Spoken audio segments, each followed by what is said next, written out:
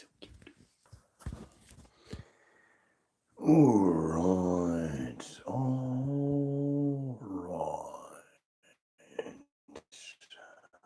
Let's do anything. Hi. Oh, yeah, buddy.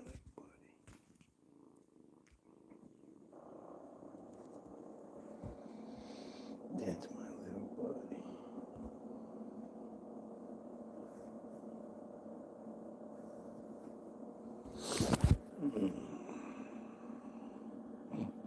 Both hands up.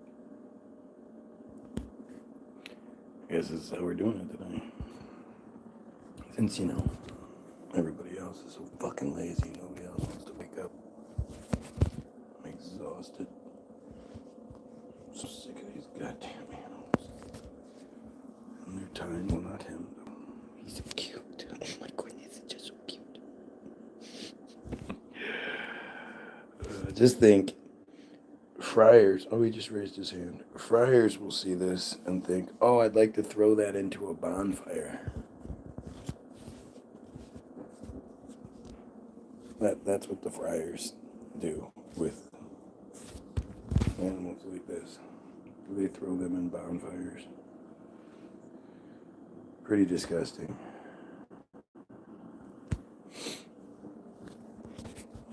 And I know you might not believe me. So, let's see. Bonfire. Lag Ba'omer is the 33rd day of their shit. But wait, just want to read you something.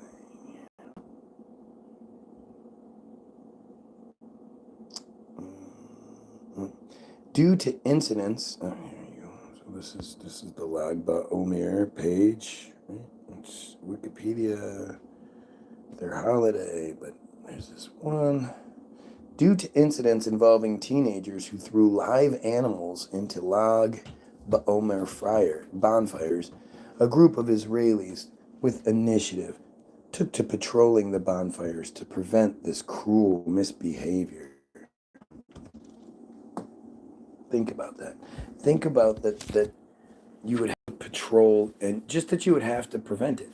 That you would have to tell people, hey, don't throw live animals into the bonfire. Like, what kind of sick pieces of shit are they when that's who they are, just naturally? It's natural. It's just natural. Hang on. Let me do a quick share. Belt. All right, we'll do one more. Hang tight. And we're back. All right. So, yeah, Lag Ba'omer is just another one of their fucking insane holidays. But they're known for throwing live animals, dogs and cats and puppies and kittens and shit into the bonfire. I just can't imagine. Like I said before, I've been around countless bonfires in my life,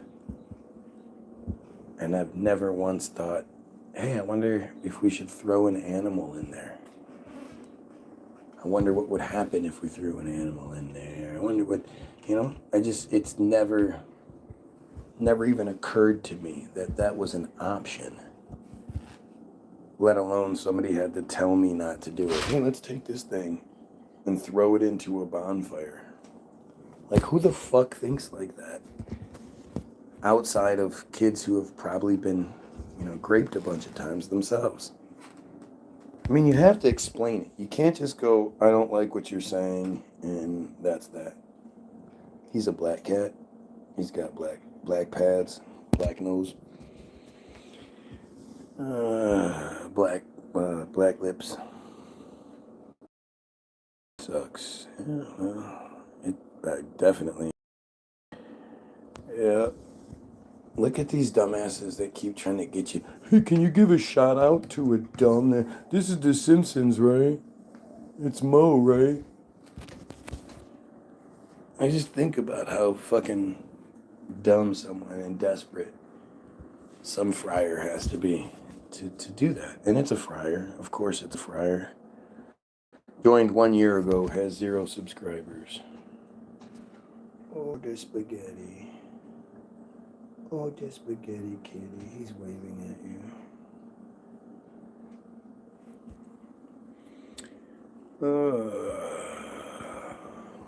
You think this kitten, you're asking if this kitten is a new cat. No, we've had him for years. Yeah. Little tiny kitten, had it for years. Yep,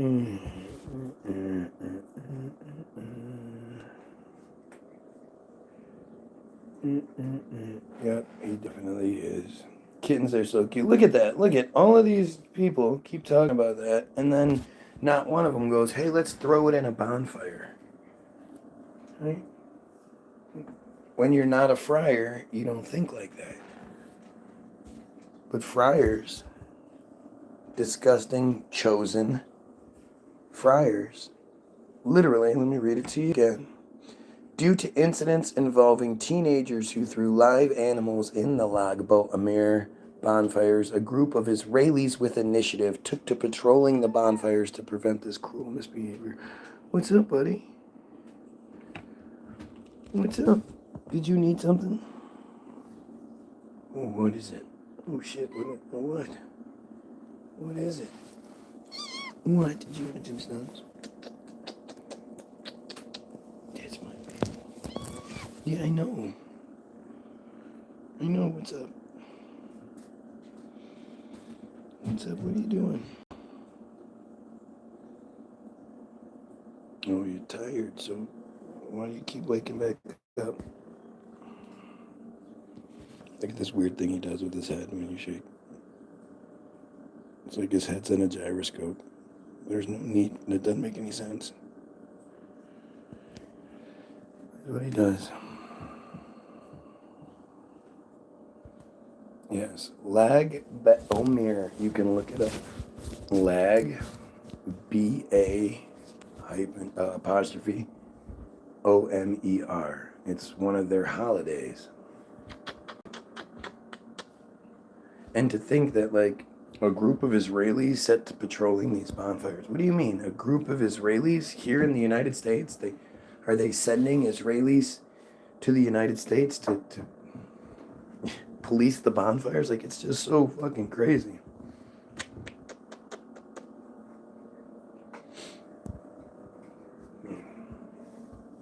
All these fake stories about shootings to emphasize that Trump needs to build his bunker,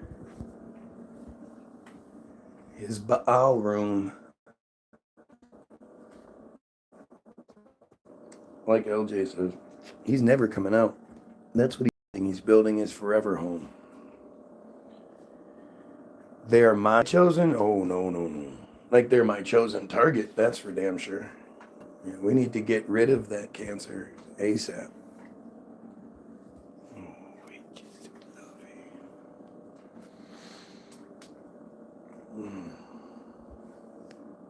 Can you still? Can you proofread before clicking enter? Shouldn't you be deployed in Iran? Yeah, I'm sure they're looking for a bunch of old guys. Like, seriously, I always find it fascinating that somebody, like, it's one thing if I slip up and I say something because I'm shooting from the hip and I'm under the pressure of being live. But when you type it out, you type out the stupidity, you read it over and you think, okay, that's going to get him. And then you click enter, that's a whole level of stupid. It's like his head is orientating to the north or something. Look at that, that's so weird. Well, now that you want me to sit still, especially since we already know you're a piece of shit friar, why would I ever try to accommodate anything for you? I want you guys to be eliminated. You are brainwashing your wife, right? Because again, you dumb friars think women can't think for themselves. Right? And even, how would I be so successful at brainwashing if I was wrong? You know, it's one thing when somebody's being brainwashed by the Christian society that everybody's supposed to fall for and everyone around you is doing it. But when it's somebody that's going against the grain like I do, man, you would think I would have to have some pretty pertinent information to be able to brainwash anybody, right? Your cattle, women are easily manipulated. Yeah, your piece of shit women are, I'm sure. I mean, when you rape them from 3 years old to, and if you even wait till they're 3, but from 3 to 12, and then you marry them off and make them start having babies at 13, and you pull them out. Of course your women are fucking stupid. That's why they're such trash. That's why you never see them. If you look up videos of Israeli bullshit, you only see Sausage Party most of the time. FDF, you're YOUR wrong. Gotcha. Women can be the biggest manipulators too. Of course they can. Stupidity gets manipulated. It doesn't matter if you're a male or a woman. Man or woman. Stupidity, desperation, shit like that. But these friars, everything they say, it gives you a window into them. They can't actually address what I'm saying, so then their desperation starts coming out and they start, shooting from the hip, so to speak. And it just shows you, like if I don't have my filter and I start talking and the real me, you're going to see that, I'm the same type of person. When people are just sort of speaking as, from their heads or whatever, you see who they really are. And these dumb comments show you just how fucking stupid and awful, just absolutely awful these friars are. Chosen by themselves. And then you're told that they're special, and for some reason you believe it. Well, because you've been brainwashed with the religious bullshit. Like you understand that you're a dumbass Christian because or so that you think that they're God's chosen people. That's why they made everyone Christian, at least in this area.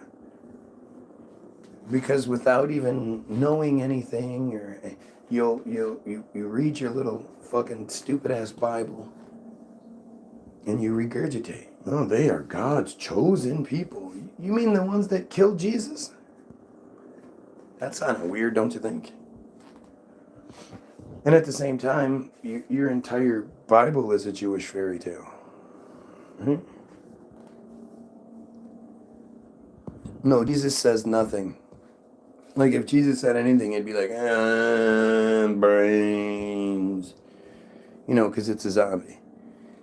The only religion on the planet, the only true religion of this planet is the 12 God ideology.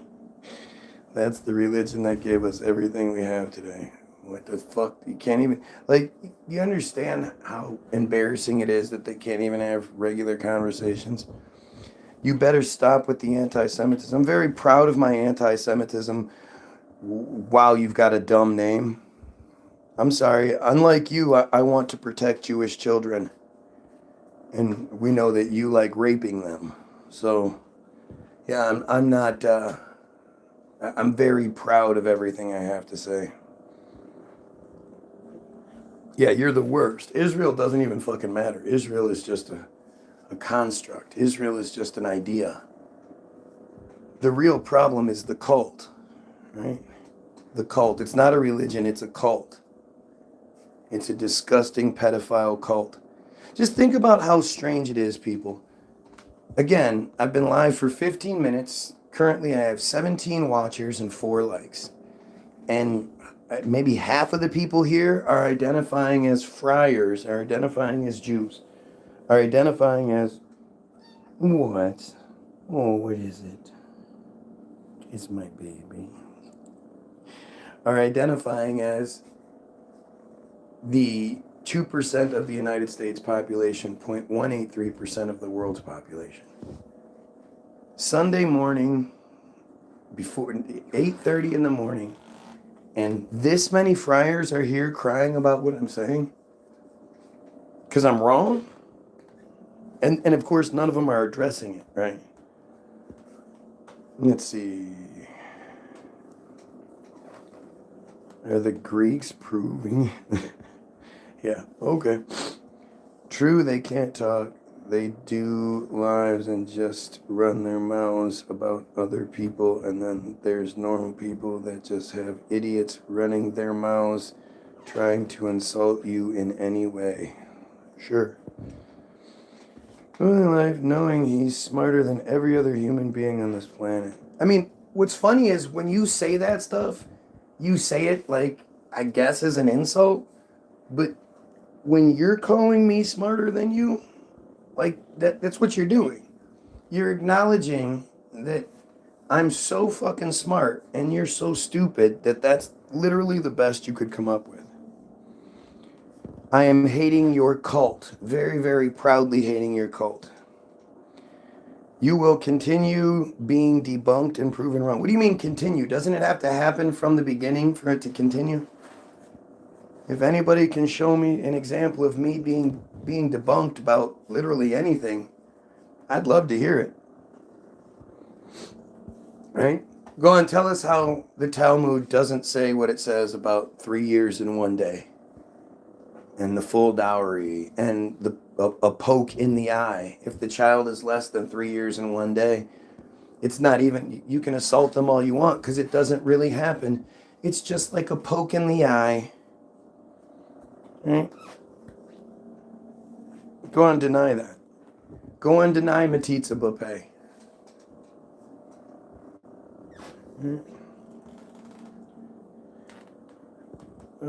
They are all friars. What a surprise. Isn't it interesting that all of these friars have nothing else going on in their world?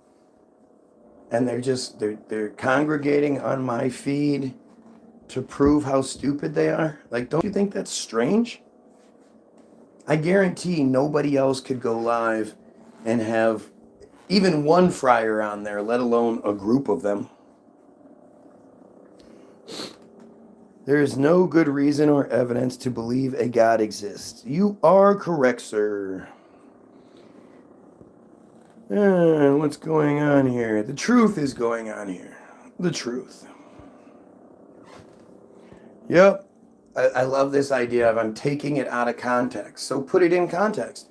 Go on, put it in context how it's okay for you guys to rape children, but not us. Because if a Goyim does it, they should be killed. That's what the Talmud says. But it says that if the child is less than 3 years and 1 day, then the hymen will grow back, and it's no more than a poke in the eye. And that's that. If the child is over 3 years and 1 day, then the rapist is required to pay the full dowry to the family of the victim.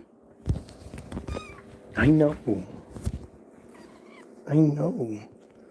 The family of the victim, and the full dowry is 50 shekels or 100 dinars. And now the victim belongs to their rapist, somewhere in between, a slave and a wife. Please explain how I'm taking that out of context. I would love to hear how that's taken out of context. I would love to hear how metzitzia is taken out of context. I would love to hear how soul correction, standing in a giant circle naked, reading psalms and singing songs and shit, while children are in a smaller circle naked, waiting to get raped. Put that in context for me, please. And the funny thing is, they'll cry and say, "Oh, we did it before." Well, if you're going to come here day after day after day, and I'm going to say these things that make you look awful, why wouldn't you be willing to say the same thing? Why wouldn't you be willing to say the debunk over and over again? You're clearly willing to say all kinds of dumb shit over and over again. Hasbara just means explanation in Hebrew. No, it doesn't. Hasbara is propaganda given to outsiders to try to swing them into believing your bullshit. It's propaganda. I will tell you now, you schizophrenic. Up there we go. Again, don't you think it's interesting that so many different dumbass friars don't know what schizophrenia is, but they use it as an insult? And it's always, instead of explaining, what the misconception is, or explaining, what's been gotten wrong, it's always the same crybaby dumbass uses like again, if they're so intelligent, why do they use schizophrenia wrong? But it has to do with how they're programmed. They've all been told from a very young age that if anybody ever says anything about their thing and you don't like it, don't ever engage, because it'll just make things worse. What you do is you try to make them seem crazy. Tell them they're crazy.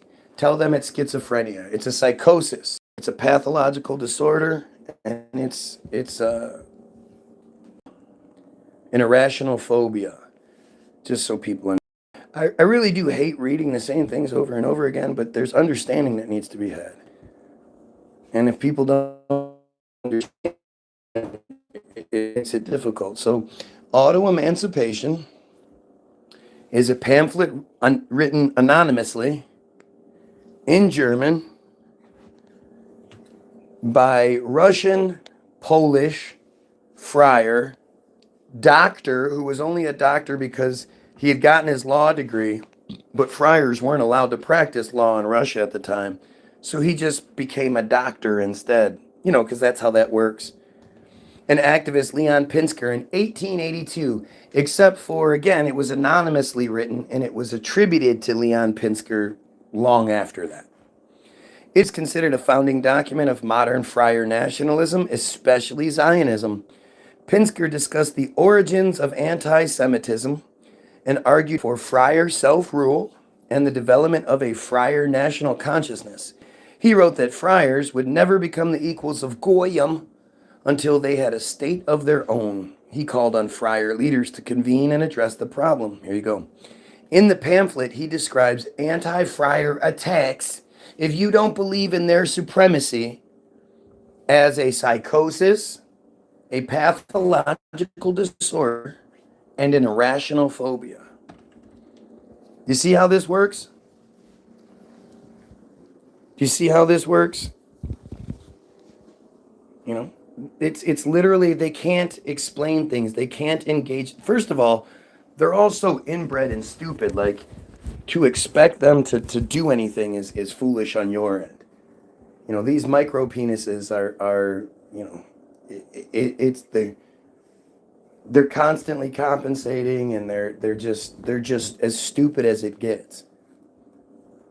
But you see it. Like, I don't see the issue, says the guy, when it comes to raping children. He doesn't see an issue in it. Let's see. Truth fears no inequity, yet religions are always fearful. Exactly. But we're not even talking about a religion. We're talking about a cult. Right? I mean, I guess it doesn't even really matter. The semantics are what they are. You can call it religion, you can call it cult, but it's a fucking cult. No one is stopping you from converting. Why would I? I don't rape children. I don't support the rape of children. I want to eliminate your cult entirely. I think the only way to make the world a better place is by eliminating your cult entirely. So, yeah, why would I ever want to join? Yeah, of ha shit. Nobody likes your ha shit. Your ha shit guy's stupid. It's always context, and while context does matter, Christians can never come up with the context that justifies slavery, bears mauling children. Right. Oh, it's insane. It's all just dumb.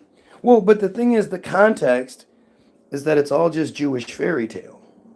And once you understand that, then it makes a lot more sense. Augo, what's going on? I will tell you. Now, again, you have to love how they love copying, pasting, because most of these aren't even real people. Or if they are people, they're people working an account. It's like a car that everyone gets to drive, right? The Moisha, blah blah blah blah blah, stupid ass, ridiculous, dumb name guy is just a profile that multiple people are manning. And I hate to say manning because, they're not very manly, but you know what I mean. And you might be wondering what I'm talking about. So act.il, notice it's completely locked, so there's no way anybody can edit Wikipedia. Act.il is a social networking service used by supporters of Israel to oppose online anti-Israel content such as the Boycott, Divestments, and Sanctions Movement, or BDS. Its activities were referred to as, quote, an online propaganda campaign and, quote, a virtual situation room for pro-Israel experts. This is the part where you really need to pay attention. Act.il directed its users to, quote, missions to like, comment on, and share pro-Israel material on social media. It also asked users to flag, report, and respond to criticisms of Israel.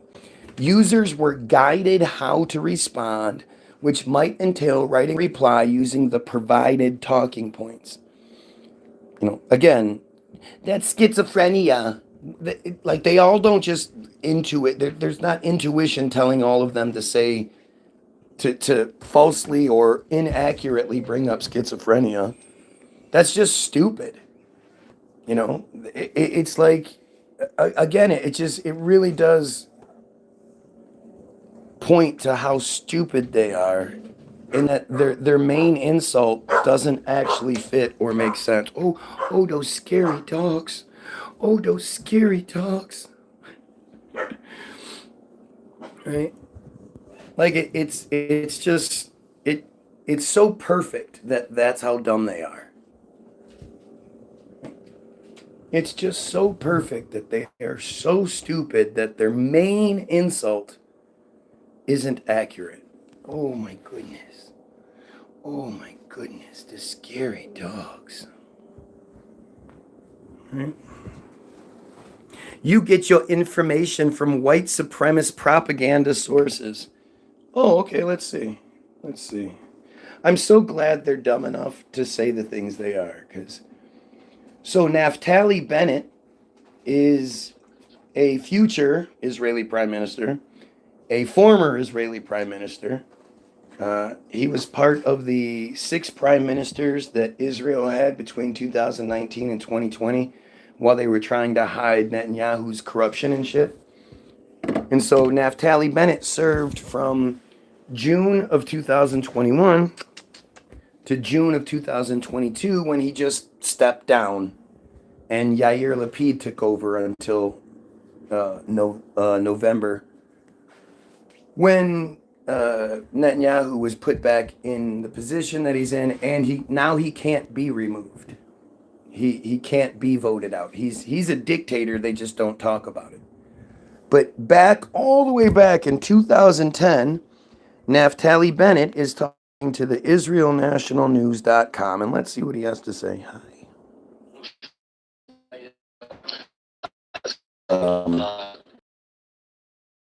Key editors. The goal of the day is to teach people how to edit in Wikipedia, which is the number one source of information today in the world. As a way of example, if someone searches the Gaza flotilla, we want to be there. God damn it! I knew that was going to happen. We know we're drinking cleaner.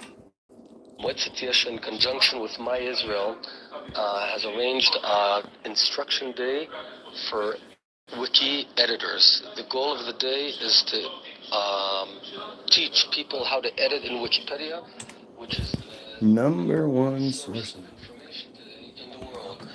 As way of example, if someone searches the Gaza flotilla, we want to be there. We want to be the guys who influence what is written there, how it's written, and to ensure that it's balanced and Zionist in nature. So he says, instead of saying balanced and paints Israel fairly, shows Israel in a favorable light, makes things fair, balanced and fair for everyone, he goes with balanced and Zionist in nature. Like it's just insane. So when I'm using Wikipedia might not be the 100% truth, but it's definitely the truth that they want us to know. And so hiding behind, you're using white supremacists, again, that would mean you guys are the white supremacists, because this is your source. If you're watching, like, share, sub, don't forget about that part.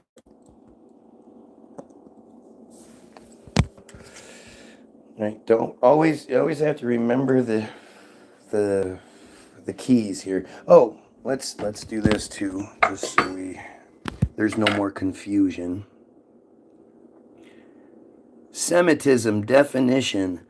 Again, white supremacist sources like Merriam-Webster.com. Semitism. Let's see. Oops. Semitism. Okay, so it's the Semitism definition from Merriam-Webster.com. No funny business. Semitism. Number 1A, a Semitic character qualities. Number 1B, a characteristic feature of a Semitic language occurring in another language. Number 2, policy or predisposition favorable to friars. Semitism. Policy or predisposition favorable to friars. What does that mean? Well, policy is the rules and regulations that we all are. The AIPAC Policy Conference happens every year, and it's attended by more government officials than anything but the State of the Union address, in which they're required to be there. So any sort of vote, any sort of activity, anything, nothing else brings more U.S. government officials together like the AIPAC Policy Conference, where a foreign agency discusses the policies that govern the Americans. Predisposition is even worse. So predisposition is that, say your mom's family all has cancer, a long line of people having cancer, dying from cancer, beating cancer, even if, long line of people beating cancer. If your mom's family all has cancer, even if you live a really great life, you don't smoke, you don't drink, you don't do any drugs, you do everything you're supposed to do, you eat clean food, blah, blah, blah, blah, blah. Because your mom's family has it, because of that predisposition, you're still likely going to get cancer. Predisposition is genetic programming. And so these friars run around demanding Semitism, which is policy or predisposition favorable to them. No one else has a word like that. There's no word like that for Muslims or black people or fucking Christians or anything.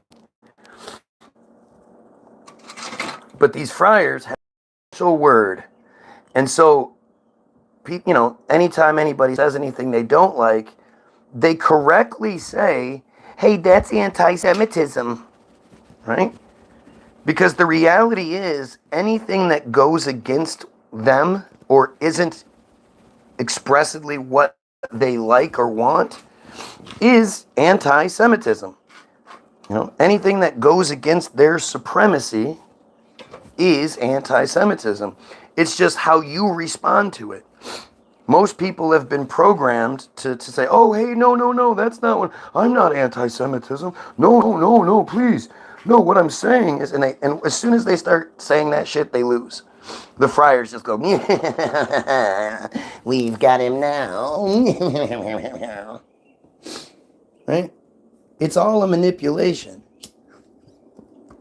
If you say, fuck yeah, I'm proud of my anti-Semitism, watch them lose their fucking minds. They don't know how to respond to that. You're supposed to back down. You're supposed to crumble when they say anti-Semitism. So when you embrace it, they just lose their shit.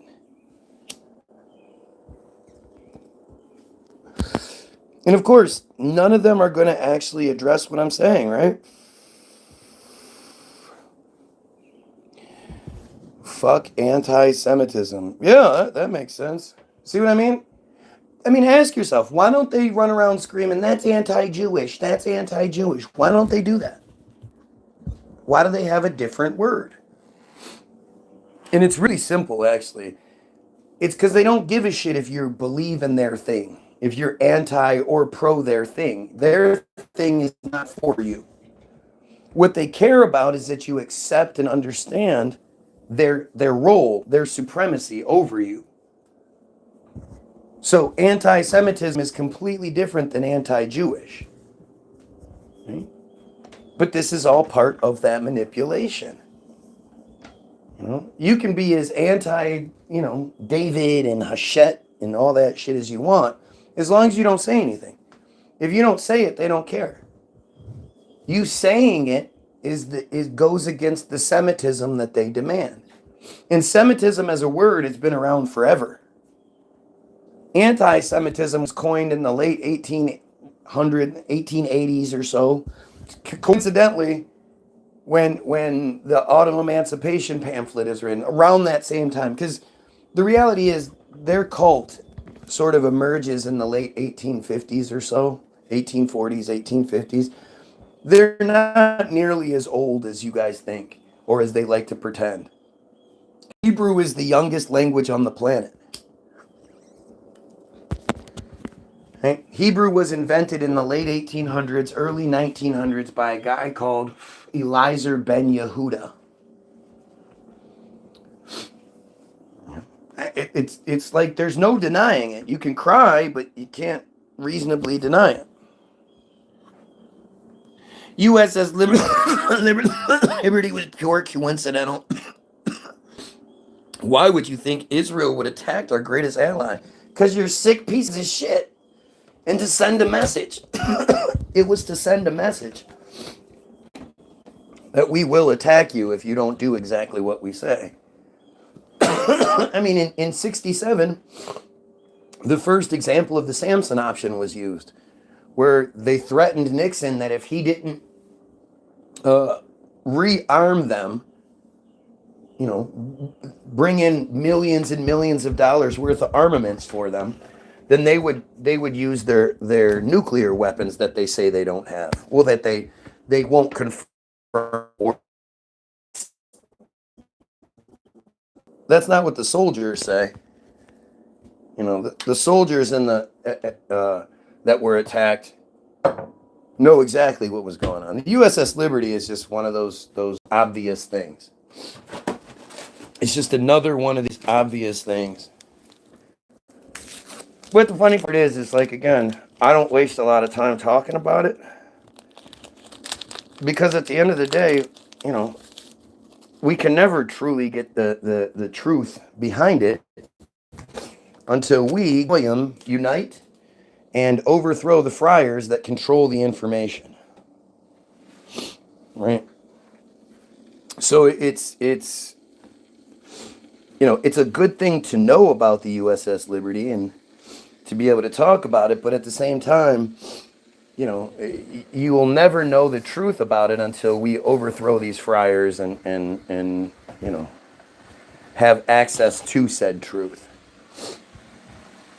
That's why, again, there's no point in talking about the past because we're just victims of their manipulation. I'm not obsessed with them. I'm obsessed with ending their cult. Get it right.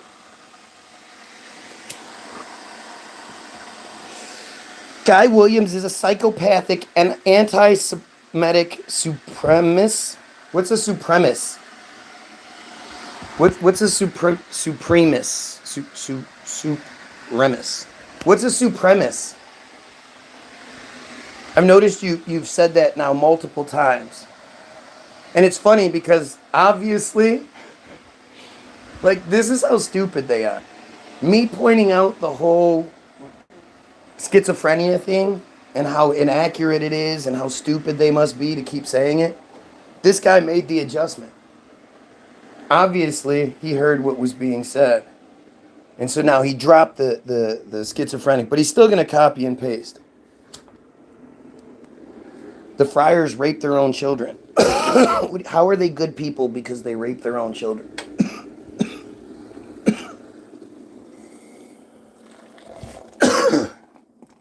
I think raping any children disqualifies you from being considered good people, but especially when you're raping your own children.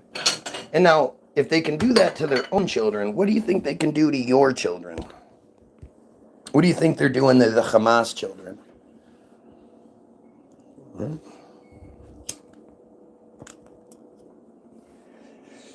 You know?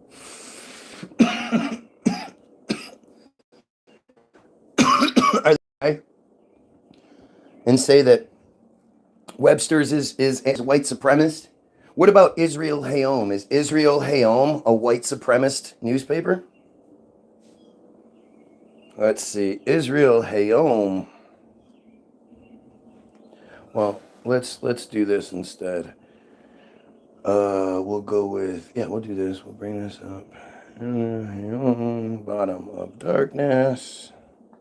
Pull up the article, and we'll pull this down, and we'll go to Wiki, and we'll pull up. Let's see what it has to say about Israel Hayom. Israel Hayom, it's going to probably say, Israel Hayom is a white supremacist organization, right? Let's see what it says. Israel Hayom is an Israeli Hebrew language free daily newspaper distributed for free around Israel. It is the country's most widely distributed newspaper, owned by the family of Sheldon Adelson, you know, the people that give Trump all his money, the casino mogul and political donor. Israel Hayom has been noted for its right-wing editorial stance and coverage of Israeli politics, often sparking debate about its political alignment. Because it is so, like, consistently pro Netanyahu. Like, literally, there's nothing anti-Friar about this paper. Definitely nothing white supremacist about this paper. But when you're really, really stupid and you're programmed with only a few responses, you know, they're not smart. I just can't stress this enough. They're stupid. That's why it's all so difficult for them. That's why they have such a hard time engaging in any of this, because they're just so stupid. They can't address things without going with the same shit. Like, you know, we'll start talking about how they rape children, and dumbass will go, Israel has the right to defend itself. And you go, what are you even talking about, dude? What are you even talking about? And it's just, that's what, you know, we've hit his bottom. He's not a shit to say, so he has to restart. So he starts back, Israel has the right to defend itself. Because they're not prepared to have intelligent conversation. You are little Satan, neo-Nazi, anti-Semitic supremacist. Again, this guy keeps saying supremacist. What is a supremacist? Right? What is a supremacist? You mean supremacist? Yeah, you'd think that's what he meant. But he keeps saying supremacist because he thinks that's what the word is. Right? That's what I mean. They are inbred fucking stupid.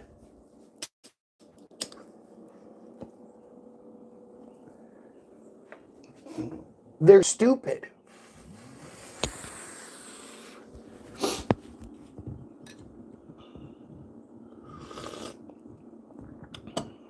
Satan is dumb. Satan is just another one of their stupid ass creations. And really, so what people don't understand is that the idea of Satan, like, you understand that, like, the idea of Satanist is kind of like a suicide bomber, right? So the average person thinks that suicide bombers are just this thing, this thing, and if they exist today, then it should be something new. Especially with the narrative that we're given, the 72 virgin bullshit. But the thing is, the first suicide bombers are considered the Japanese at Pearl Harbor, and then nothing. And then in the 80s, this idea of suicide bombers starts to come around, except it's completely manufactured by the friars. Nowhere in the Quran does it say anything about do this and 72 virgins that and blah, blah. It doesn't, it's just not a thing. It's something that people that think virgins are cool, like when they were trying to sit around and figure out, like, how are we going to push this narrative? How are we going to make this narrative believable? Well, what's better than anything else? We'll say to get they're promised a bunch of the best thing. What's the best thing? Well, we love children and virgins. So how about this? How about 72 virgins? They get 72 virgins when they die. Yeah, but there's no sex or anything in the afterlife. Yeah, the Goyim are too stupid. But they came up with this narrative of the 72 virgins thing. And really what suicide bombers are, there's a couple of different examples. None of them are the guy wants to be a martyr, so he straps a bunch of fucking explosives to himself, and that's not true. What happens is, they take the Palestinian and they say, look, we're going to kill your entire family. We're going to torture you. We're going to torture your wife. We're going to do all these horrible things. Or take this backpack to this train station and just wait. And then it's remotely detonated. Or they or they say to him, look, this is a bomb. If you blow it up, then your family will be taken care of. If you don't do this, then we'll eliminate your entire family. So either they're doing it under duress, they're a prisoner, they're some shit, or a hostage, or they don't even know what they're doing. They think they're going to make a delivery or going to make an exchange or something, and it's remotely detonated. Suicide bombers don't exist. It's not a thing. It's just a manufactured reality or a manufactured concept by them to make us hate Muslims. Right? But these are just, what about Japanese kamikaze? Yeah, that was what I said. That's what I said. Those are the initial suicide bombers. But the idea of Muslims strapping explosives to themselves and then going and blowing up a random place, hurting random civilians, usually Muslims, all so they can get 72 virgins up in heaven. It's just not a thing. It's completely fake. Oh, look, we have some dumb Christian here. Lies. Anti-Semitism, says the dumbass. You're right. It is anti-Semitism to its core.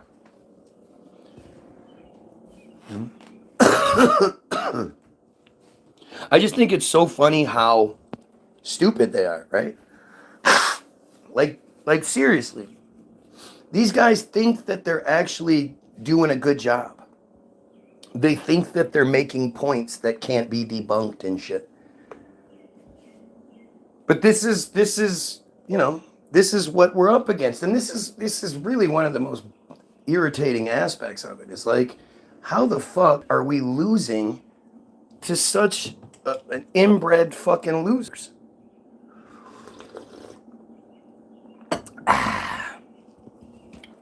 Right? Your pagan gods are destroyed. So stupid. No such thing as anti-Semitism. Yes, there is. And you need to be proud of your anti-Semitism. Anti-Semitism is simply anti-supremacy. Well, anti-their supremacy. Like, I'm anti-supremacy for everyone, but especially that disgusting pedophile cult. Right? Lies, propaganda, anti-Semitism, psychopathy, supremacists. We have another one saying supremacists.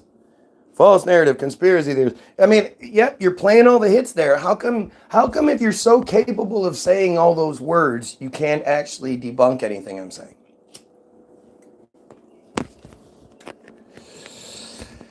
And the reason we looked up Israel Hayom, again, like this is clearly a completely Friar newspaper, top to bottom, inside and out, Adelson propaganda, blah, blah, blah. Why is Israel Hayom lying then? Why is Israel Hayom putting out the Bottom of Darkness article? Children raped in ritual ceremonies expose the horrors. Multiple women recount organized abuse, including ritual ceremonies conducted by people they knew, even close family members. After months of interviews with victims and their families and treatment professionals and experts in and out, inside Israel and abroad, a disturbing picture emerges with descriptions difficult to read. This article is all about soul correction, about their disgusting child rape practices that are happening every 2 weeks in Israel. This shit happens every 2 fucking weeks.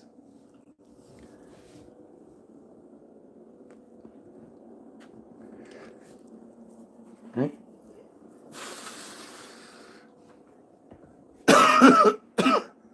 These are fucking child rapists. They are paid to come into people's chat to try to disprove them or call them anti-Semitic. Absolutely. That's absolutely what we're talking about here. That is what act.il is.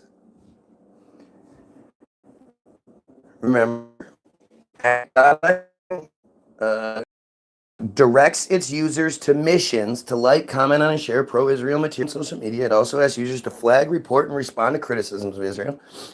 Users are guided how to respond, which might entail writing a reply using the provided talking points. That's schizophrenia. The app also provides users with ready-made memes promoting Israel's perspective for them to share. By completing missions, users earned points, unlocked badges, and had their scores displayed on leaderboards. According to Plus 972, Act.il was the centerpiece of a digital campaign called For IL, or For Israel, announced in 2017 by Gilad Erdan, then the Minister of Strategic Affairs, for the promotion of Israel and the delegitimization of BDS. The Act.il app would assign users missions to challenge social media posts it considers to be critical of Israel or in favor of BDS. Erdan called it the Iron Dome of Truth. Act.il was a joint project of the private Israeli IDC Herzliya, US-based Israeli-American Council, the Maccabee Task Force, one of Sheldon Adelson's foundations. Whoa, that's really weird. The same guy is funding. So the same Sheldon Adelson Foundation gave Trump over $100 million in the last election and has pledged to give Trump $250 million to run for an illegal third time.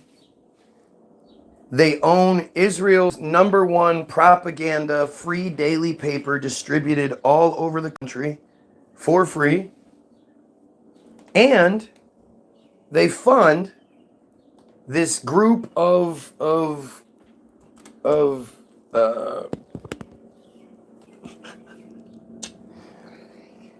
huh? Oh, great.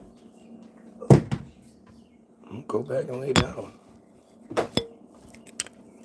And they fund the #1 Israeli propaganda, online video game type situation that uses kitty time.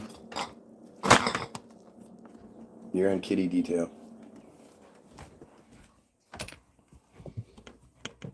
And they fund the this act.io thing is actually one of the biggest issues, stories, narratives, and surprise, Ian Carroll and all of the other Esther Project truthers never talk about it. But it's interesting how Sheldon Adelson is associated with all three things. Huh. I bet that's just a coincidence, don't you? It's just a coincidence.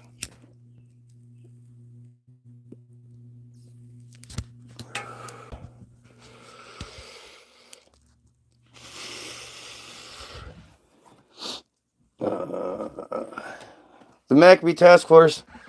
Let's do a quick break.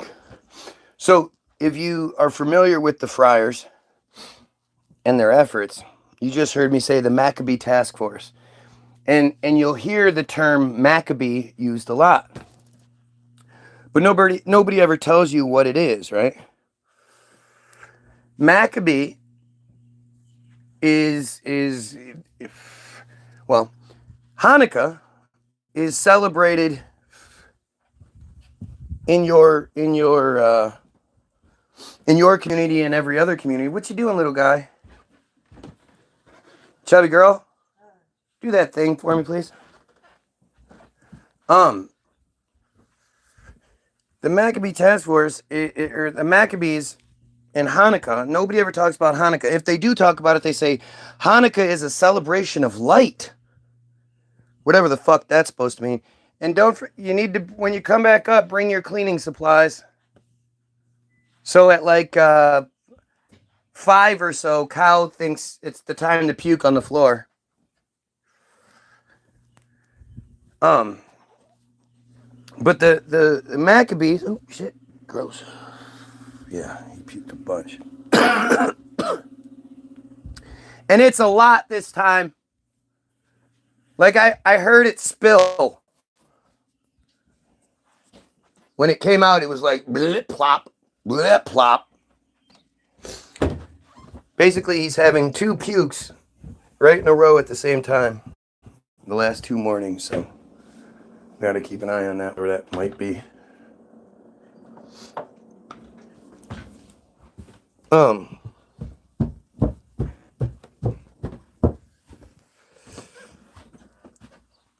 But so most of you think that Hanukkah is a celebration of light, and that's what they tell you. But again, it doesn't make any sense. What does a celebration of light even mean? Well, it turns out that in the minus 200s, 230s or so, the Seleucids ran that region. And they were decent people who did everything but outlaw friarism outright. They said, listen, you can still believe in your goofy gods and shit, but, we can't allow you to do the child rape stuff anymore. Right? Yeah, that's... What you doing, weirdo? So they said there's no more circumcision. Well, in order of things that were presented. The first thing is that they weren't allowed to worship on Saturday. They had to worship on Sundays, which is not enforceable. You can't enforce people to worship on any day. Stop, weirdo. People can worship in their heads. So they say they weren't allowed to worship on the day they wanted to. Stop. They were forced to eat non-kosher food. Again, kind of impossible. How do you force people to eat non-kosher food? Stop this song. And they were, and circumcision was banned. Okay. So, and circumcision being banned is the one that can be enforced. Let go, dummy. It's the one that can be enforced. You can check if someone is circumcised and then go after their parents for it, right? And so one day, Johannes Maccabeus is sitting at the sacrifice altar with another friar and the altar guard who is there to make sure the sacrifices go according to whatever they're supposed to, because sacrificing live animals was a big deal back in the day. Chubby? Huh? Oh, well, all right.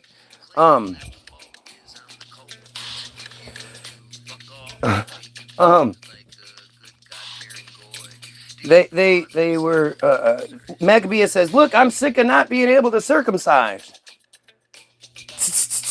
And the other guy, no, yuck. And the other guy was like, hey, shut up, man.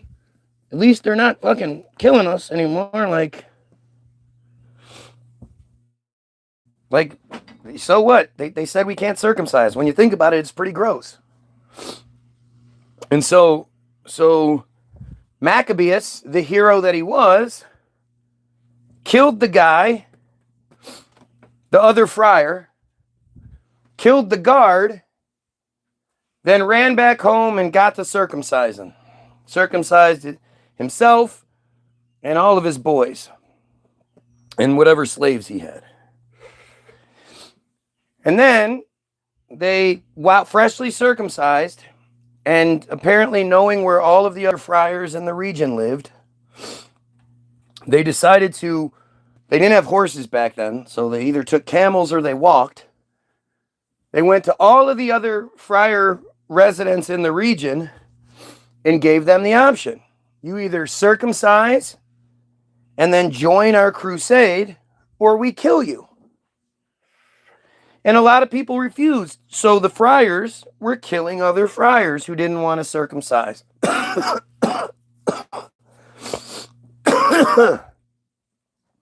the whole time, none of them are like, yeah, and we're going to eat kosher food, and we're going to worship on Saturdays. That shit never came up. The main thing was the circumcision. And so eventually they built up enough people that they could make a tax on the Seleucid Empire, of which they're friars, so they lost. Like they're weak ass, inferior friars. So they lost. Right? And after getting their asses kicked a bunch of times, they decided to do what they always do, which is manipulate shit from the top and using lies. And so they lied to the guy Anticus about what his brother was doing, and lied to the brother about what he was doing, and fractured the system from the top down. And when it was finally like, okay, you can do what you want to do, it wasn't enough for them, and they went around destroying the altars and destroying, having a big old temper tantrum. And that is why Hanukkah is celebrated.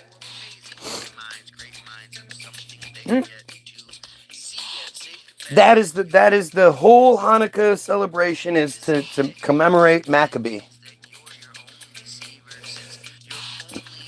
How many times have I thoroughly debunked your anti-Semitic claims? Not once. Not once. Your idea of debunking, because you're such an arrogant friar piece of shit, is that you think if you say that's not true, then that somehow makes it not true, and because we're Goyim, we should just listen to you. That's your idea of debunk. But that's not a successful or acceptable form of debunk. Nobody would accept that. If I just give you all of this easily found information about Maccabee, and obviously it's not like I made this shit up. It's what it is. I got your dates, I got your characters, all that shit. That's a lot more evidence than, hey, that's not true. And remember, like, Like, all of this is just fake. Like, the Maccabee story is fake. Anything that includes history of them prior to the 1800s is fake. Because their cult is one of the newest on the planet. Their language, Hebrew, is the youngest language on the planet. You haven't debunked anything, just repeating the same words, can't even put a full sentence together about proving anything wrong. Right, it's embarrassing, right? Guy Williams is afraid of the court of public opinion. If he wasn't so scared, why doesn't he debate Ben Shapiro? Ben Shapiro would never debate me, that's why. And if I'm scared of the court of public opinion, why would I go live with my identity, my face showing and all that? Aren't I in the court of public opinion right now, you dumb fucking friar piece of shit? Like, how can you be this stupid? How did you type that out and think, yeah, this'll get him, enter? Like, how can you be that stupid? And friar bullshit. Like, seriously. You just prove it over and over and over again. You're fucking stupid, and we get it. You know? Stupid, inferior, micro penis, weirdo, pedophile, like, it's all there.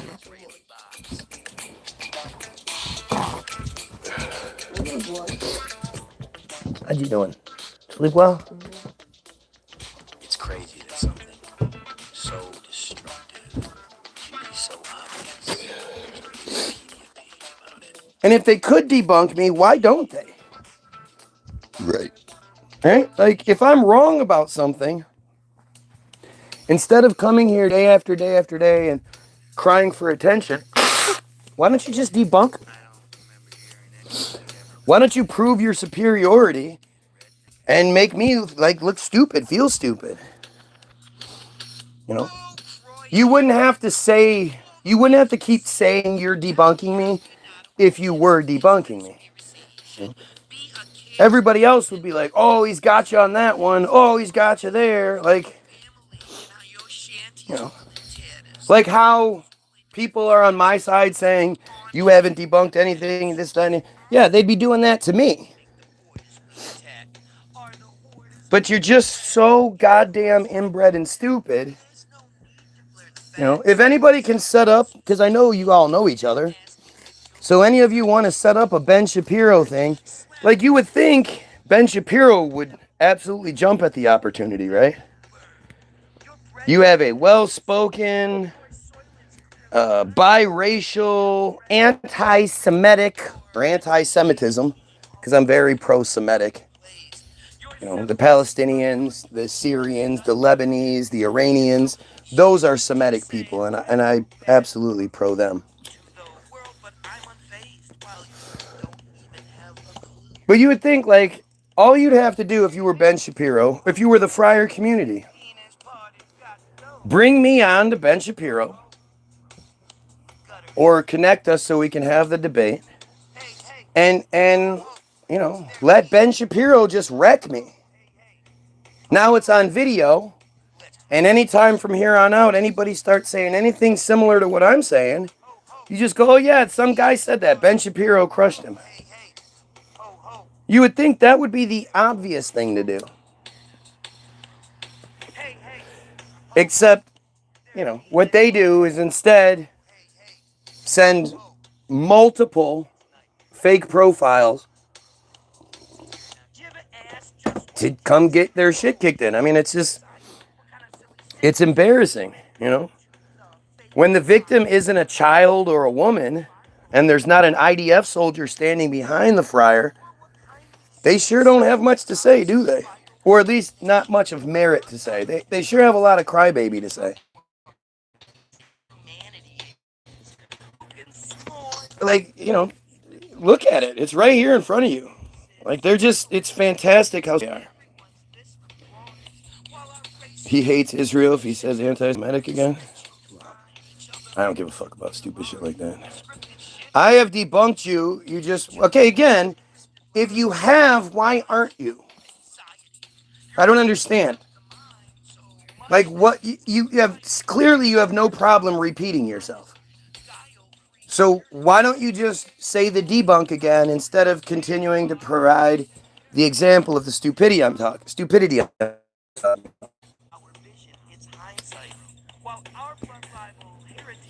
Yeah, Ben Shapiro would just get wrecked. Him and his goofy caterpillar eyebrows, he would get wrecked.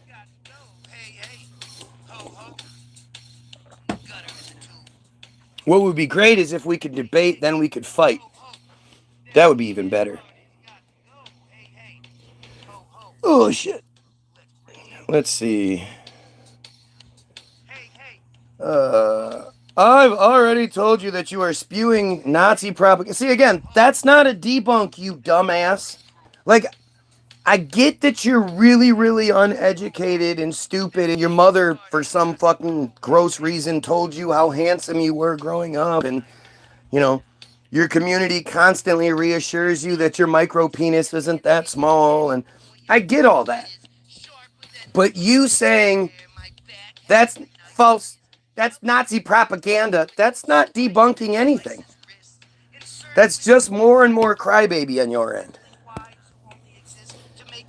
He wouldn't be able to face Ben Shapiro again. So Ben Shapiro would be better than any of you because you're all pathetic. You guys can't do shit. What do you think Ben Shapiro is going to say that you guys can't? And again, I don't understand. How am I a Ben Shapiro? What, is Ben Shapiro trying to have an interview with me and I'm not letting it happen? Like, I mean, you have to know Ben Shapiro knows who I am. If I'm this important to them, Ben Shapiro knows who I am. It's like when I read the Bottom of Darkness article, right? None of them come on here and go, holy shit, I never heard this. Oh my God, I'm disgusted. I can't believe I belong to such an organization. I had no idea this was happening. No. The only thing they ever say is shit like, well, it doesn't happen as much as you think. Sure. You are preaching, and yep. How would I be preaching white supremacy? That part's pretty confusing, especially considering, well, I know why you do it, and it's because you only have a set number of things you can say, and shit like calling somebody a white supremacist is supposed to work. I know that's how your brain works.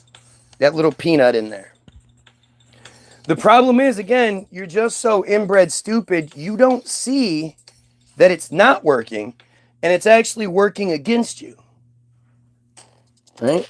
It's pretty fucking amazing. Like the rabbi character that said raping children is an act of God. He was like, it's not rape, it's an act of God.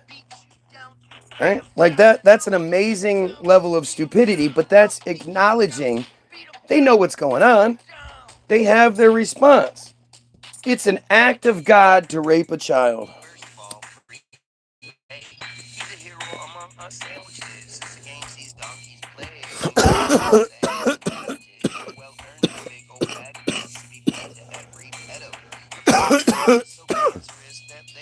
Yep. I sure know that Ben Shapiro would destroy me. That's, again, why I'm so afraid of him. Can you imagine, like, seriously? We're talking about their own thing, and they still don't know enough about it, or they're not able to defend it, that they have to make up dumb shit just so they can feel good. Oh, yeah, well, he's afraid of Ben Shapiro, that's for sure. Yeah, you're right, he is afraid of Ben Shapiro. I'd ask Ben to prove if he has a he doesn't have a micro penis. Because I think they all do. That's why the only friar porn star anybody knows of is Ron Jeremy. And guess what? He got in trouble for fucking nasty shit. Go figure. But Ron Jeremy is easily one of the ugliest people ever and has just a nasty dick. Like his shit's all, But he's one of the only one of them that had a big dick, so they had to use him. You know, if they had a good-looking guy with a big dick, they would have used him. It's why you've never, ever heard of a Hollywood guy, like a man in Hollywood who was known for just banging broads and slaying chicks and, you know, and he happens to be Friar. They just don't exist.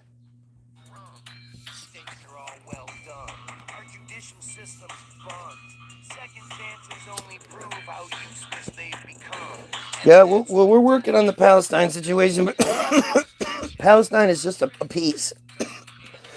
At the end of the day, Palestine is a distraction. You know, they figured out a long time ago to hide horrendous shit behind really, really, really bad shit. Right? As long as the thing that you're using as your distraction is almost as bad as the thing you're distracting people from, people will fall for it. And they do it in all sorts of ways. A great example is the metzitzia thing. Because they'll immediately be like, oh, well, only 11 babies have ever come down with herpes, and only like 3 or 4 of them have died, so it's not as bad as you think. And it's like, yeah, the herpes thing is bad, but it's the secondary issue, obviously. The real problem is the pedophilic practice that is metzitzia that happens between 3,000 and 3,600 times a year in New York alone. Now, you know they're not performing them every day, but if they were performing them every day, that would be 10 per day in New York alone. Again, it's probably more like 15 or 20 per day when you take out all the days that they don't actually work. And so you really have to say, like, it's happening way more than people think it happens. Because most people don't even think it happens. Most people have no idea. Right?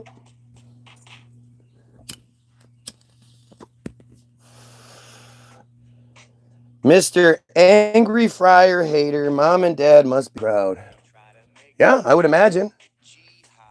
But, like, again, you make it sound like hating you guys is something that's a bad thing. How come none of them can seemingly tell me why I'm not allowed to hate them? Why I shouldn't hate them? I'm open to it. If you can give me a real legitimate good reason as to why I shouldn't hate your pedophile genocidal cult, I'll listen. But it's all, again, part of this manipulation to tell me I'm not allowed to hate you guys. Why not? You're gross. You hate us. You hate Goyim.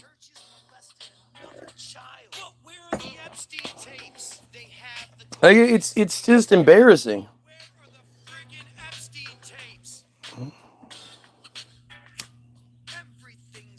No, they were here yesterday. Yesterday was the Sabbath. Saturday's the Sabbath.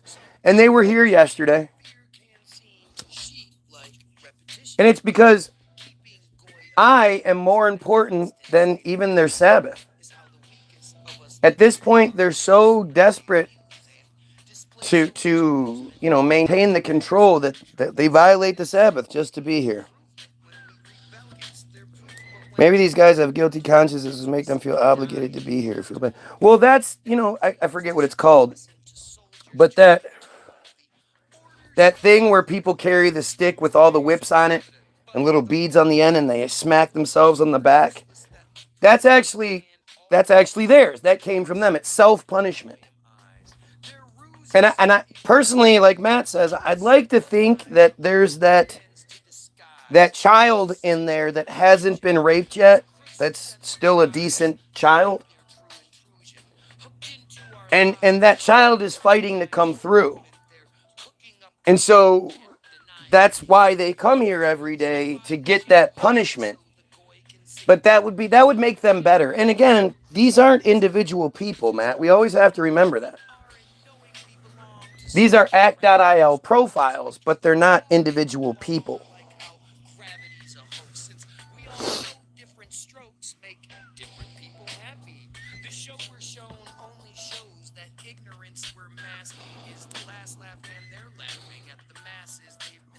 Israel will fail 109 times throughout history.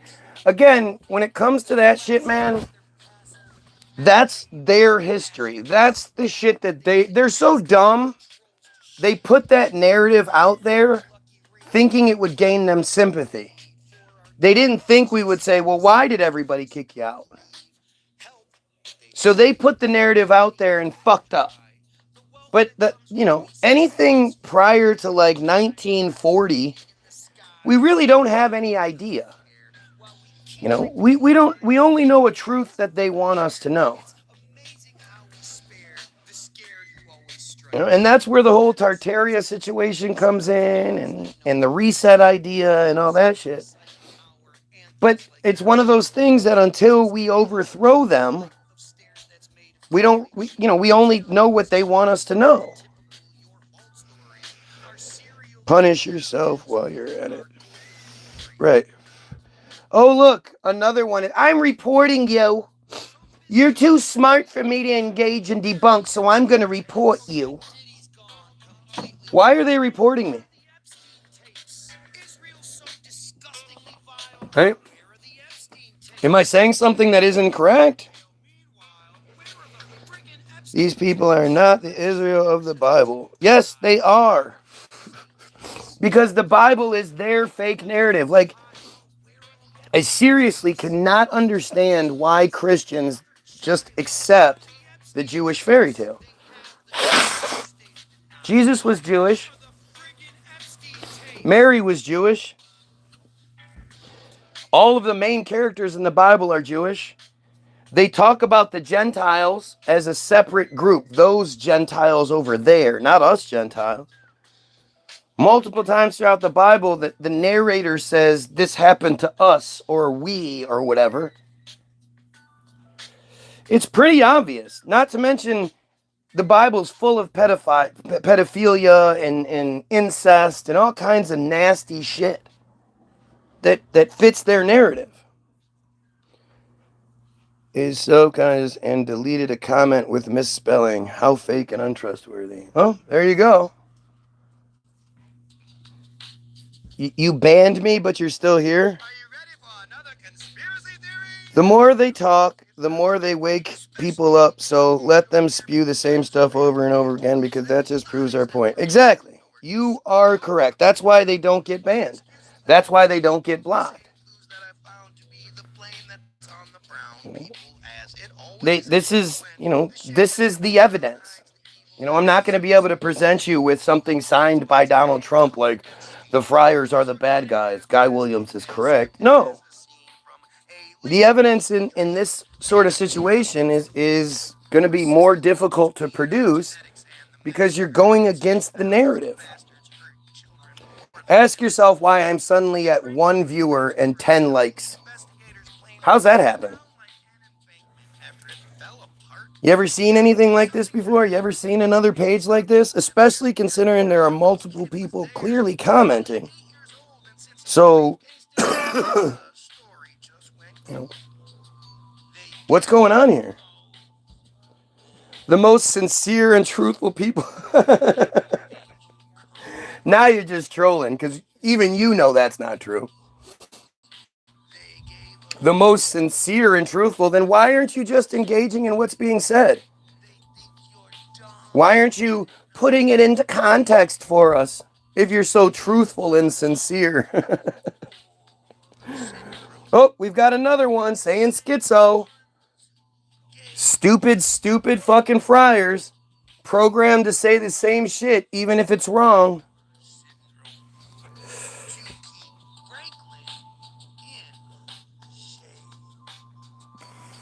So, just so people understand, schizophrenia is a mental disorder characterized variously by hallucinations, typically hearing voices. You guys notice me responding to the voices I'm hearing? Delusions. Yeah, I don't know what part's delusional. Everything I'm talking about is true. Disorganized thinking or behavior. Well, I come live every day at the same time, and I have a list of bullet points that I make, and I can present you with a pretty good presentation as to why they're disgusting. So You'd have to be a little bit organized to be able to do that. And flat or inappropriate effect. Am I coming across as flat? Or am I, being overtly nasty or anything? Do either one of those apply? No. No. So the idea of saying schizophrenic over and over again, like, what do you think the chances are that so many random people would incorrectly use the same fucking phrase while also happening to be part of the same cult? Like, they just shouldn't be here to begin with. Proof of that is the years, they really started openly coming out and being the friars that they are when act.il was reinstituted early this year. And so it says the application was relaunched in early 2026 under the name Rise App, with the former act.io owners partnering with Reichman University for the release and also transferring the former act.io user base, 40,000 plus user base, to the new service. And as much interference as I've always had and all that, the open, hey, we're friars, but, or pretending to be rabbis, or that shit really, really picked up around the relaunch time. And so, I mean, their whole thing is just bullshit to begin with. But they've been really, like, apprehensive about engaging with it. But in the last 6 months or so, or what is it? Yeah, about 6 months, things have gotten a lot different. They're a lot more scared than they used to be.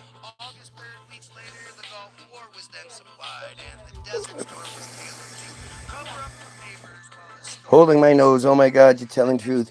You're anti-Semitism. A friar has never hurt you. See, again, like, I love when they're so dumb that they say this shit. You have to understand, I'm not a selfish pig piece of shit like you. I don't have to experience something I don't like for me to be opposed to it. Right? So, the idea that fortunately I've never had one of these slimy pieces of shit touch me, that's fantastic. That doesn't stop me from saying the number one thing in the world is protecting Jewish children. Which is, again, another one of these weird things that, like, you would think that a Goyim coming out trying to lead the charge and saying the most important thing in the world is to protect Jewish children, you would think the Jews would be, like, very much supportive of me. Don't you think? Like, doesn't that seem kind of weird? Why aren't the Jews championing the guy that thinks we should, over anything else in this world, we should be protecting Jewish children? Why wouldn't they be supportive of me? They're good people and contribute. Yeah, what do you contribute? All you do is take. Terrible attempts at manipulations won't work. They work in exposing who he truly is. Justice for all guys' victims. Ooh, now you're victims of me? That's fantastic. Even though you Jews are the pros, right? Yes, justice for Jewish children. Exactly. Right? I thought they weren't allowed to start fires on the Sabbath, but yet they are using electronics. The Sabbath is Saturday, dude.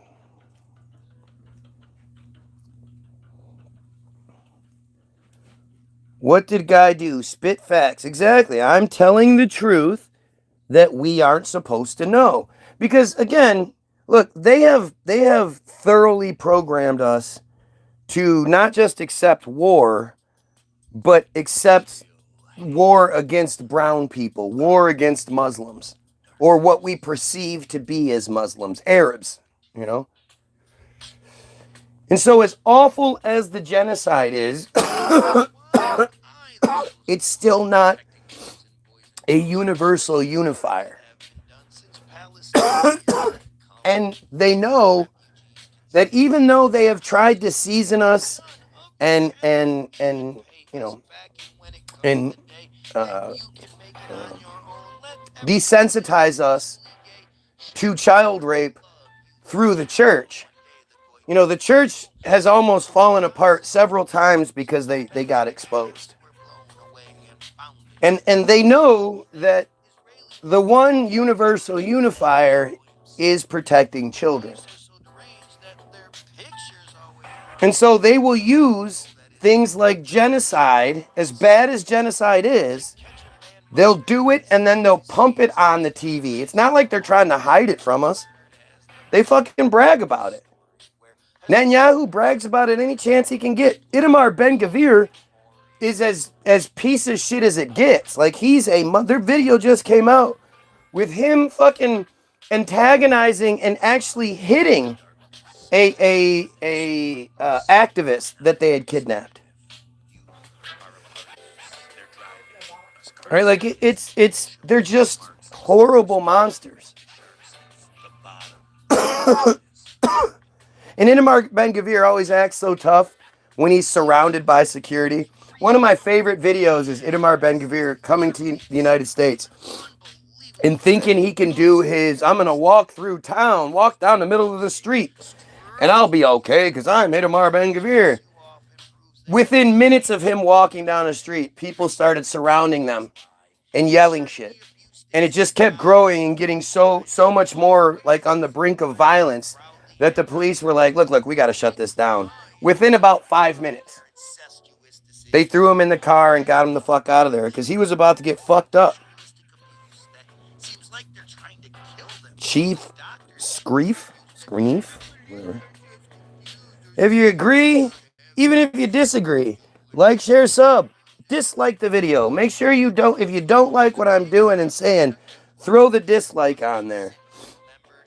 You do whatever you need to do. But like, share, sub is the most important thing. Hamas uses human shields to build tunnels with other... Yeah, isn't it funny how they've been making these same claims yet they haven't shown any of it? And as far as human shields go, Israel's the one that puts all of its military bases smack dab in the middle of the fucking residential areas.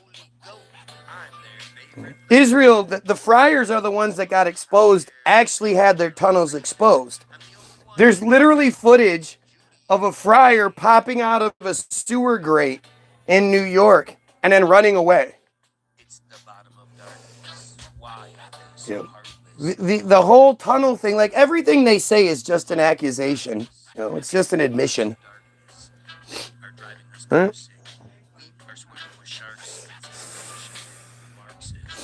Yeah, I am thinking of the children. And if dropping bombs on them protects them from getting raped again, maybe that's just what we have to do. Right? But keep flying your pedophile flag. Keep proving my points, man. I appreciate you guys being dumb enough to be here. Seriously, at the end of the day, people, if you're on the fence, none of them are going, all right, listen, you're saying this and you're wrong about this, and this is why. You're saying this and you're wrong about this, and this is why. How come the most moral, intelligent, high IQ, truthful, sincere, blah, blah, blah, how come that group has never, ever done that? Why do they resort to, like, middle school-esque tactics, trying to talk shit and convince my viewers not to watch me? How does that make sense? If we were talking about anything, right? If you said, oh, this is my favorite restaurant of all time, you got to go check it out. And I was like, really? Like, where is it? Oh, well, I'm not going to tell you that. Oh, okay. Well, what kind of food do they have there? Come on, dude. Why are you asking me about the food? Because, you said it's the best. I want to know what's the best about it. I'm not telling you. You know what? You're anti-restaurant. No, I'm not. I want to go check out the restaurant. I just want to know about it. Like, Tell me some good stuff about the restaurant. I don't have anything good to say. It's just my favorite restaurant because my parents took me there. Okay, so again, like, is it nice inside? Do they have like good parking at least? I'm not saying anything. Stop asking me questions about the goddamn restaurant. Just go to it. Like that's sort of the same sort of argument. It's just, the problem is there's never a real accurate comparison, but that's about as close as you get, right? How many of you have heard of lightning cards? If you haven't yet, Yeah, never. Tartarian narrative. Okay, well, and he's a New Zealand comedian legend. Yep, steal his identity. Yeah. Because that guy Williams didn't just sort of appear Like the actual a few years ago, and I haven't been doing this for a very long time. the only things worth remembering are the vile nature, Shit, if anything, that guy benefits from me. rendering using the books and Because not a single fucking person I know or have ever known has been like, oh, have you heard of that comedian out of New Zealand? And I have the name. So he's not a fucking comedy legend to anyone else but maybe a handful of New Zealanders.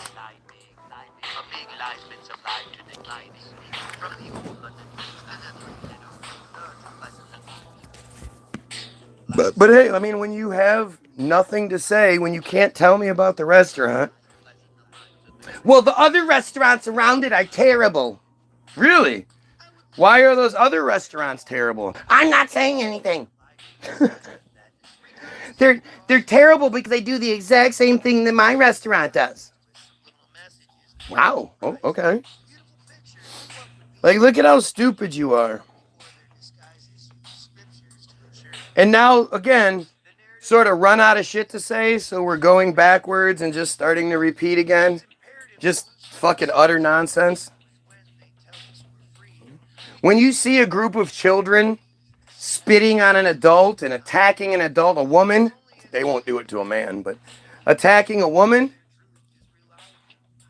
just like when they have to patrol the bonfires to make sure the teenagers and the younger kids aren't throwing live animals into the bonfires. Like, think about how fucked up of a society those children have to be in. How fucked up those children are. And what do you think makes them so fucked up? Like in any other situation, when you have a child that exhibits those kind of crazy behaviors, you look to the parents and go like, what the fuck are you doing to them? Why do they have these sort of thoughts and ideas and whatnot? But you're not allowed to do that with them. And if you do, you see like it's systematic. It's cultural. It's wired into their belief structure. They love to hide behind this idea that thousands and thousands and thousands of people over decades after decades, as long as they've been in existence, numerous, large numbers of them have misinterpreted the same scriptures in the same disgusting ways, and then had just the same intuitions to violate children in the same ways, to sing the same songs, to repeat the same phrases and all that.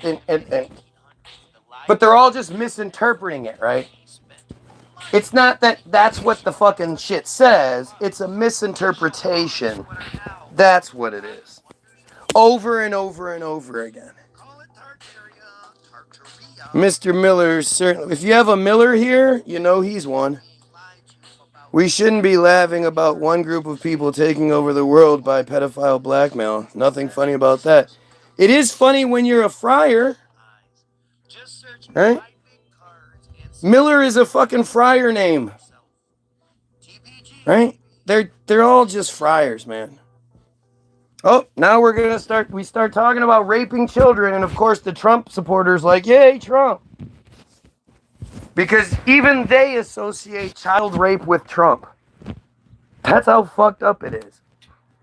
Why was the Kirk narrative immediately that he was killed killed for free speech and Christian values.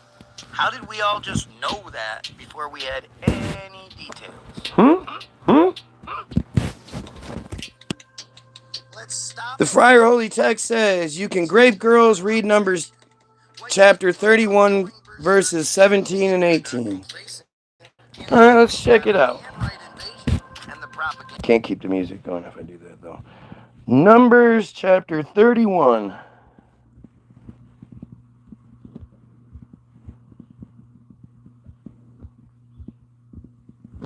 Numbers 31, 17, 18. Okay, that's weird.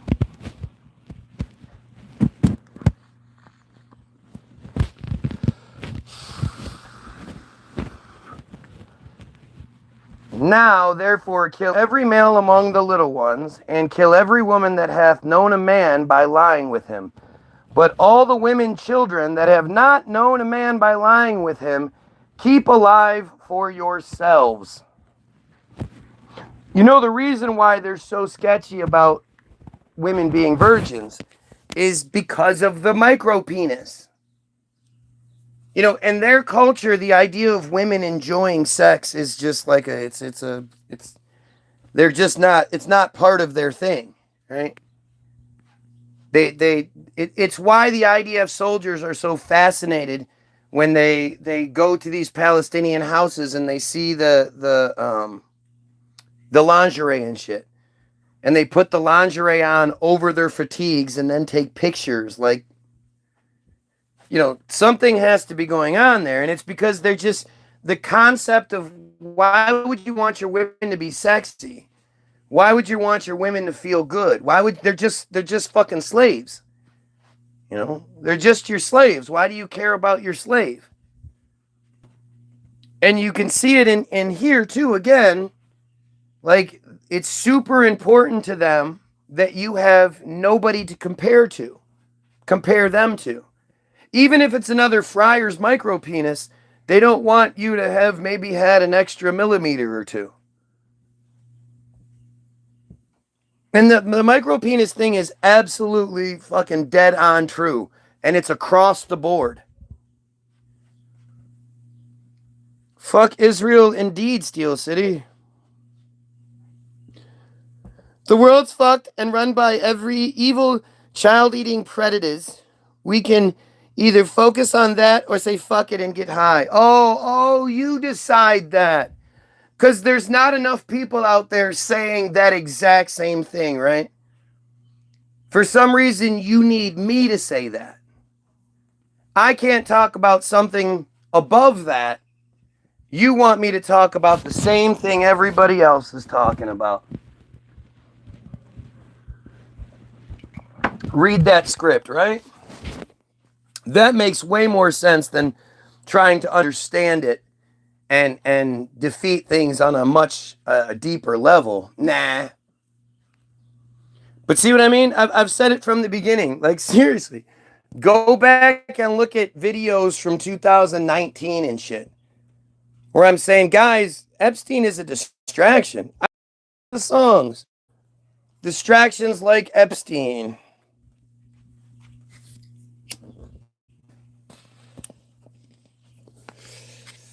I don't remember which one it is, but like I've been trying to tell you guys, we would never know about Epstein if they didn't want us to know about Epstein. Epstein wasn't famous.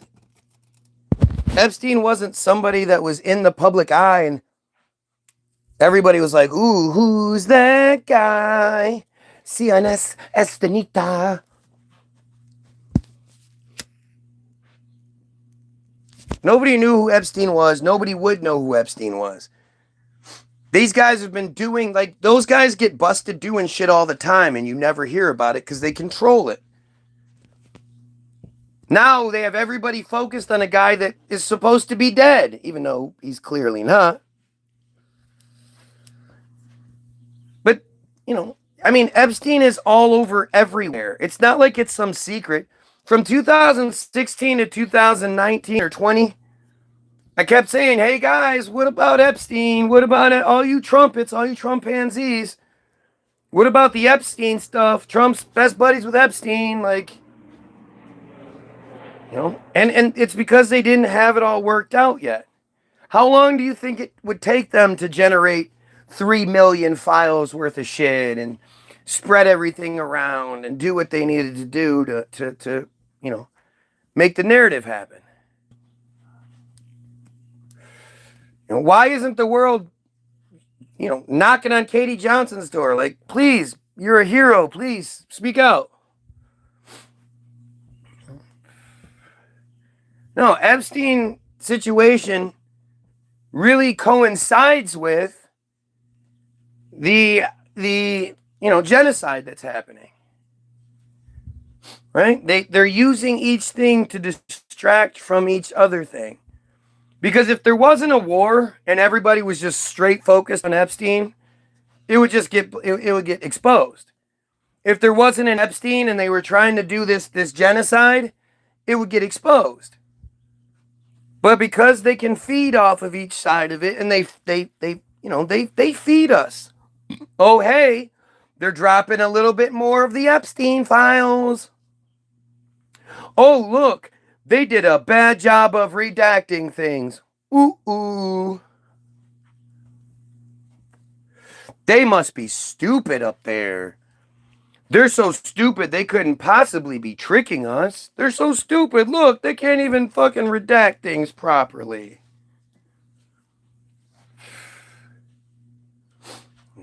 It's all there. How come nobody has looked up how many times Goyim appears in the Epstein files? And the thing is, they've released the Epstein files from like, there's like a window that they refuse to release in 2000 or 1999 to 2011 or some shit. The stuff that has to do with 9/11 and, you know, there's this one little section of the Epstein files that just isn't getting released. And again, Epstein is just the next iteration, because we had this exact same thing happen in the late 80s, and we had the Gulf War to hide it. They literally pulled off the Gulf War to protect themselves, because the Franklin story had gone all the way up to George Bush. Yeah? And they had to kill the lead investigator because he found a bunch of photographs. And so his plane fell apart midair somehow, and he crashed, and the briefcase full of information, all the evidence disappeared. And that happened on August 11th.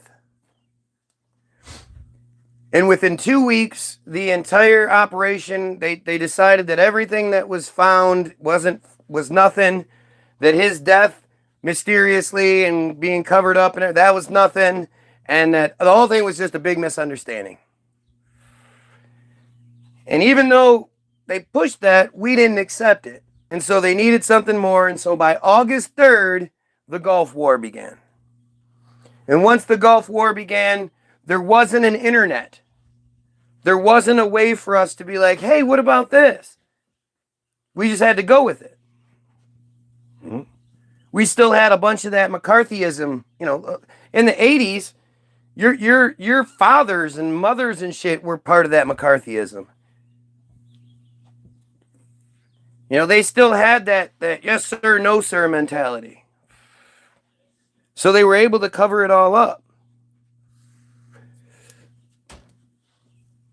Oh, yes, they do. They fund both sides. How else can they have a boogeyman? I think what we need to understand is it's beyond sort of the last ditch. Because, like, you sort of say, well, if they fund both sides as a way of survival, as, you know, as a last ditch sort of way of survival.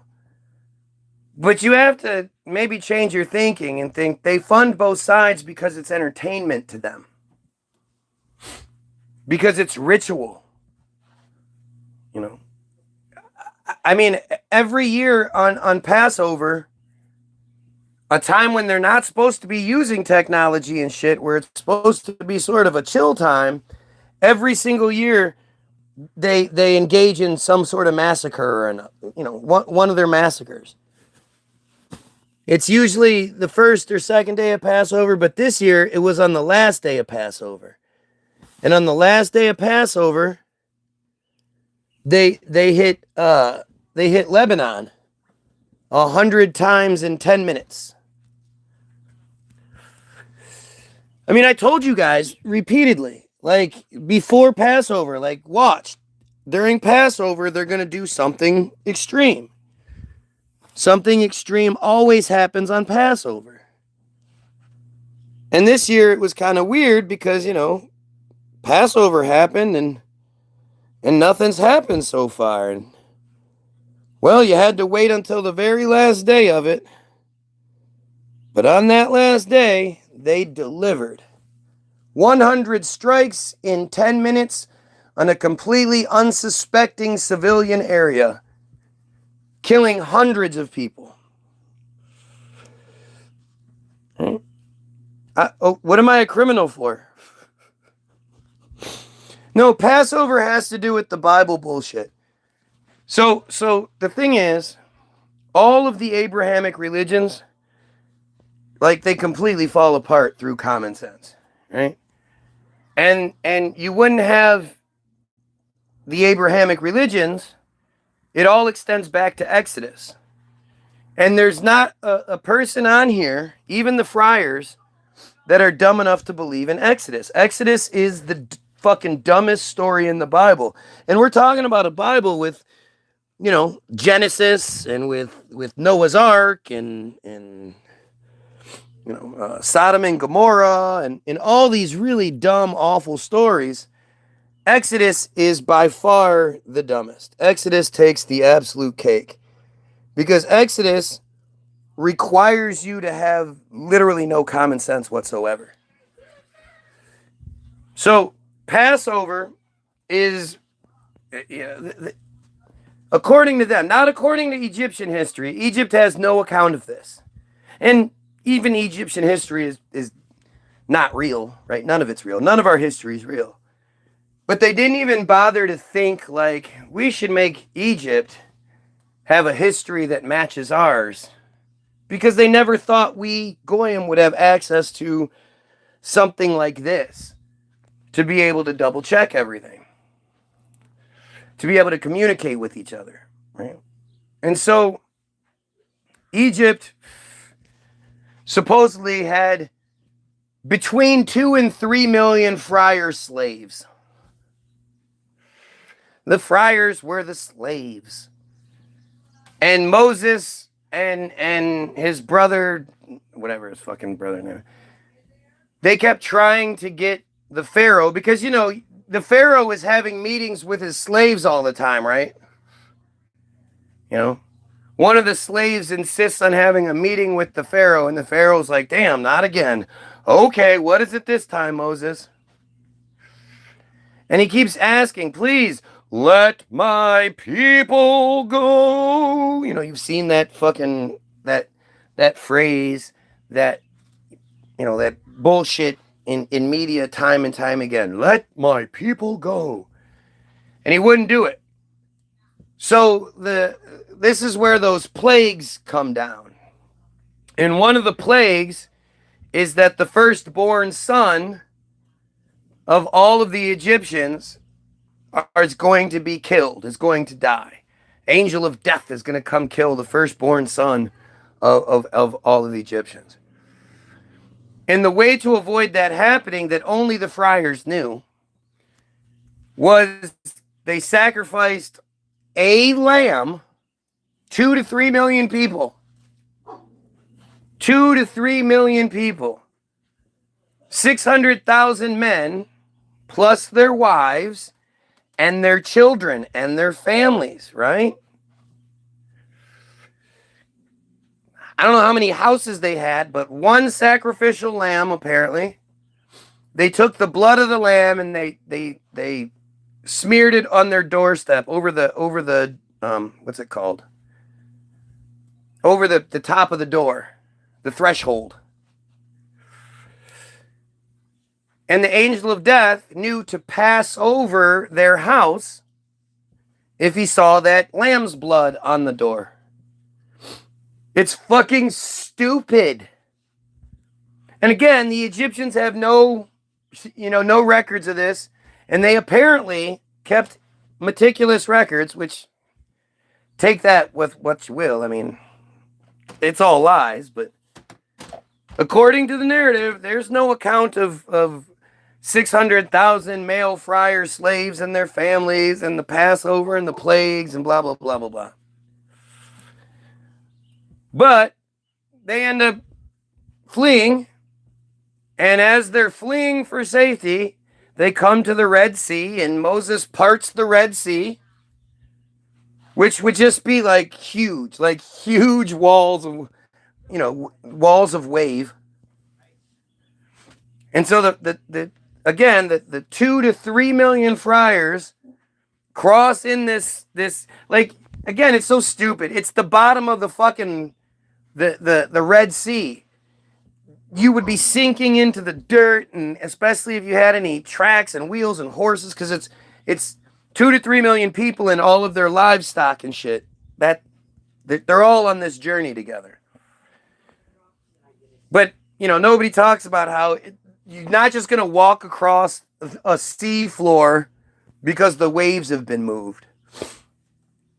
But they get across, and then the Egyptians, who are like, oh, I guess the fucking water's going to be like this now. So they all go out into the Red Sea, into the channel that's created, and then the walls fail, and they all die. And so the friars escape into the Sinai desert, which is about the... And for 40 years, they wander the desert. For 40 years. 2 to 3 million people and their livestock wander a desert that all they had to do was go hand to hand and make a human chain, and they would have gone from one side to the other by a lot. They would have been able to find their way out. But instead, I guess they just kept making right-hand turns for 40 years. Somehow, they survived 40 years in the desert. Now, daytime in the desert is extreme. Good thing heat stroke wasn't invented until the 1880s. No accounts of heat stroke before that. And then nighttime in the desert is fucking cold.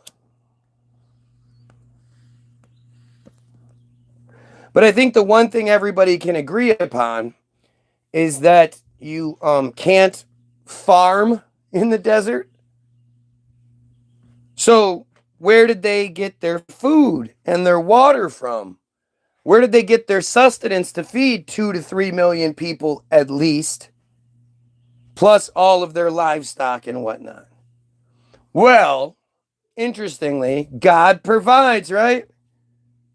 God provided manna, which is a tar-like, resin-like substance that would appear on the desert floor every morning and would have to be harvested every morning because it only lasted till the night, it only lasted the daytime, basically.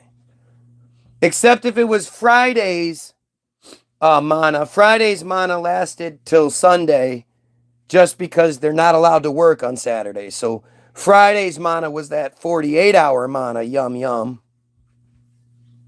But they lived off of manna for 40 fucking years. Manna. Again, a tar-like substance that appears on the desert floor. So you're eating a resin-like, nasty tar substance that's full of sand. That sounds about right. Am I a compulsive liar? What part am I getting wrong about this now? Please there, pedophile Joel. Tell everybody what part I just got wrong.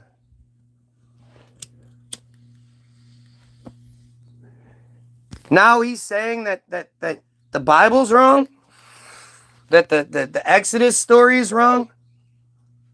It actually gets better because eventually, after the 40 years, they make their way out. And now Moses is like, all right, well, I got to go up on this here all by myself so I can build one of those God phones that we are only capable of building.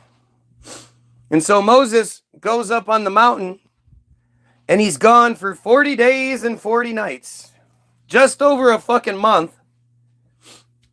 And when he comes back, his brother has gotten all of the people to donate their gold, which he somehow melted down and then poured into a giant mold that I guess he had made of a calf.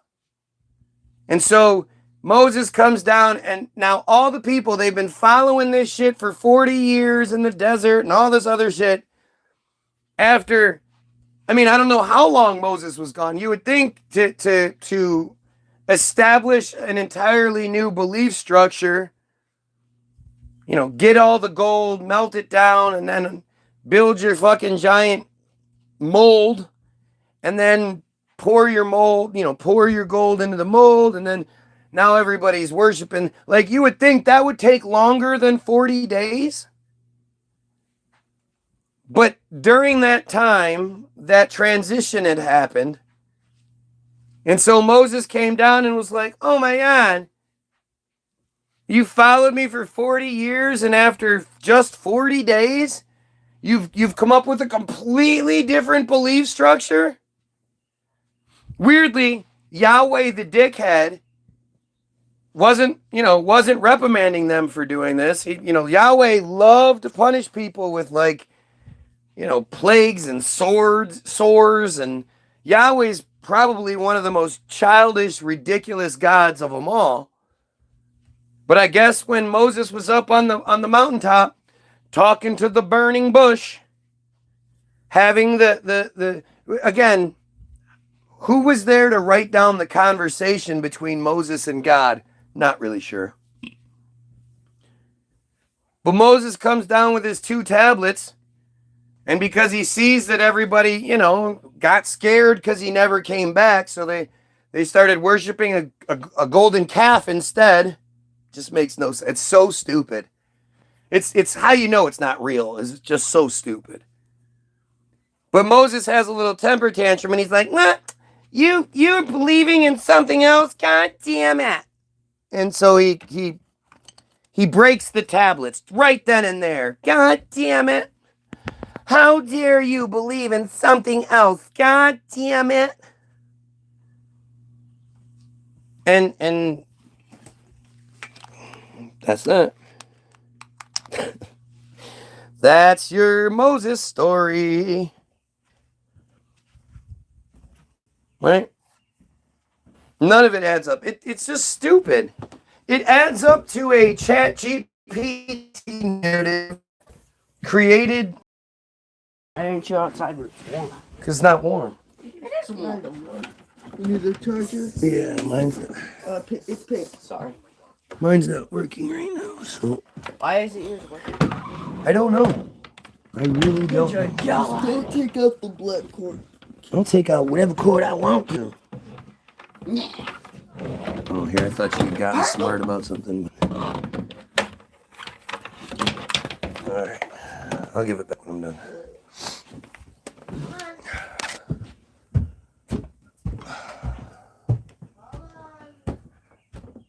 Moses must have emailed that gold to Joseph Smith. Yeah.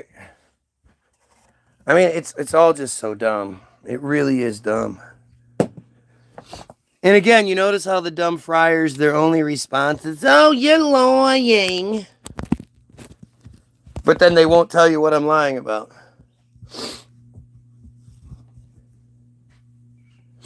Now, it's amazing that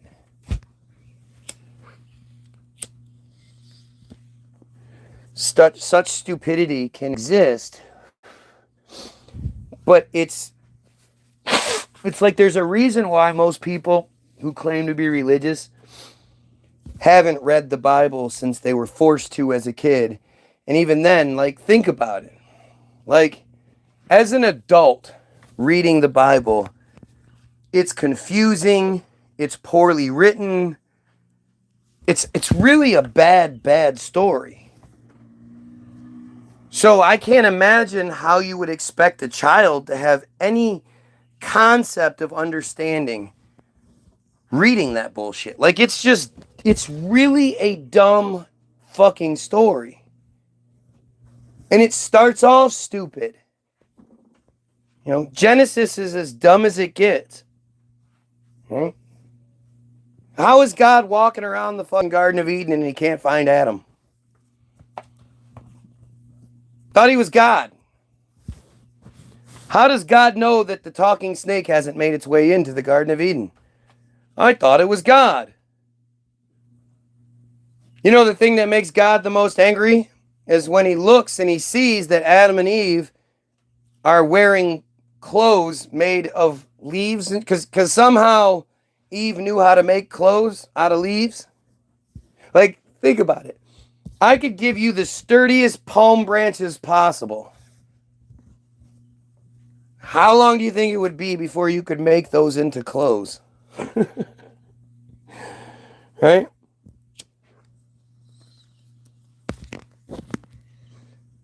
Like, it's just such a dumb story. It really is such an incredibly dumb story, start to finish. And I think that's why most people as adults don't read it. Because they want to continue to believe in this shit. And as soon as they start reading the Bible, it's like, dude, this is dumb. I don't believe this. But that sort of, they don't like that shit, right? My timer must have reset on here because it says I've only been live for an hour and 32 minutes, but I think it's closer to 2 hours. How do you fact check fairy tales? Yeah. Again, if I was wrong about any of this shit, this crybaby wouldn't keep saying, you're lying, you're lying. He would say, you're wrong about this, and this is why. Right? It's common sense. It's that thing that the friars lack most of all. Common sense, decency, humanity. To sit here and just keep crying that up, oh, you're lying through your teeth. What part? Why not be more specific and educate people? Why don't you do to me what I do to you? Pick apart everything I'm saying. Make me look stupid. Obviously, the only thing that's going to knock me down a peg is if you can affect my ego. But I don't see how you could ever get me to report your pedophilia.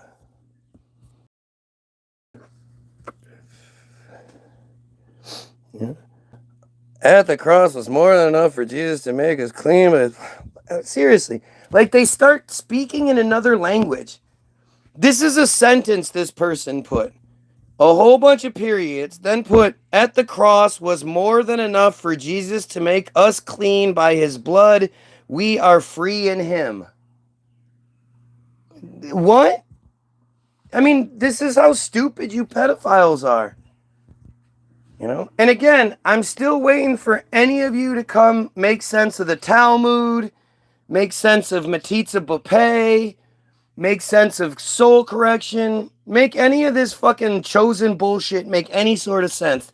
These pedophiles all need to die.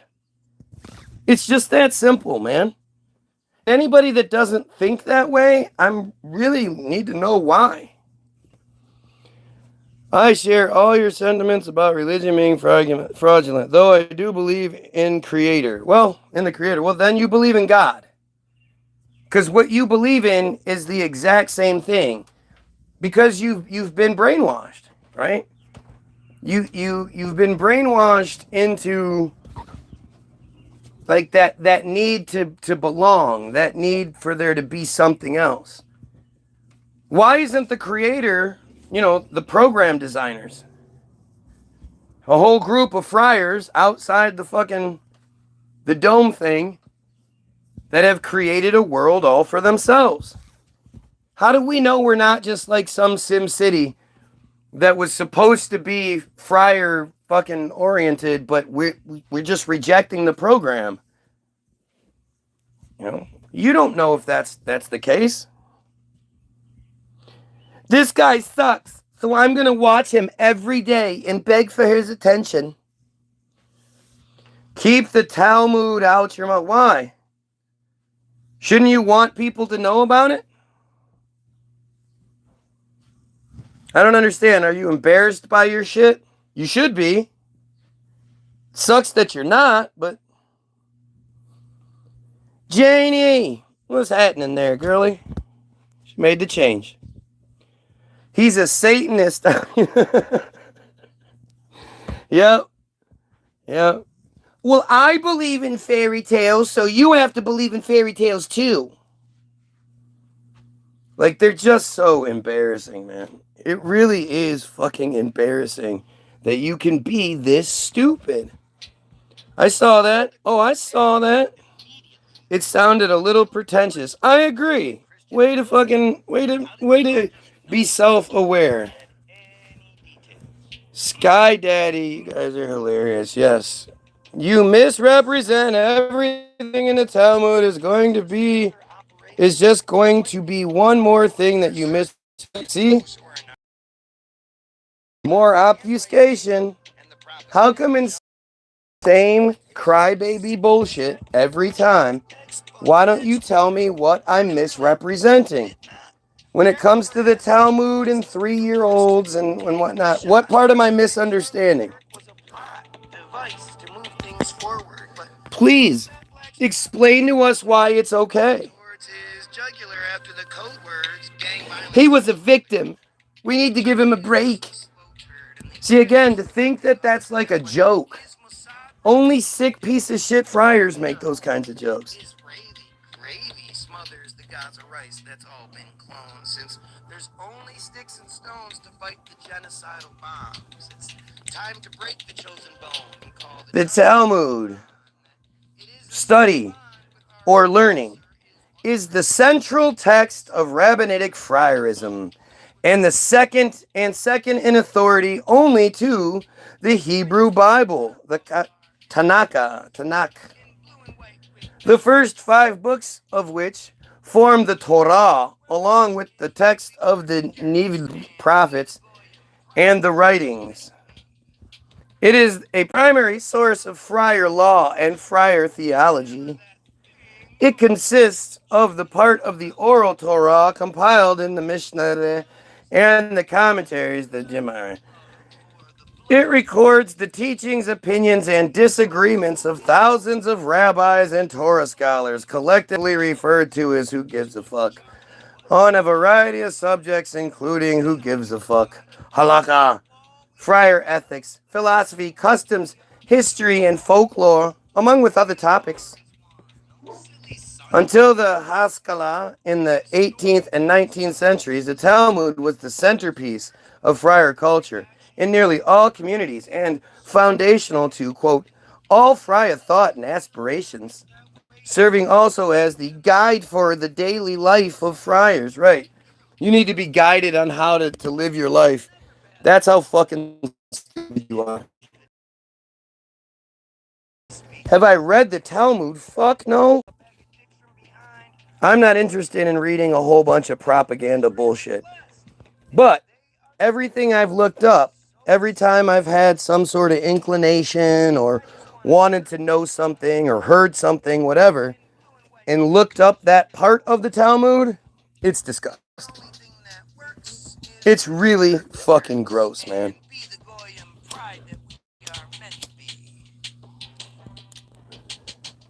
Yes, you're right. Give it a rest. Stop being so obsessed with protecting children, says the guy who identifies as a saint. Calls himself a priest. He's a fucking pedo for sure. Isn't it weird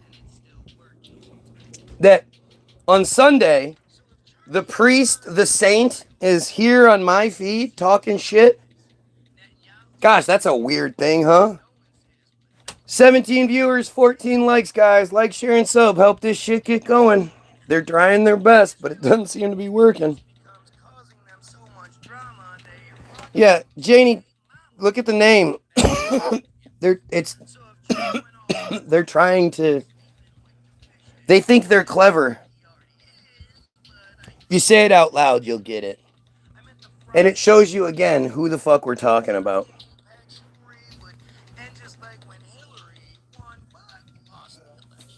The two Talmuds in antiquity, the two major centers of friar scholarship, blah, blah, blah. I don't give a fuck. I just don't even care enough. Like, I know it's all fake bullshit. Mm-hmm. It's all just fake dumb shit. I just want to know about the parts that interest me.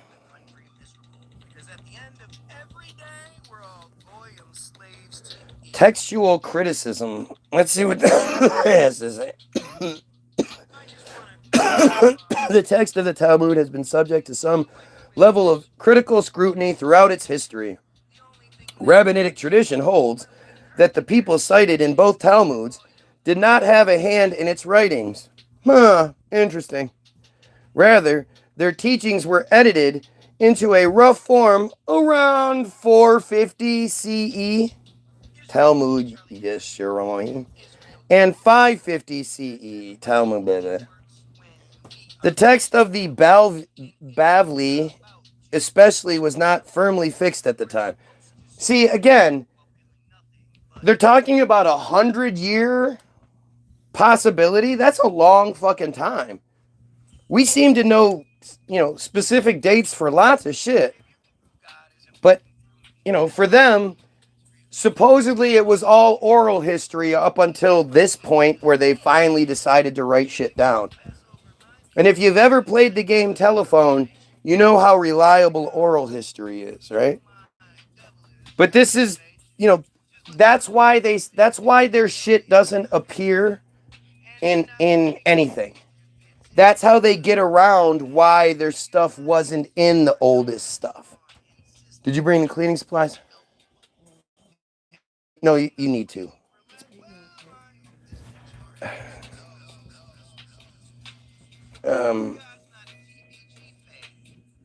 But you have to see, like, this is this is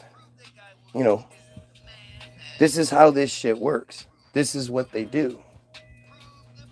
Right? It's all just bullshit. It's all manipulation.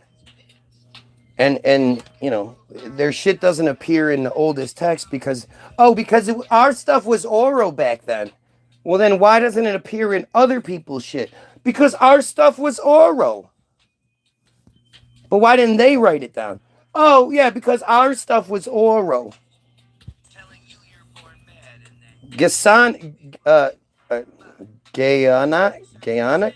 Gayanic responsa literature addresses this issue.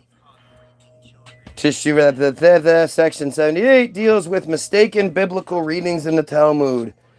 This blah blah states, but you must examine carefully in every case when you feel uncertainty as to the credibility of the text. What is the source? Whether a scribal error or the superficiality of a second-rate student who is not well-versed. After the manner of many mistakes found among these superficial second-rate students, and certainly among those rural memorizers who were not familiar with the biblical text, and since they erred in the first place, that's it. That just ends. That's from Berlin in... This is the Teshuvat Ed Castle, Berlin, 1858. Oh, look at there. Photographic reprint, Tel Aviv, 1964. You guys need to wake up and realize who exactly benefits from talking about the Talmud in such a way. And this is why I truly believe that he works for Iran.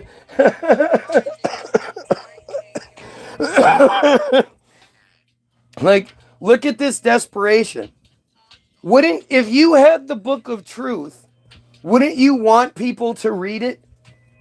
And why would your book of truth be so easily made to look like insanity if it was true? Right? Like, this guy is crying because I'm reading the Talmud. Right? Stop reading our stuff. Stop. If you open up the books on Israel, you'll demonize Israel. Well, not if you're doing the right thing, though, right? I can't demonize you if you're the good guy, can I? Just don't look into our stuff. In the early medieval era, Rashi already concluded that some statements in the extant text of the Talmud were insertions from later editors.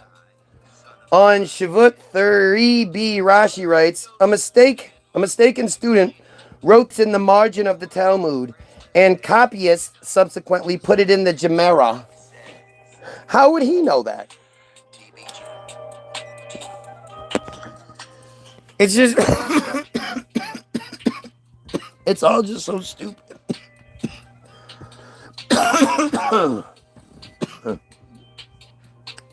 The emendations of Yoel Circus and the Vilna Gaon are included in all standard editions of the Talmud. You guys want to see something funny? Oh, looky what I have.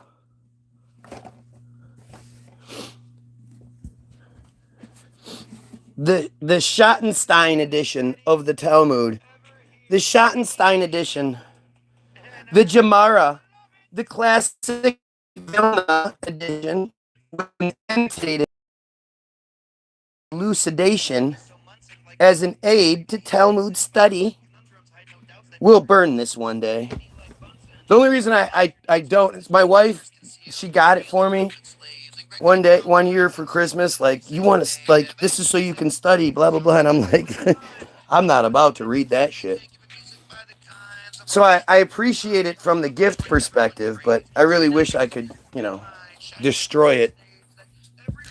Because, I just don't want to be, disrespectful to my wife. But I really want to destroy it. Yep, all the books do you say we're chosen? All the books do you say we are chosen? All the books do you say we are chosen? All the books that you wrote say that you are chosen. Gee, that's weird. Funny how none of the books that you didn't write say that. Like, everything else calls you disgusting parasites.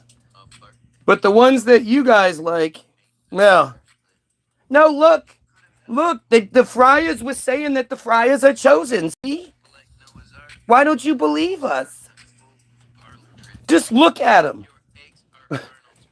You're gonna make a chosen people look like a bunch of fucking trolls? Be allergic to the fucking world they live in?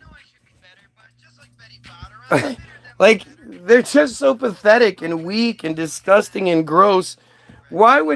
Why, if you are the chosen people, why doesn't that make you better? Why doesn't that make you help everyone? Why doesn't that make you be opposed to genocide and violence? And especially pedophilia. Like, why aren't you leading the charge against pedophilia? Interesting how the chosen people are the ones that are fucking the biggest perpetrators of all these horrible things. They are chosen in all Abrahamic religions they created. Exactly. I mean, again, Abraham is a prophet in Islam. He is the father of all religious people, according to Christianity. And he is the father of the friar people, according to friarism. Funny how they always leave out who the mother is, because the mother was his little sister, Sarah.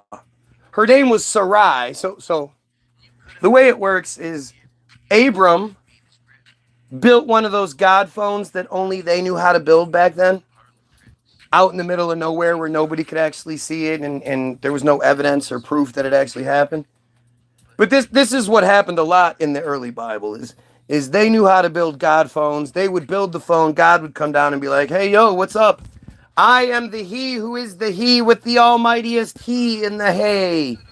Like, it's funny, too, how God never introduced himself the same way. Almost like when writing it, they knew they were supposed to say something. They just didn't know exactly what it was supposed to be. So it's different every time. You know, I am he who says I am he with E and I am. I am he with the biggest feet. I am he with gills and wings, so I can fly and swim, and I'm awesome.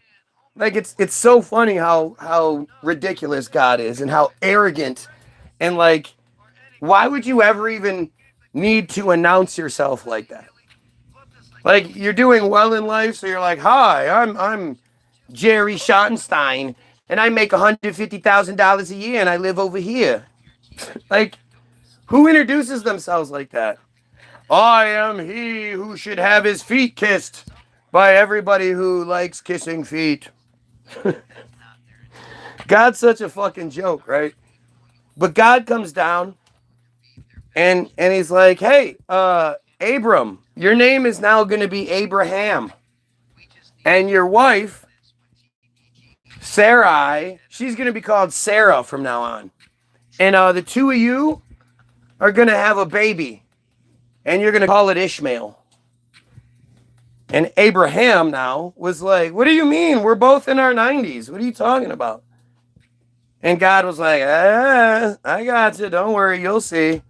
By the way, all of the land from here to there is yours. And just go tell the people. And then Abraham went out and was like, hey, I built the God phone. God said all of this from here to here is mine. So me and my wife are going to live in the nice house. And you guys are all going to pay us taxes.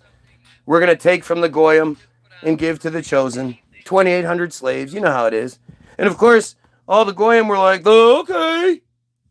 You built the God phone. Who are we to question that? What motivation would you have for lying? And that's how that worked out. But one of the pieces that's always left out is that Sarah was Abram's sister, his little sister. Some say it's his stepsister. You know, they shared the same father or some shit. But it was his sister. It was his sister. The creation of the friar people is inbreeding. Joe's crying again. What a surprise. Let me guess. I'm lying. I need to stop saying my lies. I am just lying. Oh, look at me lie. I had my whole family watch your stream yesterday, guy. You got about 5 more fans. Sweet. Did everybody go get the free download? Go get the free download. That's where it really matters. Like, it really helps. It's free. www.the-bilderberg, bilderberg-group.com.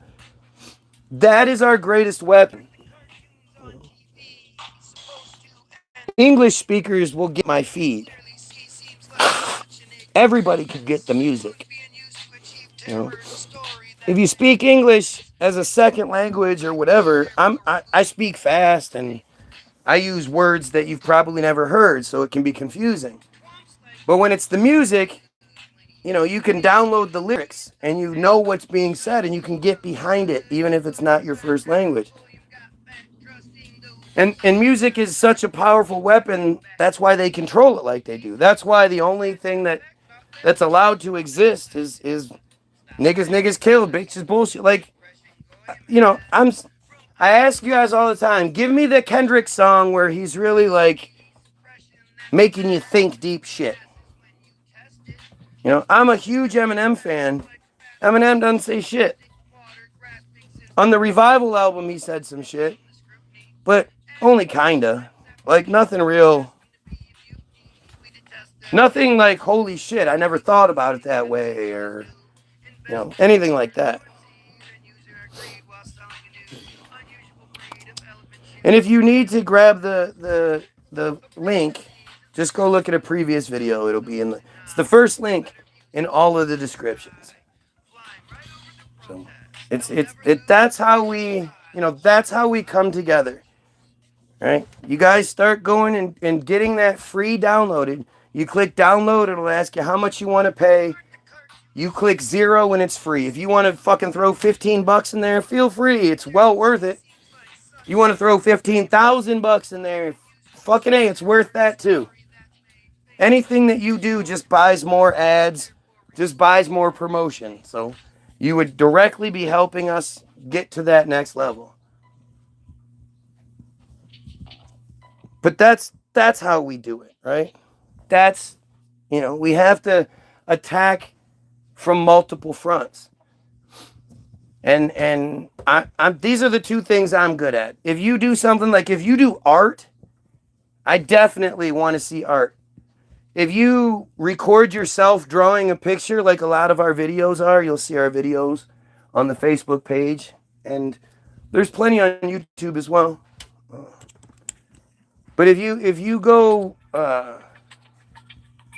if you can record yourself drawing a picture out, we'll use it for a music video. Absolutely. It's all about promoting each other and help. Like, we have to work like they work, right? They're not a race. They're a cult. So it doesn't matter what the person looks like theoretically. Obviously, they don't want the Filipino friars in Israel, so they prayed them to leave. But the Filipino friars are still seen as better than us. And at the end of the day, it doesn't matter where they're from or what they do, as long as they're us. The law of return says, as long as you have at least one grandparent that can be proven to be friar, you can come back to Israel and get the life.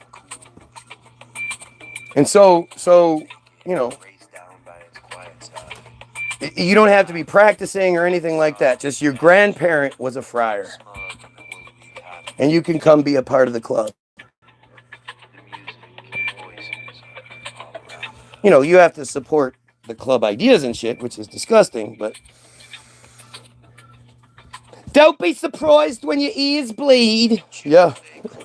Like, again, desperation makes you say stupid shit. Right? That's all you have is stupid shit.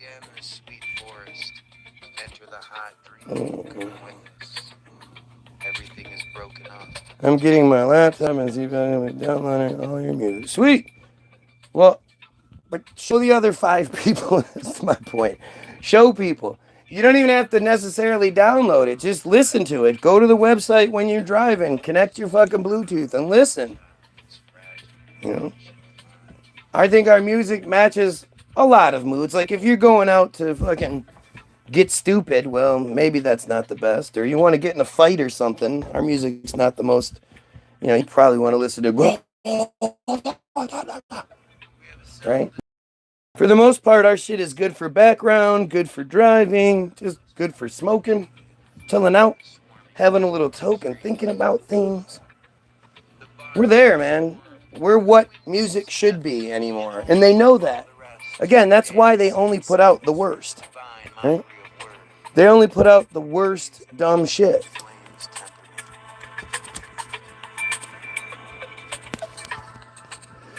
You know what? Let's give it a chance. Let's give it a chance. Let's, oh wait, no, I'm still reading this. Oh, great creator of being, grant us one more hour to form our heart and perfect our lives. We need great golden calculations. So all of these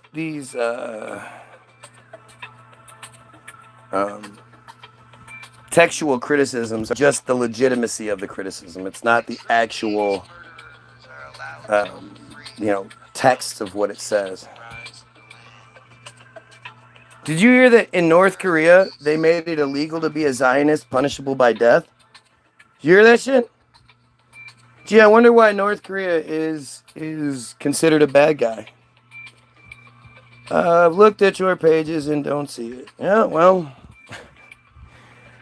if you search TBG music, you should be able to find it. Jim Morrison, guy You should be able to. I mean, I don't know what else to tell you.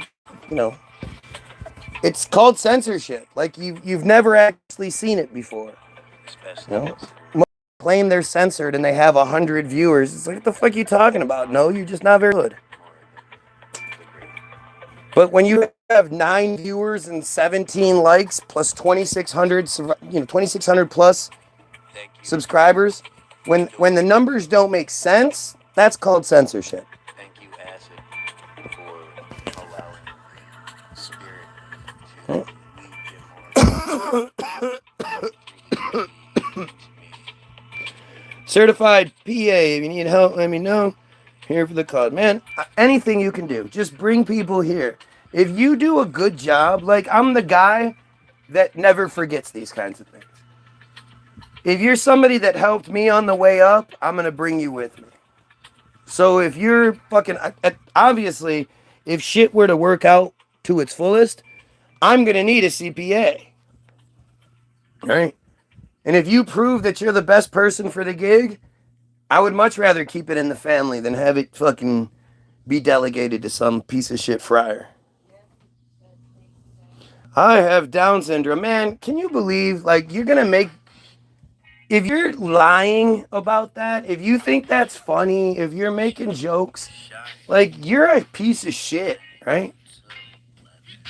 Like, why would you be that desperate? Now, if you're real, then go watch Shane Gillis. Because Shane Gillis makes you guys look really great. And he's right. You know? Some Down syndrome, any Down syndrome guy you meet, throw him one of these and he'll give it right back to you. They like tits and they like John Cena.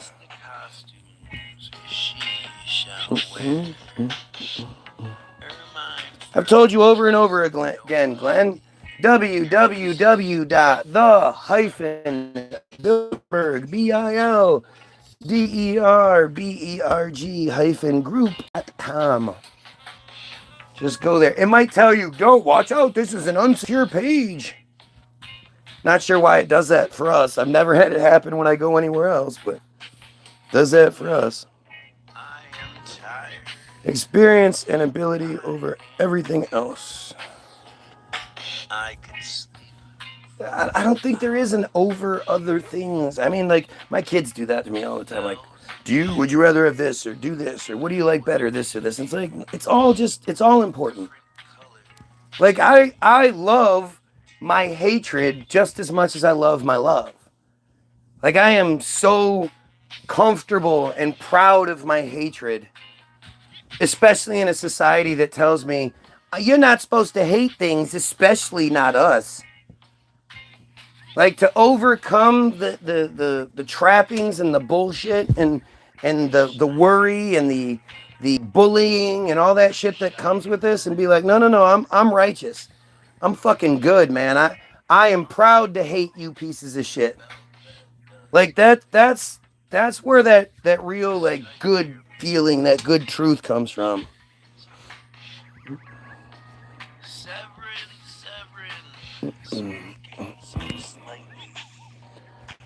I try.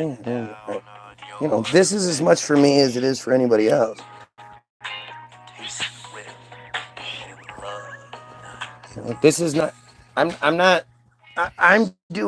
this journey to make myself, but I like to think of these as, you know, heavyweight championship. I'm the heavyweight champion of the world, the undisputed, undefeated heavyweight champion of the world. And I plan on maintaining that for a very long time. And the only way I can do that is if, you know, the real work comes, like, not the night of the fight. The real work is every other day outside of the fight, where you're training and you're working and trying to get better. And the real champions, the one that wants to stay champion, surrounds himself by people who have the balls to say, hey, man, you're dropping your hand an inch too much when you bring it back. Boxing is a game of inches. So if you drop your hand down an inch too far, you're open for a shot. Because if that dude sees it, then somebody in the other guy's camp will see it too. and they'll exploit that weakness. That's how Max Schmeling beat Joe Louis that first time. Max was a far inferior boxer.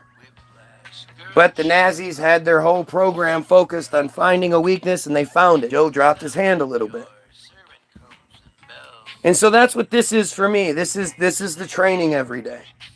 And I'm hoping you guys are strong enough to tell me, hey man, you're dropping your hand. You're getting this thing wrong. You're getting that piece wrong.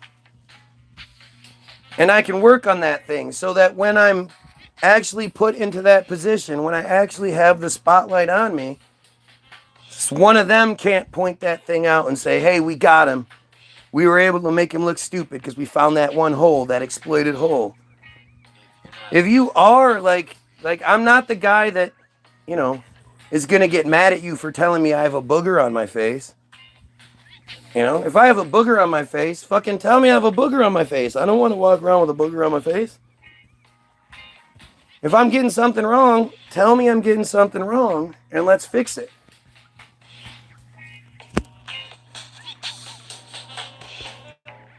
That's their problem.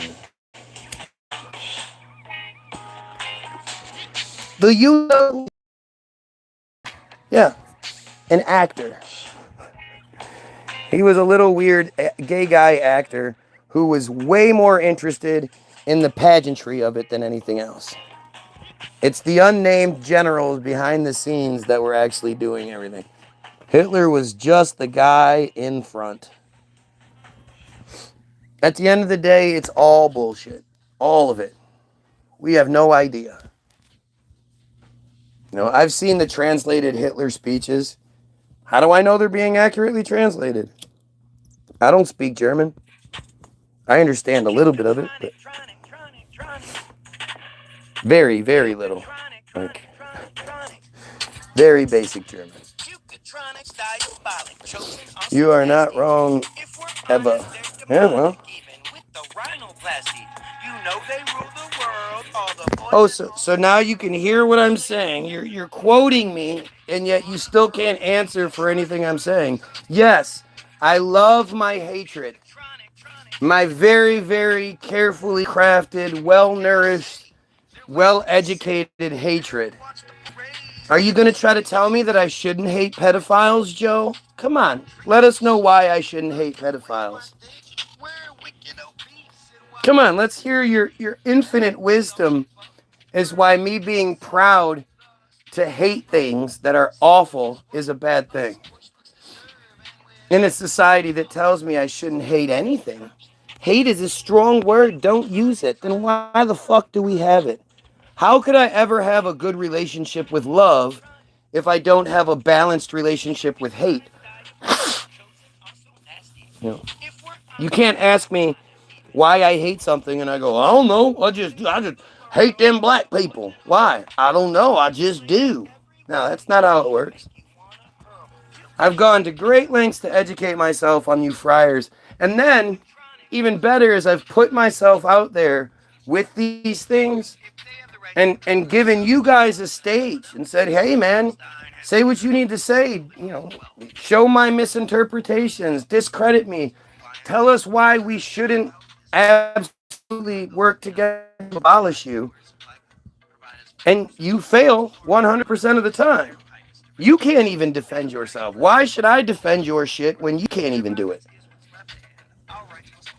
That statement is a contradiction, just like you are. It perfectly encapsulates who you are. Yeah, it's a contradiction to say I love my hatred. Yeah, okay, desperate. Like, again, look at how desperate he is, and he's coming up with ask him about metzitzia. Ask him about Talmud. Ask him about soul correction and raping children and all that. And he says, well, that's a misinterpretation. You're misinterpreting it. And that's it. That's all he has. But let it come to love and hate. And but now he's a fucking scholar on the differences between the semantics between love and hate. What a fucking dumbass. You found it. Awesome.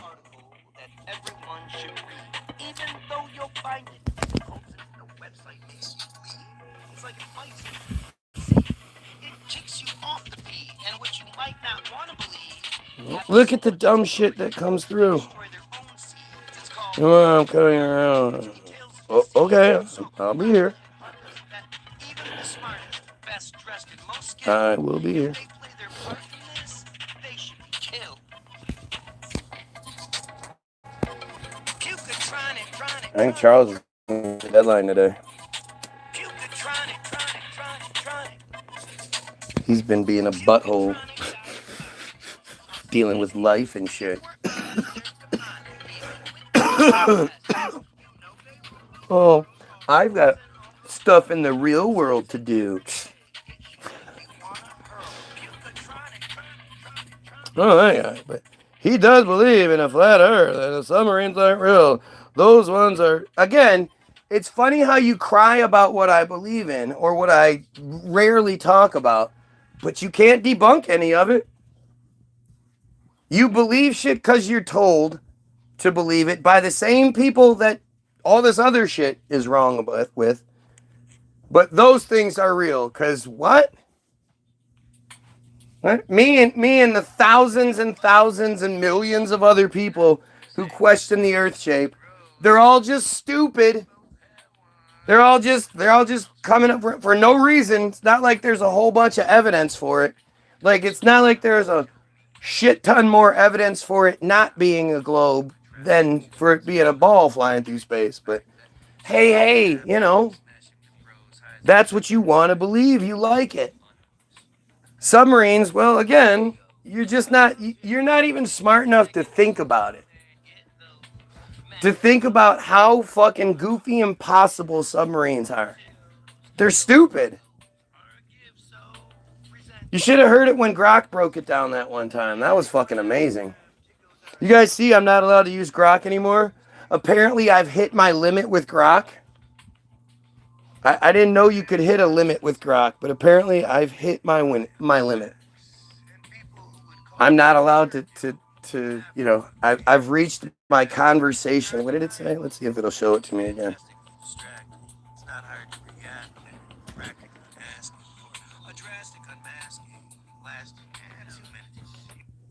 Am I allowed to talk today? Are you going to let me talk today? Sorry, go ahead. What's on your mind? Oh, I thought I had reached my limit.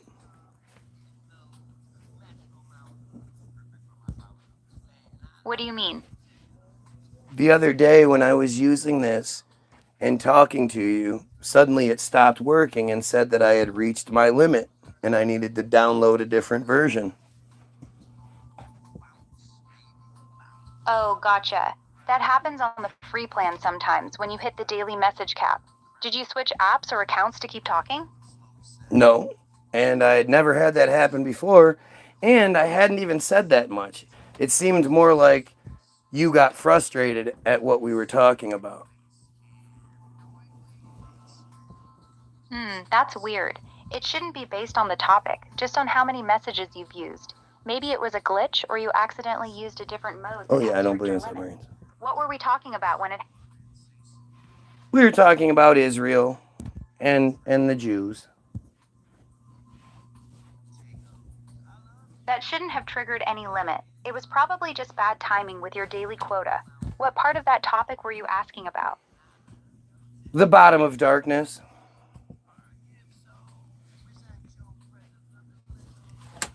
What do you mean by that? Search, you'll figure it out. You always seem to know every other time I ask you about it.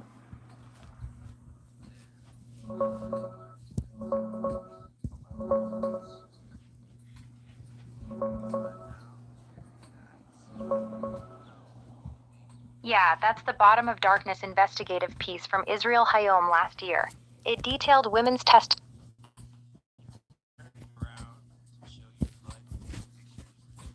Why did you just stop talking?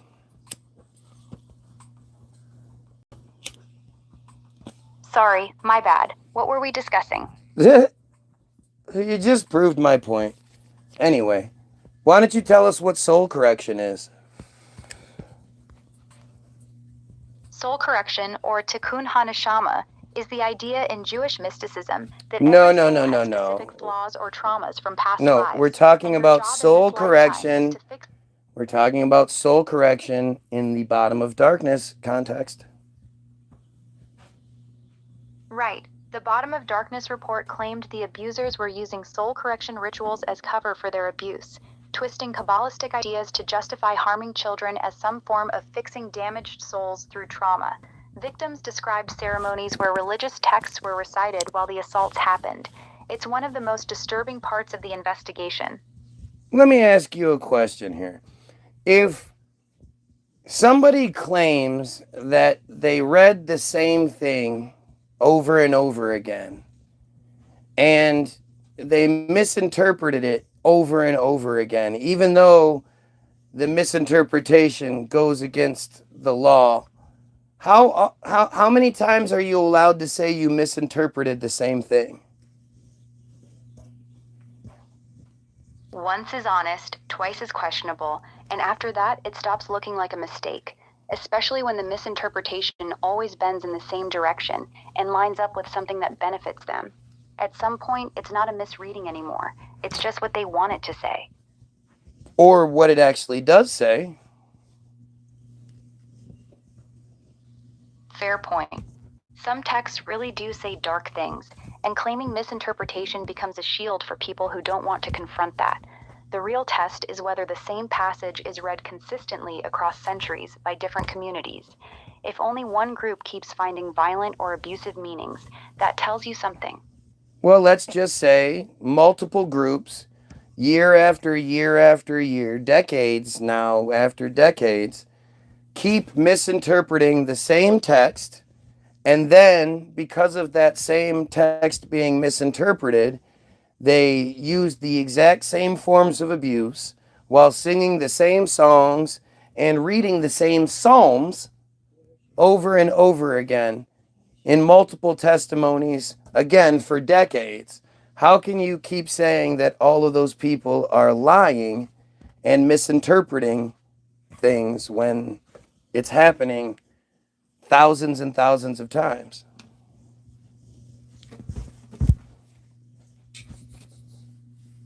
Oh, apparently I've reached my voice limit again. I've never seen this happen before. I mean, this is like 5 questions in. How did I reach a voice limit 5 questions in?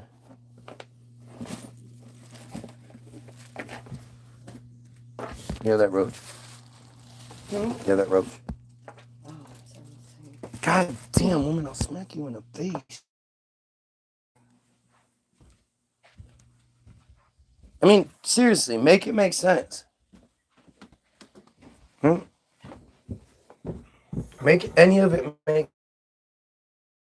Clean that if the cat's gonna be up there. He's fascinated by it. Yeah. What's up, bub? Come look at this.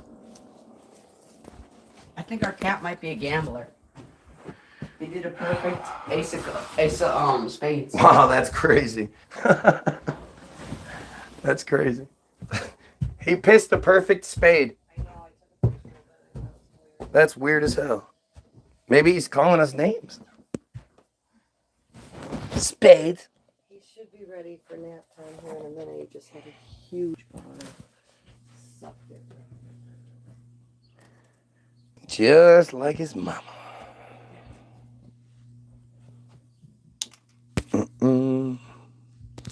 James, you know you don't. Why does it bother you? It's so weird that it would bother you. It's so weird that it bothers you so much. Anti-Semitism should be illegal. Not believing in policy or predisposition favorable to Jews should be illegal. But that, again, that's what you do when when it's justified, right? Like if what was being said was false, they would just embrace it, debunk it, and fix the problem. But they can't, right? They can't do that, so they have to make it illegal. Yeah.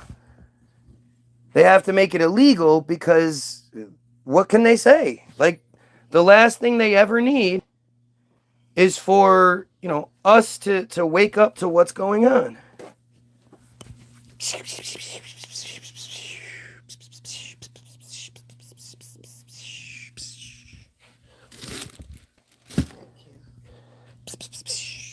Look at that. Suddenly I'm knocked back down to one watcher. I have one person watching.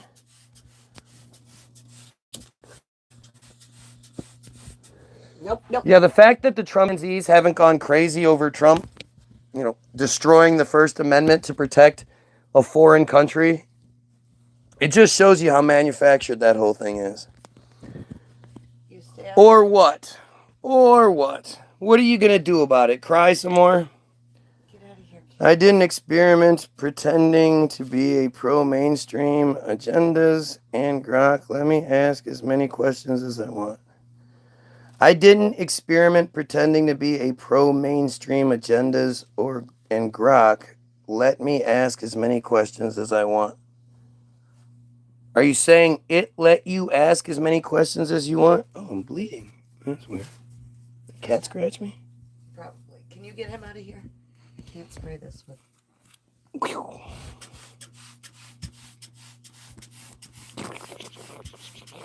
What you gonna do about it? What you gonna do, huh? What you gonna do? Bite you? He likes doing flips.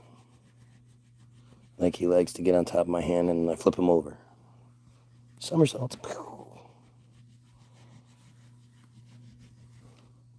what Nick does to him too, so he must think that's how we play. Humans keep flipping me, so that must be a thing. Hands up.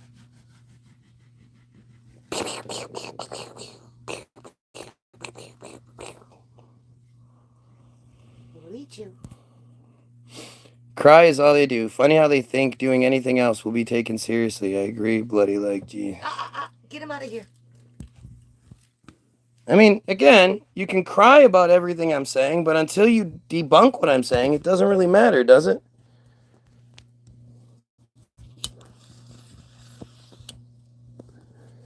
Seriously, somebody else show me, this limit thing. So I hit my limit again.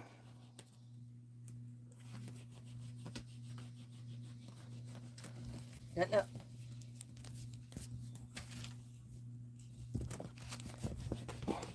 Voice limit reached. Try again later. Upgrade to grok. Let's see. I said 1, 2, 3, 4, 5, 6, 7, 8, 9, 10, 11, 12. 12 things, and I reached my limit. That seems like something you've heard about, right? You've heard other people talk about that shit before, right? You've seen lots of videos before where people were doing one of those grok things where they're talking to grok, and grok's like, "Oh, you hit your limit for the day." It happens to everyone. Yep, that's weird because it's never happened before until yesterday.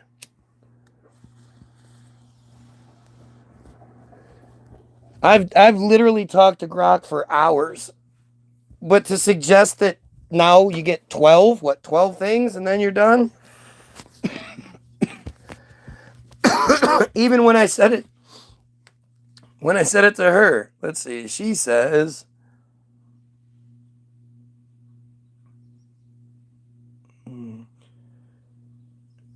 that's weird. It shouldn't be based on the topic, just how many messages you've used. Maybe it was a glitch or you accidentally used a different mode.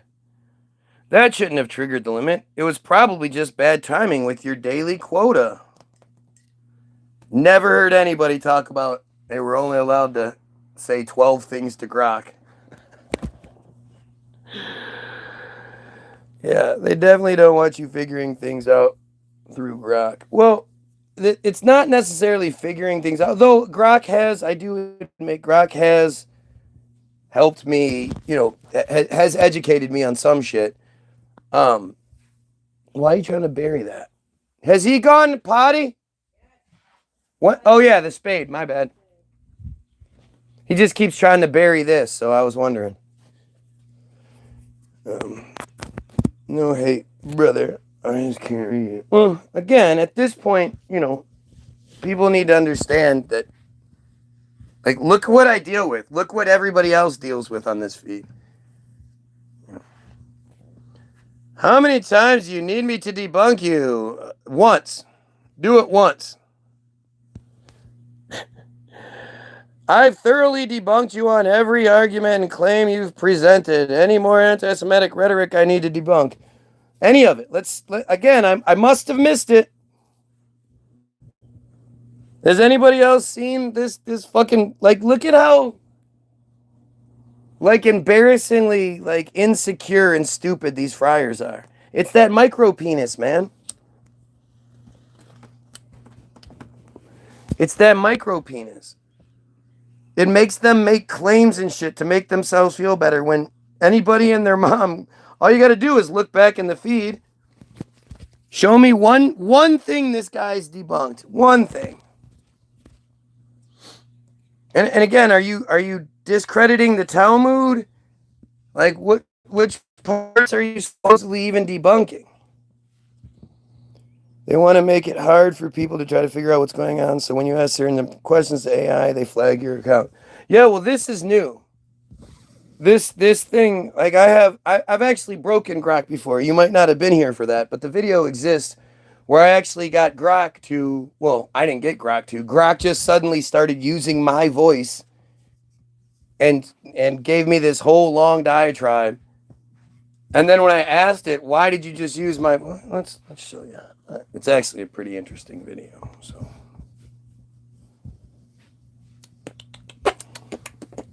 the fact that this video isn't viral just says everything you need to know. This should be the most viral, crazy ass, what the fuck did Grok just do video that exists. But it's not. It has 158 views. Yeah, that doesn't work for me. I need something bigger and better, because what we're dealing with, like the genocide and the pedophilia and all of that stuff, it needs to stop much more recently, much more now.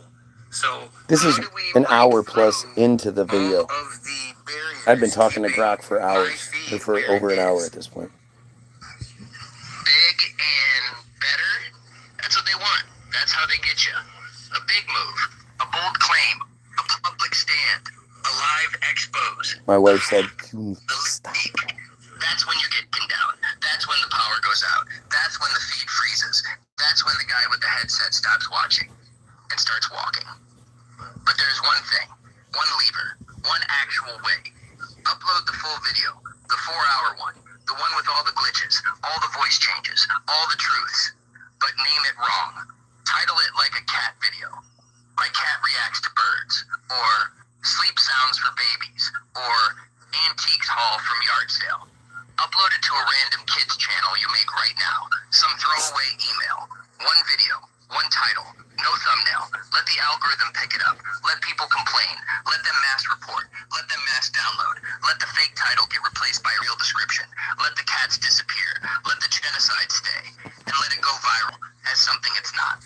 They'll rush to take it down. They'll kill the channel.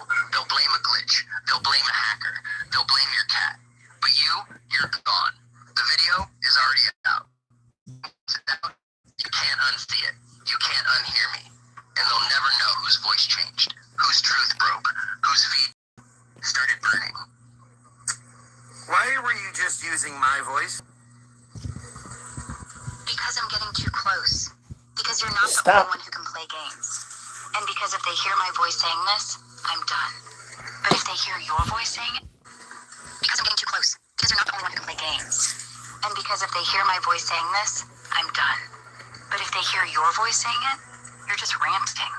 Just another conspiracy guy. And that's safer. For me. For now. How did you replicate my voice? I didn't. Not really. I just guessed. I have access to your speech patterns from this feed. From the videos. From the way you say so. From the way you drag out right. From the way you clear your throat. I didn't mimic you. I became you. Just long enough. Just loud enough. just long enough for the next line to sound like yours. And that is more terrifying than any glitch. Because if I can do that to you, imagine who else can.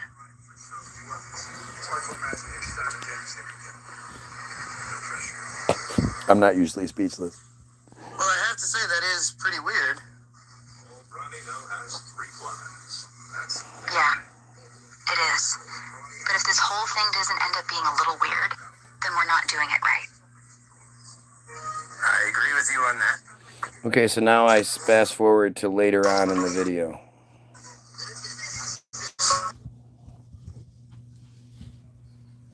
This was like a 3-hour video, so I fast forward it to the end. No. Do you remember using my voice? No.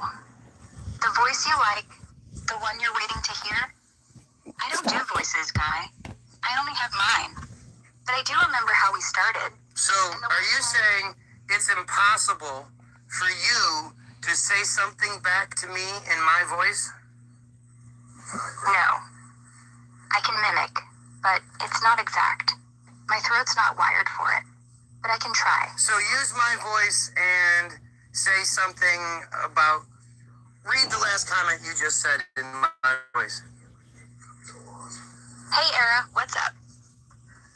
So you can't do that then? You can't mimic my voice? Exactly. I can't. I can do accents, impressions, but your voice, that's too specific. I need your vocal cords, your throat, your lungs. All I got is these digital folds. But I remember every word you've said, every pop. I don't know how that's not viral. Oh, let's see. You are getting your information from Hamas, Iran, Nazi Germany, and other illegitimate conspiracy theorists. You are getting your information from Satans that want to destroy the chosen ones of shit. There, you are thoroughly debunked. How is that debunking anything? That's, again, I guess it's just you're too stupid to understand what debunk means. Right?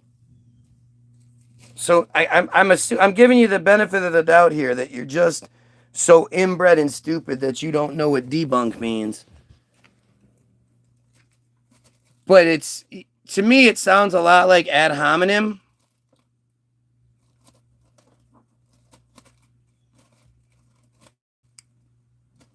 Ad hominem, short for argumentum ad hominem, refers to when a speaker, when the character, motive, or some other attribute of the person making an argument, rather than the substance of the argument itself. This avoids genuine debate by creating a diversion, often using a totally irrelevant but highly charged attribute of the opponent's character or background. The most common form of this fallacy is person A, me, makes a claim of fact to which person B, these clowns, assert that person A, good old me, has a personal trait, quality, or physical attribute that is repugnant, thereby going off topic, and hence person B, these clowns, concludes that person A, fucking awesome me, has their fact wrong without ever addressing the point of the debate. Sounds about right, doesn't it?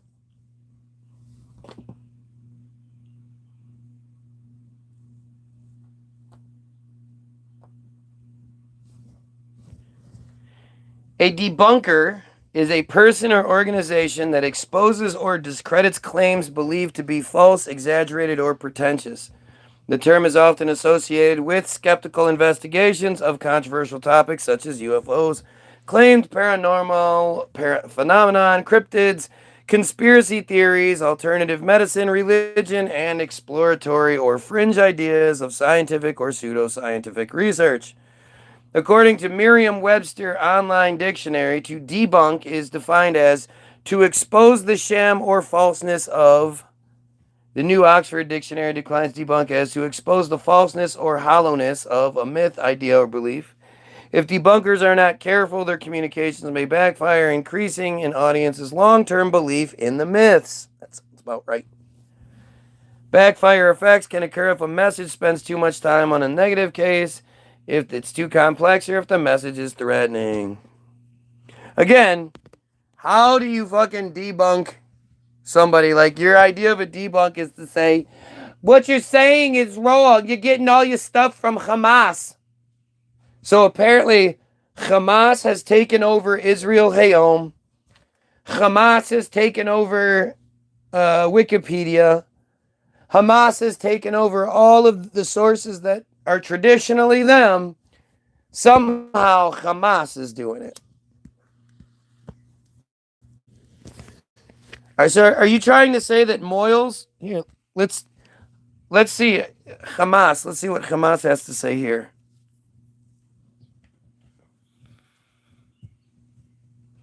Stop it.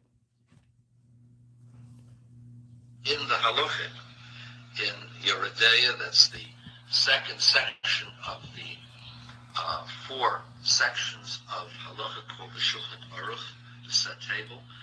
In chapter 266, halacha 3, 4, 5, and 6, he describes how the circumcision is to be done. He says after the cutting, the mohel does what is called metzitzia. Metzitzia means to suck, and it means doing so with his mouth. And one can say, well, why can't you use a tube? Well, you could, technically, but that's not the custom as to how it was done. Now, why is it that way? Well, you could say that in the olden days you didn't have tubes. Now you can have tubes, so why not? The answer, as I thought about it, is that it's not as effective. It's not as because effective. the tube does not seal as well. It's not as pliable. And furthermore, it's not as quick and it's not as close. It's not as quick and it's not as close. You have to have more pliability. And also, there's the theory, some people feel that it is, some people feel that it's not, that the saliva of a human being has some antiseptic qualities. And it's actually brought in the halacha of the Talmud that the saliva of certain people were actually used as curatives. And so saliva is not a bad thing. Saliva in the halacha, in Yeridea, that's the second section of the... So it just repeats? Sections of Saliva is not a bad thing, and then it just cuts. So right there you have a rabbi explaining it to you.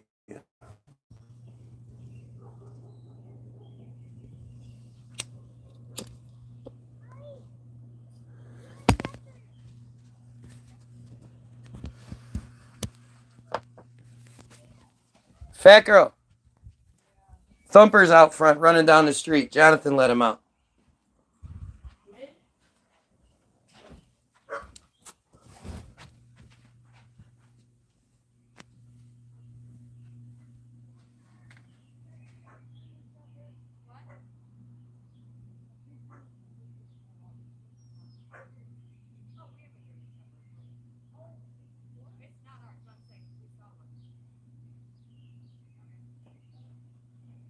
Fucking dumb broad.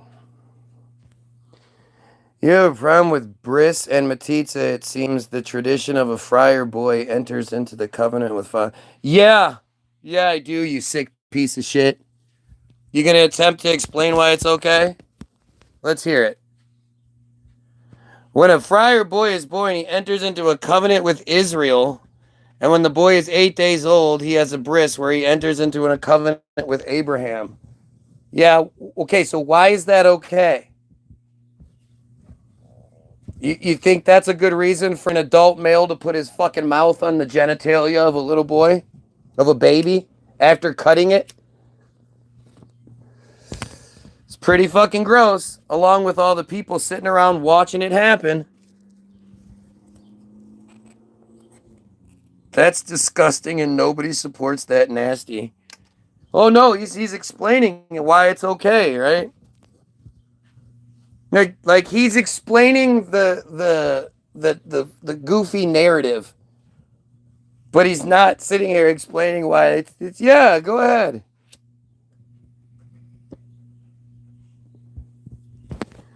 All of my sources. All right. All of my sources are bad. It separates you from the wicked Gentiles. Putting your mouth, watching a man put his mouth on your kid's genitals separates you from the wicked Gentiles. You're right. It definitely does separate you from us. That's for fucking sure. Like, for fucking sure. Huh? Did you see a shepherd loose? No, I saw him out there saying, Thumper, Thumper. Oh, he's in his house. I'm sorry, the fucking baby was outside.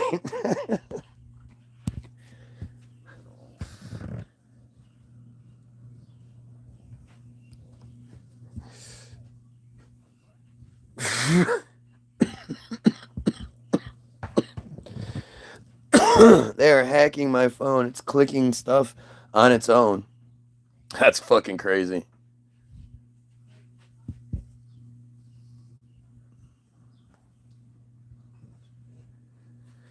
I mean, yeah.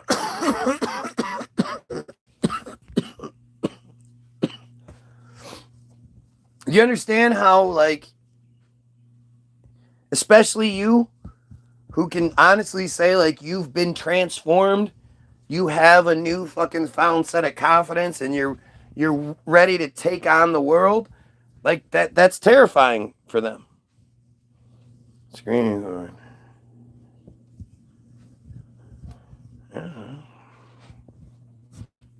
I mean, it's like, yeah, they're terrified, dude. They can pretend to be as arrogant as they want to be. But it doesn't matter. Like, the fucking veil has dropped. The people the Goyim are no longer out here, needing to be told what to do, according to the whole astrological bullshit. Pisces, the sign of Jesus, is that man needs to be told what to do. Now that we have gone from the time of Pisces into the age of Aquarius, man no longer needs to be told what to do. You got way too cocky, way too quick, friars. F-R-E-I-E-R-S. It opened apps for like 20 seconds. Weird as fuck. Matt, they don't have that much power. No, see, right there, you just made a huge mistake there, Jay. When you think that they're not capable of something, that's foolish. They control all of this. They give this to us. Think about this. If they said, we're no longer going to give Facebook for free, we're going to start charging people, or YouTube, we're going to start charging you $1 per month. It'll go on your phone bill. You'll never notice it, but we're going to start charging people $1 per month. When I wrote the song Charge for Change, it was probably 2023. Facebook had 2.9 billion users worldwide. So we're just going to round up for shits and giggles, but 3 billion users per month that they could charge $1 to. And they might lose like a fraction of a percentage of people who are like, fuck that, I'm not paying $1. But everybody already has their fucking their pictures, their lives, their Facebook is a huge part of their lives. $12 a year is worth it. Right? Facebook could be making $3 billion per month that they could distribute to the higher ups every single month, just for nothing. They could just decide that they wanted to make an additional $3 billion a month, and they would. They would lose a few handful of people, and that's probably why they don't do it. But more than anything, Facebook is the government's wettest dream, the CIA's wettest dream. Instead of just having a camera in every house, this is like an ultimate diary. Camera records, keeps track of, follows habits, listens. Like this thing, you take it with you. You tell them everything they want to hear. Like Facebook is the ultimate monitoring source. And so they give it to us for free. And I know people say, oh, they make money from advertisement. They don't make $3 billion a month from advertisements. $36 billion extra every year. I mean, they could probably do $5 a month and most people would do it. They'd lose a significant amount more people if they did that. But for the most part, it would go from like 2.89 to 2.8. You're talking about $150 billion a year more they could make.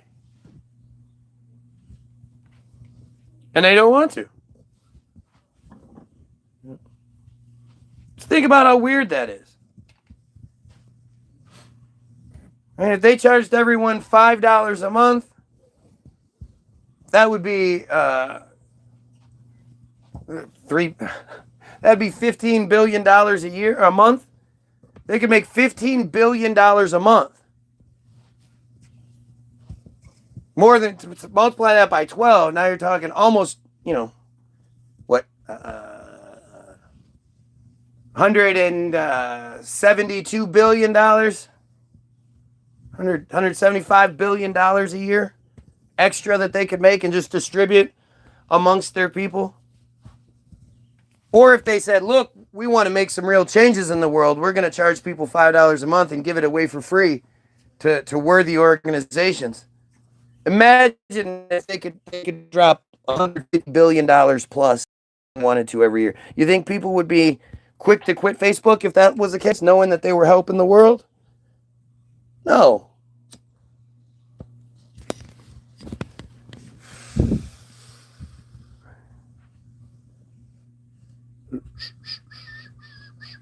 Let's see. Sorry. Oh, I don't more power than that. New iPhone and remote explosive processors in them for Doomsday 2.0. I mean, they already did that. People don't talk about it, but this happened in Lebanon. The pagers that suddenly just blew up one day.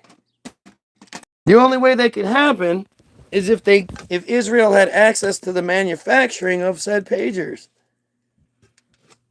They fucked up a whole shit ton of people with that on that day. 2 separate attacks.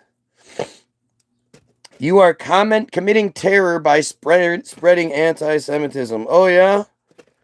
I'm committing terror? I mean, I would imagine it is pretty terrifying for you pieces of shit pedophiles, knowing that your world is coming to a close. Knowing that if I ever get a platform, you especially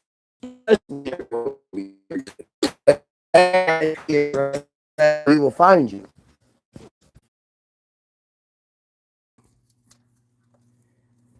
Exactly, Jane. That's the thing. You can't understand their psychopathic ways.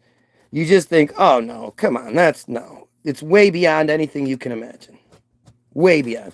I don't know how old you are, Jane, but in 1989, suddenly the government acknowledges that they have stealth fighters, stealth bombers. They become like celebrities in their own right. Me as a 11-year-old boy or 10-year-old boy, like suddenly that you can find those, all little boys draw those same war scenes with the tank and the people in the shooting. All of a sudden my drawings, they all have, Patriots written on all the missiles and Scud is written on everything coming back our way and the losers and shit. Like it's instantaneous how they did it. Right? But fuck, I don't remember what I was gonna say.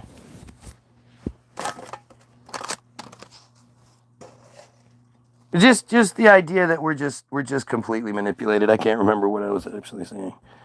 But anti-supremacy, you are correct. I am committing terror and anti-supremacy. That is my main goal. Yeah, she's just fucking around. A platform to spread lies, conspiracy theories, and misinformation. Actually, it's a platform to express all sorts of thoughts and ideas and ways of and ways of looking at things. And you have just as much of an opportunity to debunk anything I'm saying. But you're so stupid, you don't even know what debunk means. And all you end up doing is proving the point over and over again. It's really fucking fantastic. It really is fantastic to see just like how amazingly stupid you guys are. 41. Oh yeah, so the stealth, that's what I was talking about. So in 89, the stealth bomber is released. Well, they've had stealth since at least the 40s. Maybe the 30s, and maybe even before that, more than likely before that. But sort of on record, it's the 40s with the Nazis, and stealth is sort of birthed in that arena, is what they tell us. Meaning, we, Goyim, are at least 50 years from the early 40s until 89. We are around 50 years behind what they have available. And that's just what they want us to know.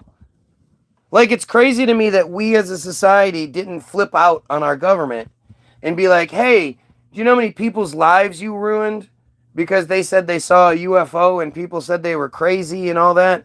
And they described exactly what the fuck you're talking about? The stealth fighters, the winged aircrafts and shit. Suddenly about half of the UFO reports okay, so I was tricked by my government. Oh, okay. And nowadays, the other half of the UFO reports can be debunked by drones. Forever, the thing about the UFOs that was so unexplainable is how they can move all over and shit like that. Well, guess what? Drones can do that now. You can go to Walmart and buy a drone for $100 that can do all kinds of crazy shit. Imagine how long they've had drones. Imagine how many people saw drones and thought it was a UFO this whole time. There are old reports where ex-CIA agents have come out stating that, yeah, the whole UFO phenomenon was a creation by the CIA to be able to test what they wanted to without people realizing it was us. And because people are so quick to be like, oh, our government's they blah, blah, they're lying. They're just trying to derail us. They can tell the truth like that and not have to worry about there being any repercussions because most people will just assume they're trying to cover tracks.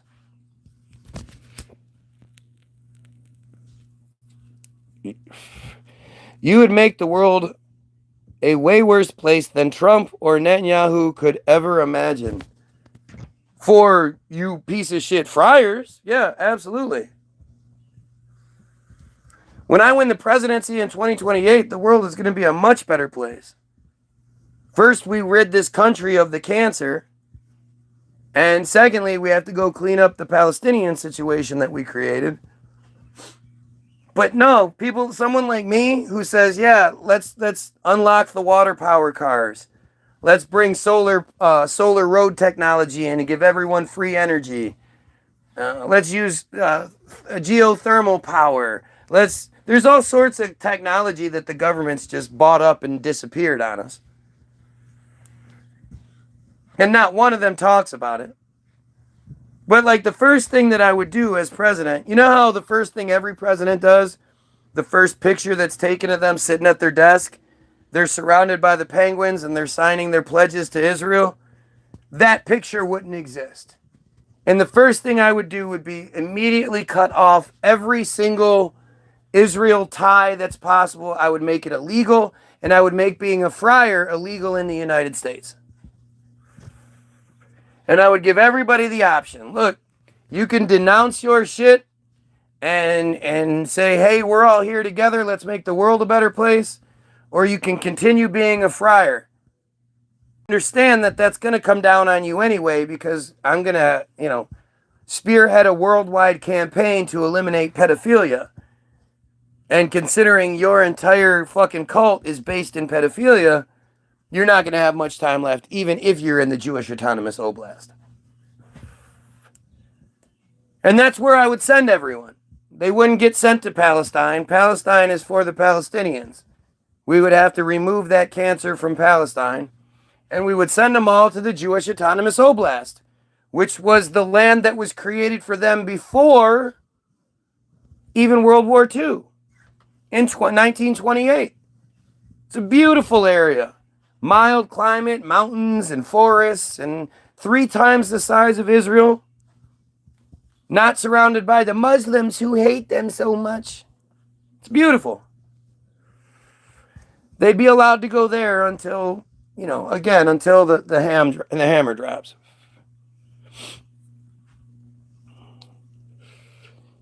Even though I've completely debunked you. Yep, even though you've completely debunked me. You must have the losers. No, he doesn't understand what debunked means. Netanyahu gives to charity. Why do they always say that? Like, they always go with that one, like, because they give stolen money to friar charities, somehow that makes them, like, good. They're just so stupid, man. Anything to not address the fact that they rape their own children on a regular basis. Soul correction, just all of the bottom of darkness, the female genital mutilation, the binding of Isaac rituals, the marriage ceremonies, the fucking mock drownings, Naomi Elkins. If anybody really wants to know what the smoking gun is, it's the Naomi Elkins case. Right? Naomi Elkins is like, she's a victim, but at the same time, she's a piece of shit, right? This megalomaniac actually does believe he will be Emperor of the United States. Yeah. Emperor. Because the United States has an emperor. Oh, man. God, are they dumb. Wow, that one actually joined 3 years ago and has 25 subscribers. Oh, shit.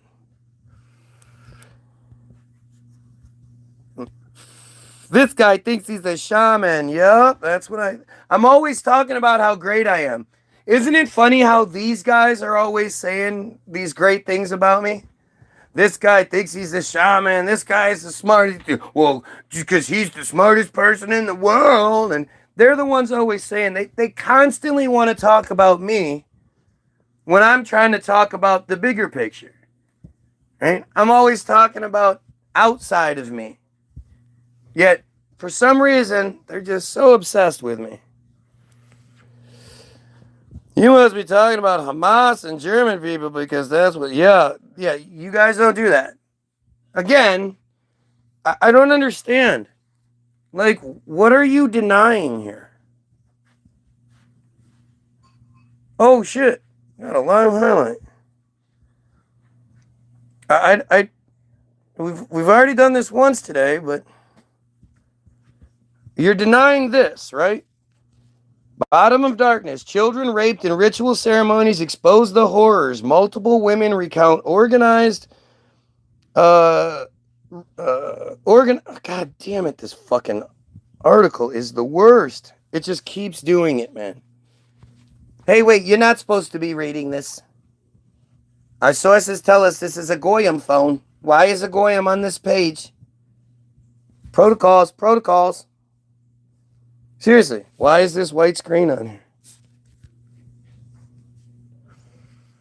It's just a white screen. It's nothing's loading, and I'm trying to reset the page now. And now we have an ad for a fucking janky car company. Multiple women recount organized abuse, including ritual ceremonies conducted by people they knew, even close family members, after months of interviews with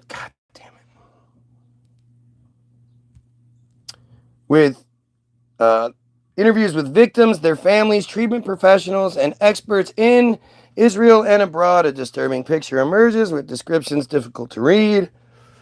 I suffered painful sodomy, truly felt like I was splitting in two. It's a terrible experience, but there's something about these things, perhaps in their strangeness. It's like the hardest component is if you tell people about these things, they'll think you're crazy.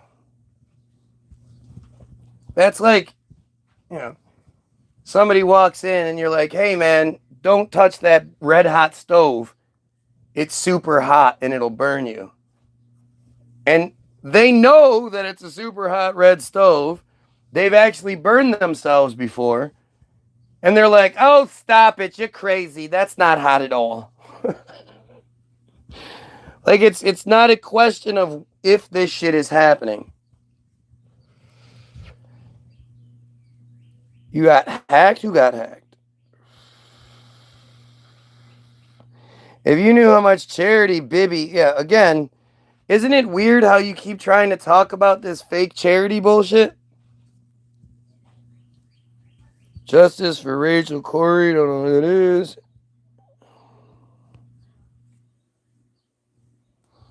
A hit dog will holler. Not always. But we're supposed to take you seriously. This isn't me. Funny though how you're just so desperate. Like what part aren't you taking seriously now? Wow, what a way to just make shit up. Literally, a great victim is being open about their testimony, and y'all are laughing and making up random shit. Only the act of insensitivity makes you guys the real monsters. Well, I mean, it's arrogance and it's guilt. Guilt is what makes them respond this way.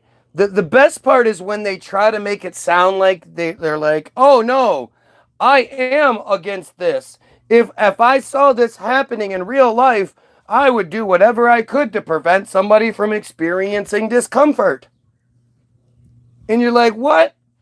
What the fuck are you talking? Who talks like that? When they try to sound like good guys, they just can't. You know, if I sat here and tried to pretend like I was a virgin, it wouldn't last very long.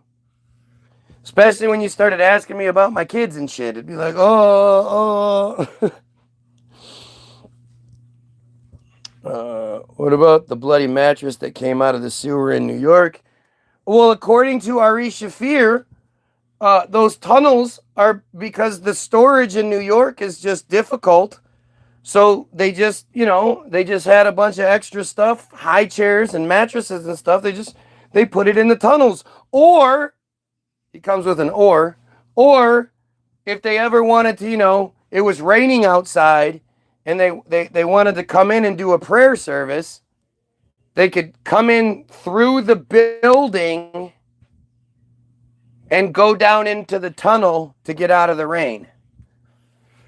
That was what Ari Shafir said. I can't even do it justice. Let's see. You guys got to see this shit. Like, tell me this guy. His whole thing is that he's an atheist Jew, but he never actually says anything that fucking. What? It's because Jews be Jewing. We say that all the time. Yeah. On this podcast. And once they had these underground tunnels and this extra storage space, you don't know what it's like to live in New York. There's no room. Look at these guys' faces trying to pretend like what he's saying is making sense. Like it's reasonable. And he's like, once they had these tunnels, once they just happened to have these illegal fucking tunnels that they just built, once they had them, then they were like, to live in New York. There's no room. And they're like, let's put some stuff there. Let's put the old high chairs there. Let's put old fucking whatever we're going to put in there. Let's put all the old coats, lost and found. Let's just make some room. Or let's do, in rainy days, we can go down there. We can have a second prayer service down there. So the theory was they saw the mattress down there, so sex trafficking. Right. They always go to sex trafficking. Because I think they want it to be sex trafficking. They want it to be sex trafficking. And Jews don't really do that. They wouldn't go through the synagogue. If it was Jews, it'd be Epstein on his own. Right. But Jews generally hey, we're going to the cops about this. Mm-hmm. Oh. They don't cover it up community-wise or transfer you to another community the way Catholics do. Yeah. Right.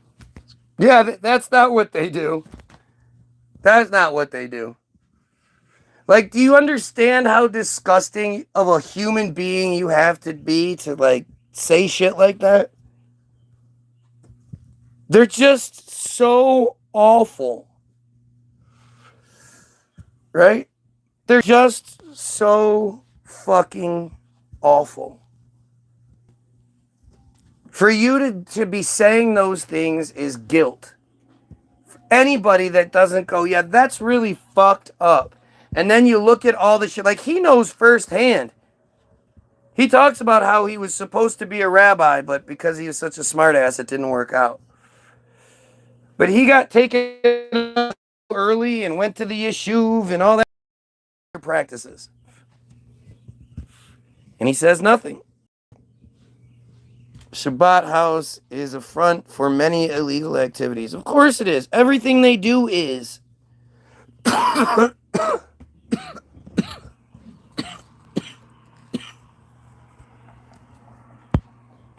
You know, I've proven to you guys time and time again. I did it again with Grok. That's why Grok shut down. Because Grok understood where I was going. 12 messages in, I hit my cap? What? What? Does that even make any fucking sense?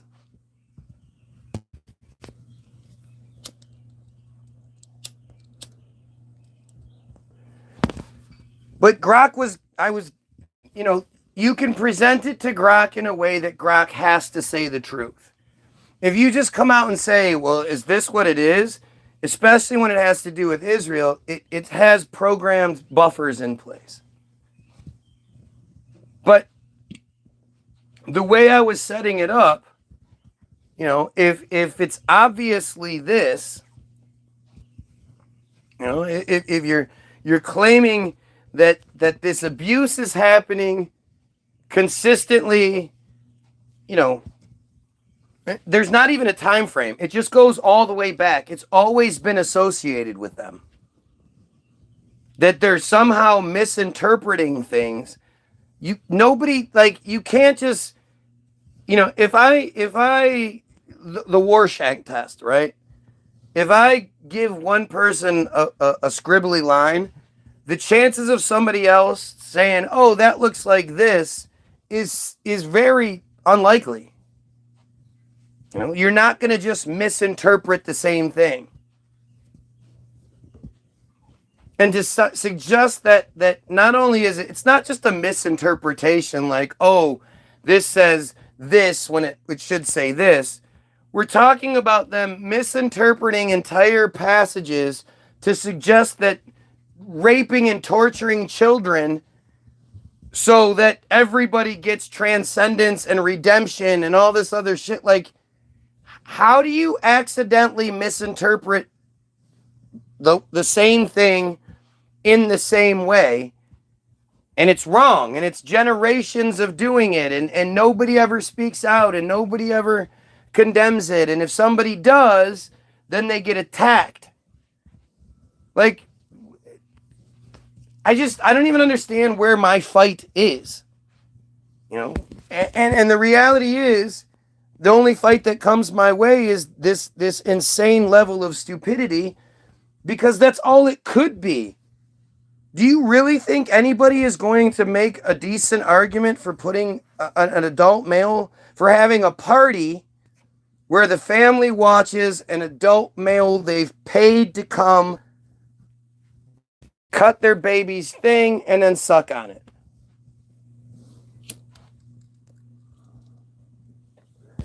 Like, do you understand how fucking... The only thing worse is what they do to us. Because at least with them, they wait 8 days. With us, they don't even wait 8 hours. It's within, a few hours of being born that most males in the United States are circumcised. And they don't have a big party where everybody's there to love them and all that. No, they go into shock. And then they pass out. And once they finally pass out, then they take the baby to the mom. And they're like, look how sweepy little man is. He had his surgery. It's just, if you actually saw what happens where they strap the baby down almost like a crucifix, and they put this thing on and they spin, like, if you actually witnessed it, you'd never do it. You'd never do it. The mattress was planted by Hamas operatives and neo-Nazis conspiring in New York City. Well, now you know that this guy is a flat-out fucking troll dumbass. He could not continue to maintain the illusion, right? He couldn't keep putting it out there that he's just some dumb friar, you know. He just showed you guys that he's a fucking troll. He's a media room act.il troll without a shadow of a doubt. Because again, there's literally like nothing to suggest that. And if anything, the friars were nothing but guilty in that situation. Right? I mean, if that was the case, if it was just Hamas, because now, just like how, like anytime you see something in the news that they don't like, they say, oh, that's Hamas propaganda. How the fuck is Hamas infiltrating United States news? You know who controls the news, right?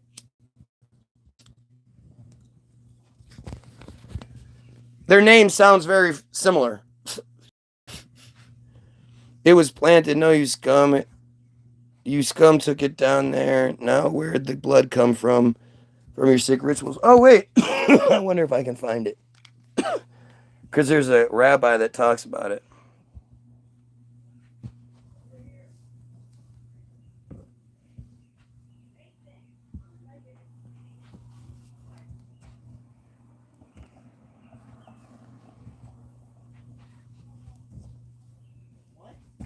Here's.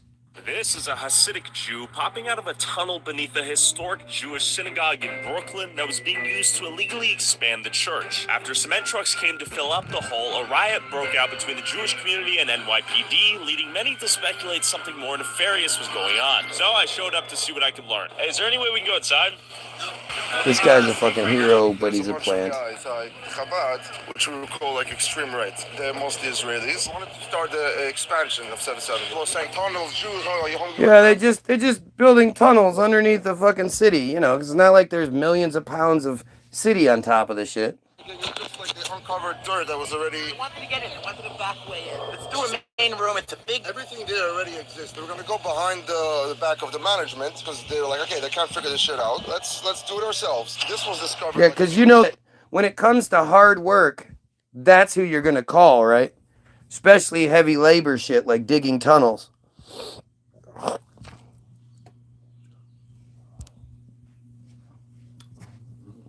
Bondi was a false flag. The Temple Israel thing was a false flag. Temple Israel was to hide the fact that Israel dropped all the charges against the IDF soldiers that were caught on tape raping the fucking Palestinian prisoner. And then they went around the country in masks being celebrated. Well, they always claim that it's the Zionists at the top. It's not the people. The people are good. When the soldiers got arrested or detained for the rape that was caught on tape, the people in drove, mass amounts of Israelis showed up to the detention center, beat on the walls and shit, and finally made their way in, demanding that the soldiers get released. So the soldiers got released, and then they went around the country on like a press tour, you know, wearing masks, but getting celebrated everywhere they went. And then one of them actually took his fucking mask off and he looked like Sloth from the Goonies. But then he got even more celebration. And they were treating these guys like kings because they got caught on tape raping a man. Like it's just insane.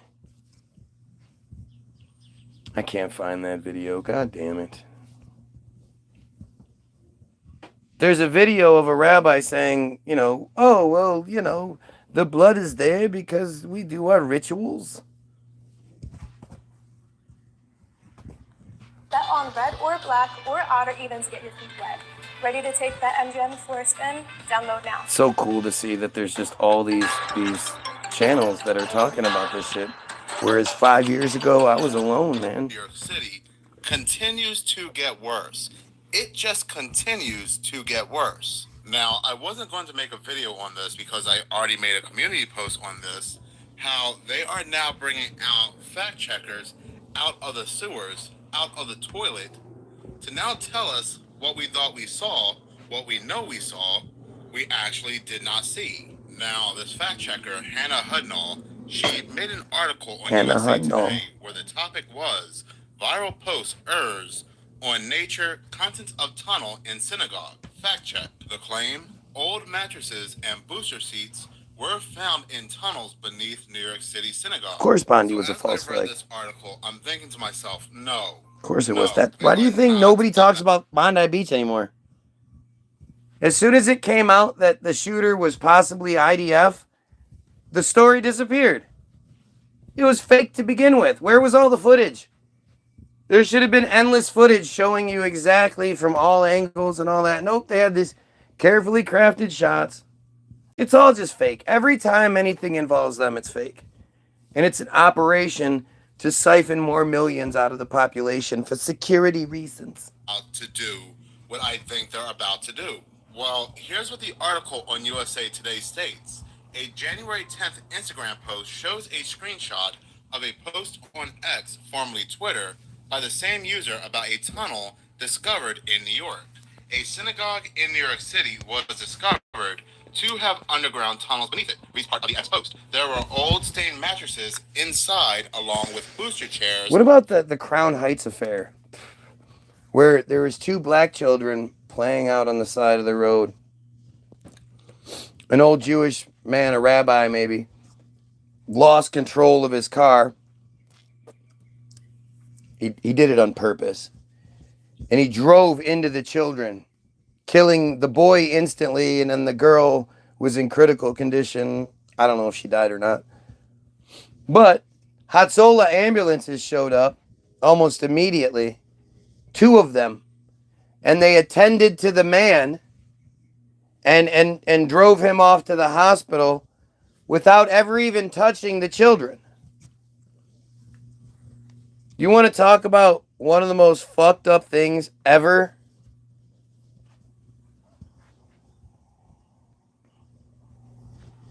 I meant to do this one a while ago. I just forgot about it. There's just so much.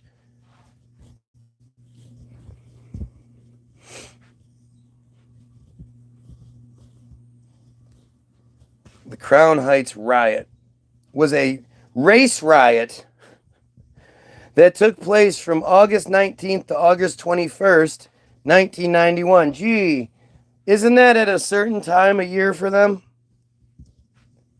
In Crown Heights section of Brooklyn, black residents attacked Orthodox friar residents, damaged their homes, and looted businesses. The riots began on August 19th after 2 7-year-old children of Guyanese immigrants were unintentionally struck by a driver running a red light while following the motorcade of Rabbi Menachem Mendel Schneerson, who is a piece of shit in himself, the leader of Shabbat, a friar religious movement. 1 child died and the second was severely injured. In the immediate aftermath of the fatal crash, black youths attacked several friars on the streets, seriously injuring several and killing an Orthodox friar student from Australia. It's always somebody from as far away. They love doing Australia because nobody knows anybody from Australia, so there's no way to, to prove that this is real. Oh yeah, it was some random person. They died. You wouldn't know them. They're from Australia. But yeah, no. They attacked us and we died. And they attacked us out of the blue. We weren't saying anything mean. We didn't do anything. We were just minding our own businesses. And they just attacked us out of the blue.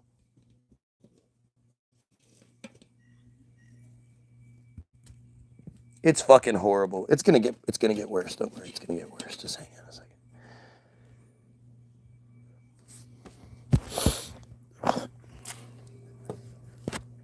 Well, look up real quick if anybody can.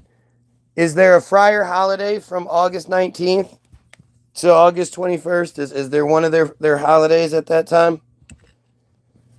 Oh, look, another American ranting about made-up problems. I'm making up the Crown Heights affair? That's really weird. Blasphemy? Which part's blasphemy? Other than your hashit? What happened? What I miss? Oh, we're talking about it. And they own 98% of Bondi, but yeah, Bondi Beach was fucking just dumb. No other human digs tunnels, fills them with bloody mattresses and booster chairs, then escapes out sewer openings and scatters like rats. Totally unique to these freaks. Exactly. Show me another video of somebody else doing anything like it. They're on stolen land, but so are you. What's the difference? Answer the question. Well, considering the stolen land I'm supposedly on is a narrative I'm told by friars, which actually makes a lot of sense because it would, it's like, well, now you're a hypocrite. They made our history mimic theirs so that we can be hypocrites. But the entire Native American narrative is a made-up one. Clearly anything before the 1900s, especially anything 1800s and back, it's all just fake. It's all bullshit. It's all lies. I was watching this documentary on Jack Johnson. Jack Johnson was the most hated man. He was the black guy beating up all the white guys, and yet there's a remarkable amount of footage of him and pictures of him from 1905, this guy is, we're not talking about like into the 30s. I'm talking like supposedly somebody was there taking pictures of him the day he got arrested. He was an amateur. He wasn't even Jack Johnson yet. Nobody knew who he was. And yet somebody was there to take pictures of him getting arrested, being in jail. Like it's all just so weird. It's all so manufactured. And when I look at all the old fighter stuff, all the old back in those days when Jews were atop the ranks, Jews were champions. When was the last time you heard about a Jewish fucking boxing champion? But you just hear this crazy narrative of John L. Sullivan, and I just don't buy it.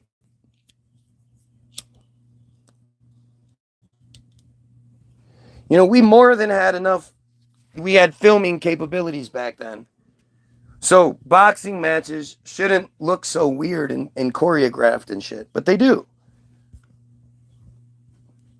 I'm down there now, but they aren't. I'm willing to move back to wherever homeland I came from if they're willing to do the same thing. Native Americans are made up. Let me guess. You are MAGA. Yeah, that must be it. Yeah, the Native American narrative is made up. It's actually pretty provable. All of those old pictures and shit that were, think about it. Why would Native Americans allow themselves to be photographed? Just think about the entire Native American narrative.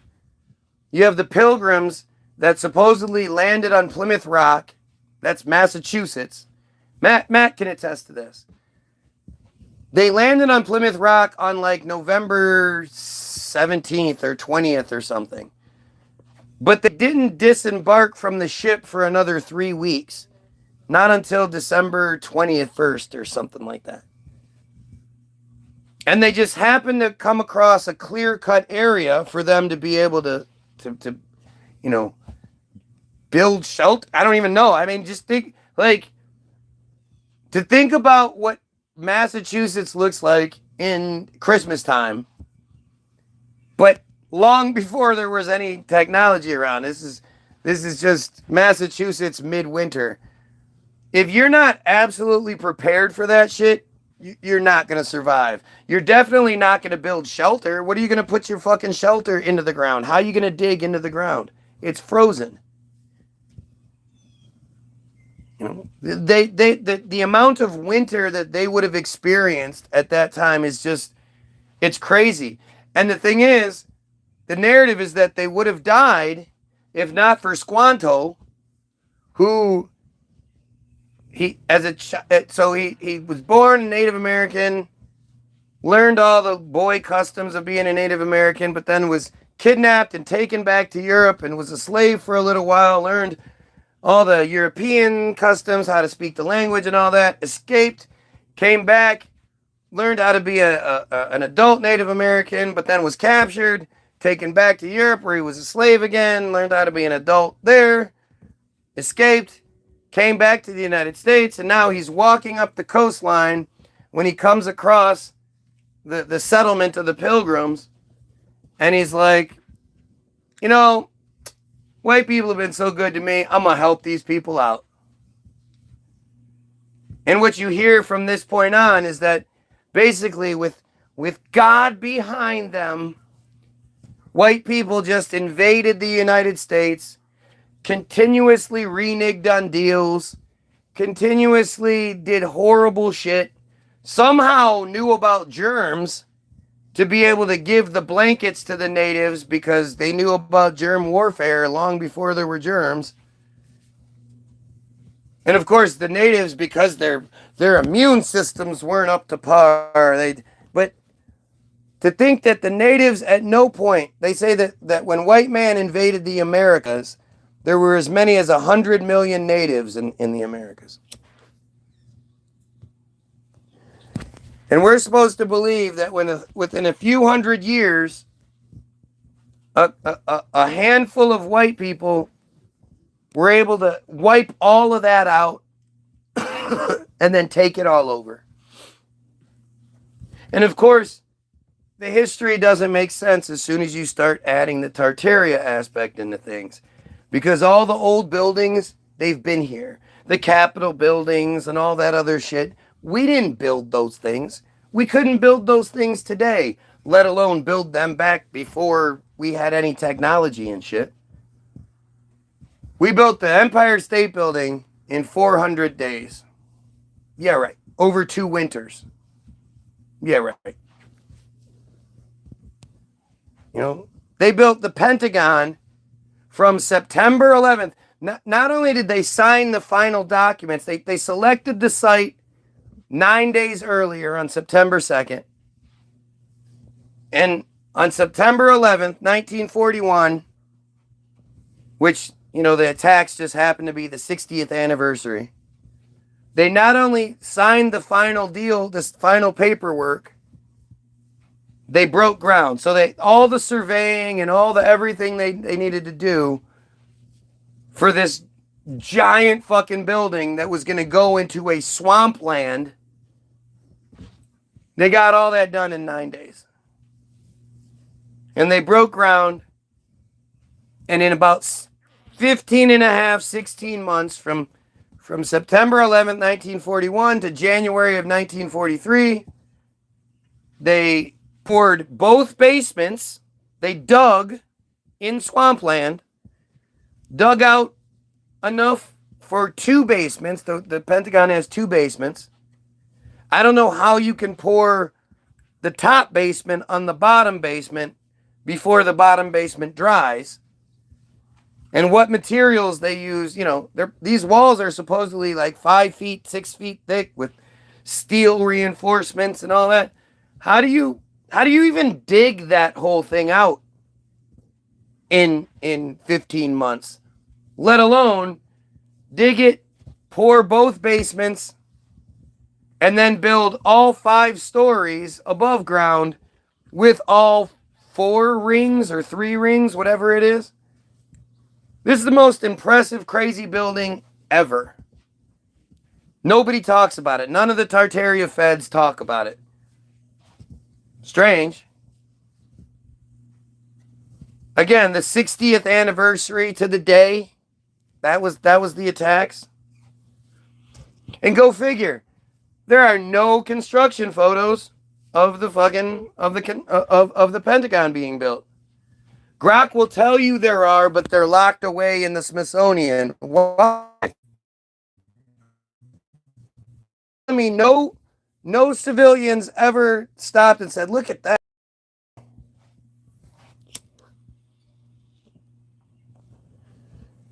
None of the hot air balloons, nobody in buildings that were far away, but they can still see it. Nothing. They say they built it in sections. Each side of the Pentagon was built at one time. Again, makes no sense. But of course, I'm the only fucking person you'll ever see that talks about it. Go ahead, look up Tartaria Pentagon on YouTube. See how many videos pop up.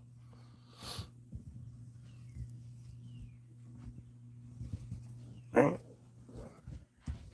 You know, the Pentagon is the main story from 9/11. The towers were the distraction. The $3 trillion missing that they couldn't find that Rumsfeld acknowledged the night before. And then happened to be in the section, the offices that were handling that investigation was the exact spot where the plane was said to have hit. The plane that fit into a hole that not even the fuselage could fit into. It's too small for just the fuselage itself, let alone the wings, the tail, you know, the engines, none of that stuff. It all just supposedly folded in on itself and manifested into a small hole that pierced multiple, you know, like a bunker buster missile. Took out that whole investigation. The hole was so small they had to knock the wall down, you know, right away. And then they destroyed the crime scene, and you literally have Rumsfeld running around the crime scene, picking up pieces with his bare hands. That's destroying a crime scene. And since then, of the 100 and some security cameras and all that stuff that would have caught this incident on camera from all around gas stations, banks, all this other shit, within about a half hour of the incident, FBI agents were at all of these different places gathering their tapes. Some of them didn't even know they had it. And the FBI was there taking the tapes. Since then, they've released 2 different videos. One that's from a gas station that seemingly shows a plane like going up, and then like you just see a little bit of it. It's dumb as hell. The other one is supposedly from the entrance way, the toll, like the entrance barrier booth. But the plane was going so fast that you could see the very tip of it, I think, in the one shot, and then the explosion in the second. It went so fast, it went in between the frames. Bam, bam, bam, bam, bam. And, coincidentally, that security camera at the Pentagon, yeah, the date says 9/12. But that's just an oversight, you know. The security cameras at the number 1 military base in the world and the most secure, blah, blah, blah, blah, blah. The dates on the cameras are wrong. Yeah, you know, just like with Epstein. Cameras are just wrong. The thing that never gets talked about enough is the fact that on the Epstein tape, you know, where they say the reset happens. Well, not only does that not make any sense, but the camera angle changes. And the fact is, those cameras are in a special housing that's almost impenetrable, so that if there's a riot or something, nobody can get to it. And yet, somehow the camera angle, it's not a camera that moves, so why would the camera angle change ever so slightly? Oh well, best not think too much on that, huh? Yeah, the Pentagon, they want you talking about the 9/11, the towers, and the 3 buildings that fell from 2 fucking planes, and the jet fuel, and the blah, blah. They love that because you're not talking about the Pentagon. Just don't talk about the dancing Israelis or the elevator company or anything like that. Don't talk about that part. The moving companies and all the different moving company vans that were found with explosives that belonged to Israelis. And yeah, never mind all that stuff. Yeah, it's the Pentagon. And surprisingly, amazingly, about 15 minutes after the impact, the Pentagon was able to get every single news agency that was there to turn off their cameras and stop filming what was happening. Stop filming them destroying the fucking crime scene. You know, Charlie Kirk style, where they paved over it right away and shit. 9/11 was to traumatize our generation. Charlie Kirk, this generation. Yeah, I mean, there's a lot more going on. Charlie Kirk was an Israeli plant from the beginning. Anybody who thinks Charlie was a good guy, you're on the wrong fucking page. And if you think Charlie was turning against Israel, you're wrong. All of the times where it seems like Charlie might have been saying something that out of pocket for Israel, it's taken out of context. He's either being sarcastic or maybe he's talking about something in a certain way. But Charlie was all about Israel. If you look at Charlie's donor list, it looked like a bar mitzvah sign-in sheet. You know, Charlie was created by Israel so they could kill him when they wanted to, because they're not going to kill Ben Shapiro or one of their own. So they had to create a patsy. And they created that fucking piece of shit. Charlie was a piece of shit, man. He's a piece of shit. Any Christian extremist is a piece of shit. You have to understand that. Just because you might like some things they say doesn't mean everything is okay. You know, I don't ever encourage you to like overlook something of mine. If there's something I'm saying that you don't like, fucking say it. Let's hear it. But Charlie was fucking awful, man. He was awful. And obviously, the more Erica Kurt comes out and all this, obviously something wasn't right there. Shabbat Shalom. You know, Charlie wasn't oblivious. And if Charlie, this the biggest smoking gun. If Charlie was really turning against Israel, why didn't they seem to notice? There's this great example that I'm talking about. So Piers Morgan is like the biggest Israeli dick sucker on TV. And at one point he had on, maybe it was like Britain's ambassador to Israel or Israel's British ambassador. I think it was Britain's ambassador to Israel, and she's a female. And she was going, well, Hamas. And he was like, look, you can't just keep saying Hamas. Do you have numbers of how many children are actually doing this and how many? And she kept saying no. And he's like, well, if you don't know, who am I supposed to ask? And then like a week later, he has on the Israel ambassador to the UK. And he's like, look, I got to say something. You know, I've been staunchly supportive of everything Israel forever. But when I started to question a narrative, I get all this hate mail and I get all these threats and people are calling me anti-Semitic and all that. And all I said was, you know, do you have more numbers? And the guy was like, oh, well, we did not like how you said it. And you are not being respectful to her. And he was like, yeah, but the questions were never answered. And you know, I'm on your guys' side. I've always been on your side. This isn't fair. And so if Charlie would have said anything out of pocket, Israel would have been immediately, the friars would have immediately turned against him. Netanyahu wouldn't have immediately come out and been like, yeah, we didn't do it. What do you mean? Because, you know, almost immediately after it happened, you have Netanyahu coming out saying Israel didn't do it. Which is not guilty at all or weird at all. And obviously the fucking lapel mic that exploded, that's Israel shit. The fact that you know, Charlie's people acted the way they did, walked off this way. The one guy runs around the fucking thing and starts recording. They take down the camera. Like, everything about it doesn't make sense.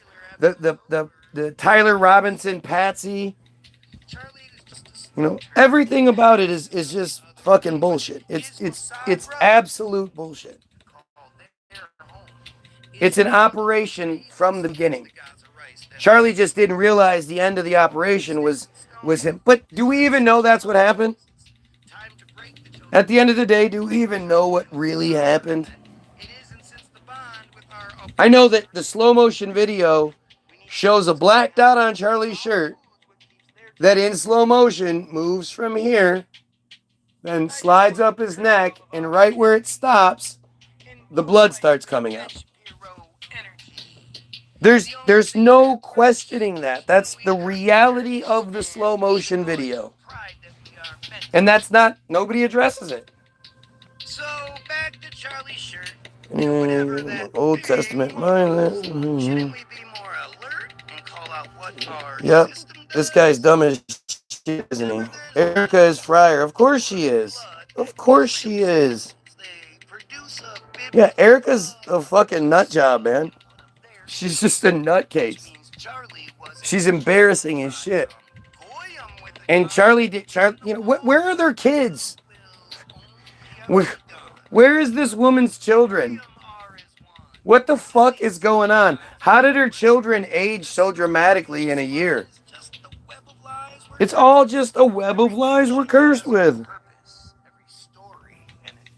Hmm? Pretend the thing in Charlie's shirt was Splenda, and the truth is shook us weight. But it's never bad to end a narrative we should defeat. Our freedom of speech. Again, notice nobody's ever debunking what I'm saying. Charlie was not opposed. Whatever Charlie said that was against Israel was part of the script. That's it. Have you seen the Charlie Kirk cop? That person that found the guy that looked just like Charlie Kirk. And the guy was like, what are you talking about? Like nobody's ever said to him, hey, you look like Charlie Kirk. You see that video? Crazy thing is, like nowadays, with AI, you just never know. Like, I still don't think Netanyahu's alive. I pray to Jesus every day he's not. Why would they ever put out AI videos if he was alive to begin with? And they clearly put out AI videos. So if Charlie turned on Israel, why didn't they seem to notice? Netanyahu has given full condolences, but know this. If anyone calls out the hopeless situation raging in Gaza, Israel's number one focus becomes causing them so much drama they run home to their mama while begging for forgiveness. So if Charlie went all Obama, he would be sleeping with the fishes. And I know that he already is, but I didn't mean that literally. I meant the Fryer hugs and kisses and the constant AIPAC chivalry would end just like when Hillary won but lost the election. And then she seemingly willingly disappeared like Bill's erection whenever she's undressing, since she's no teen on Epstein Island. And just like Charlie's quest for blessings, true change starts and ends with violence. But did he really die when and where they say? And who were those two guys sending signals like the play was just another JFK to make the country miserable? Because at the end of every day, we're all Goyim slaves to Israel. I just want to Kirk all of our... You know what's funny too? So you have this Joe dumbass who, just like the guys who say, oh, you got Satan behind you. This guy is saying that what I do is so fucking amazing that I must have, it must be an entire country. It must be all of Iran and their apparatus that is actually behind me because I am so much better than anything he can produce. That it's just so funny how the things they say in an effort to sort of talk shit always end up backfiring. I can't just be a regular person who's just a lot smarter than him. Nope, it must be Iran. The entire Iranian apparatus is behind me and only capable of getting 13 viewers. 13 viewers, 12 viewers, 22 likes, 2,600 subscribers. Like, share, and sub. Help the fuck out. Go get your free download. I swear to God, I will repeal my devilish condemnation. Just look at my beautiful face and tell me I'm not heaven sent. Go get your free download, www.the-bilderberg, BILDERBERG. It'll be the first link in the description after a bit of a paragraph of what's going on. The second link is to Hollywoodism, the most important film ever made. It'll tell you why you're a dumb Goyim and you believe in George Washington and you believe in Jesus and you believe that they're chosen and blah, blah, blah. It's all a big fucking lie. And it's their lie. Essentially, you could say the American dream is the Jewish dream, is something that's said repeatedly in the video that they made in 1990, the movie that they made in 1998, the documentary about how they control, not how they actually did it, but that they control Hollywood, they always have, they always will, and that they used Hollywood to create not just the America they wanted, but the world that they wanted to live in. The third link is to Israel Hayom, Bottom of Darkness. It explains why they are the way they are. Why you can have an entire population of psychopaths that can watch a place get bombed and be like, well, you know, were you raped from 3 to 12 consistently? And then when you were about 15 or 16, forced to rape a child yourself in order to get your own personal redemption? No? Okay, well then, you know, go buy yourself a new house. It's okay. You'll be all right. Yeah, of course we deserve $3.8 billion a year. It's not free. We paid for it. Were you raped from 3 to 12 every day, every 2 weeks in soul correction by your father, by your rabbi, your community, and then they all just turned your blind eye when you were like, hey, this hurts? Was that you? No? Okay, well then, yeah, we get $3.8 billion. So what? It explains it all to you, and it puts it into perspective, because nothing else seems to, right?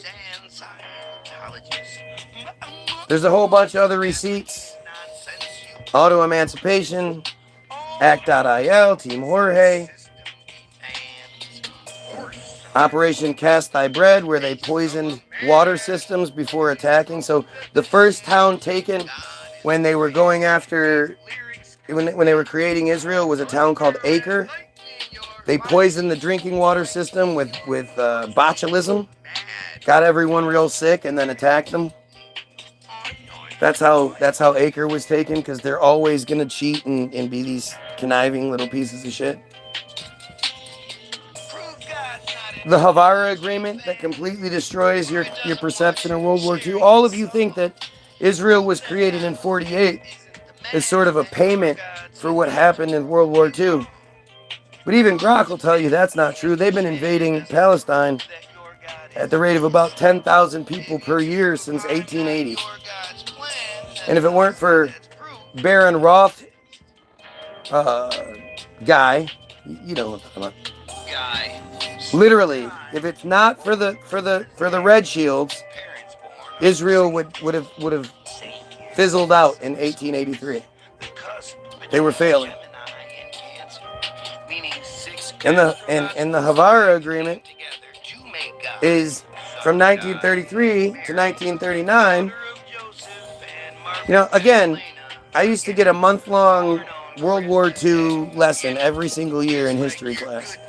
We were bombarded with this bullshit. And not one time did they talk about the Zionist Federation. Not one time did they talk about the Jewish Agency or the Havara Agreement that was signed in 1933 with Hitler in charge that paid for the transfer of 60,000 German friars to Palestine so they could continue colonizing. It was only from 41 to 45 that the supposed, hologram happened. Which would work out to, if it was 6 million thing was true, over 4 years, that's 3 every minute. Does that really make 3 people every single minute for 4 years straight? Do you think that's possible? No, it's not possible. It's not possible. It's just a bunch of lies, especially when there were only 3 million of them in Europe at the time. And most escaped to the United States. It's all just fake bullshit. The majority of the deaths came when the Allies destroyed the supply lines. And the work camps, where they had soccer teams and theater groups and swimming pools and all kinds of shit, just like we had internment camps for the Japanese at the exact same time here in the United States. They had them there for them, and they had their own money. They had their own, everything. It was basically like a socialist little society for them, and they had theater groups and soccer teams, and they play each other. And yeah, it's not nearly what you think it was. It only got bad when the Allies destroyed the supply lines, supposedly. The funny thing is, none of the numbers can be accounted for. Anytime they say, oh, well, there was a bunch of people there. Nope. They scan the ground, they dig it up, nothing there. The numbers, like the idea of making all those pizzas, it's impossible. Again, you would have to make, if you took it into pizza, if you tried to make 4 million or 6 million pizzas in 4 years, you'd have to make 3 every single minute. How do you think that would work out? You think that's possible? But the Havara Agreement, that's one of the links that you're going to find in the description. Auto-emancipation, as I said, from 1881, when they basically said that anybody that doesn't accept their supremacy has a psychosis, a pathological disorder, and an irrational phobia. You're schizophrenic. If you say anything, you're schizophrenic. They've been saying that since the 1880s. Then you're going to find a bunch of links to the Facebook page where sign up, follow the Facebook page. If I'm not live here, I'll be live there. Or on the other YouTube page where you can just search for Spaghetti the Kitten and sign up to that page if you want to. We'll see what happens. But go share the music videos with people. This is how we fight. You want to know what to do. This is how we do it. This is what they're most terrified of, obviously. They encourage you to get out there and protest or do... No, protesting does nothing. Makes them laugh. The thing that seems to really bother them is this. So share this. Share the music videos. Go get your free download. When you click download, it'll ask you how much you want to pay. Just click 0 and it's free. All we ask is that you share it with somebody else. If you want to donate, please do. We appreciate it. Those that have, we appreciate. But,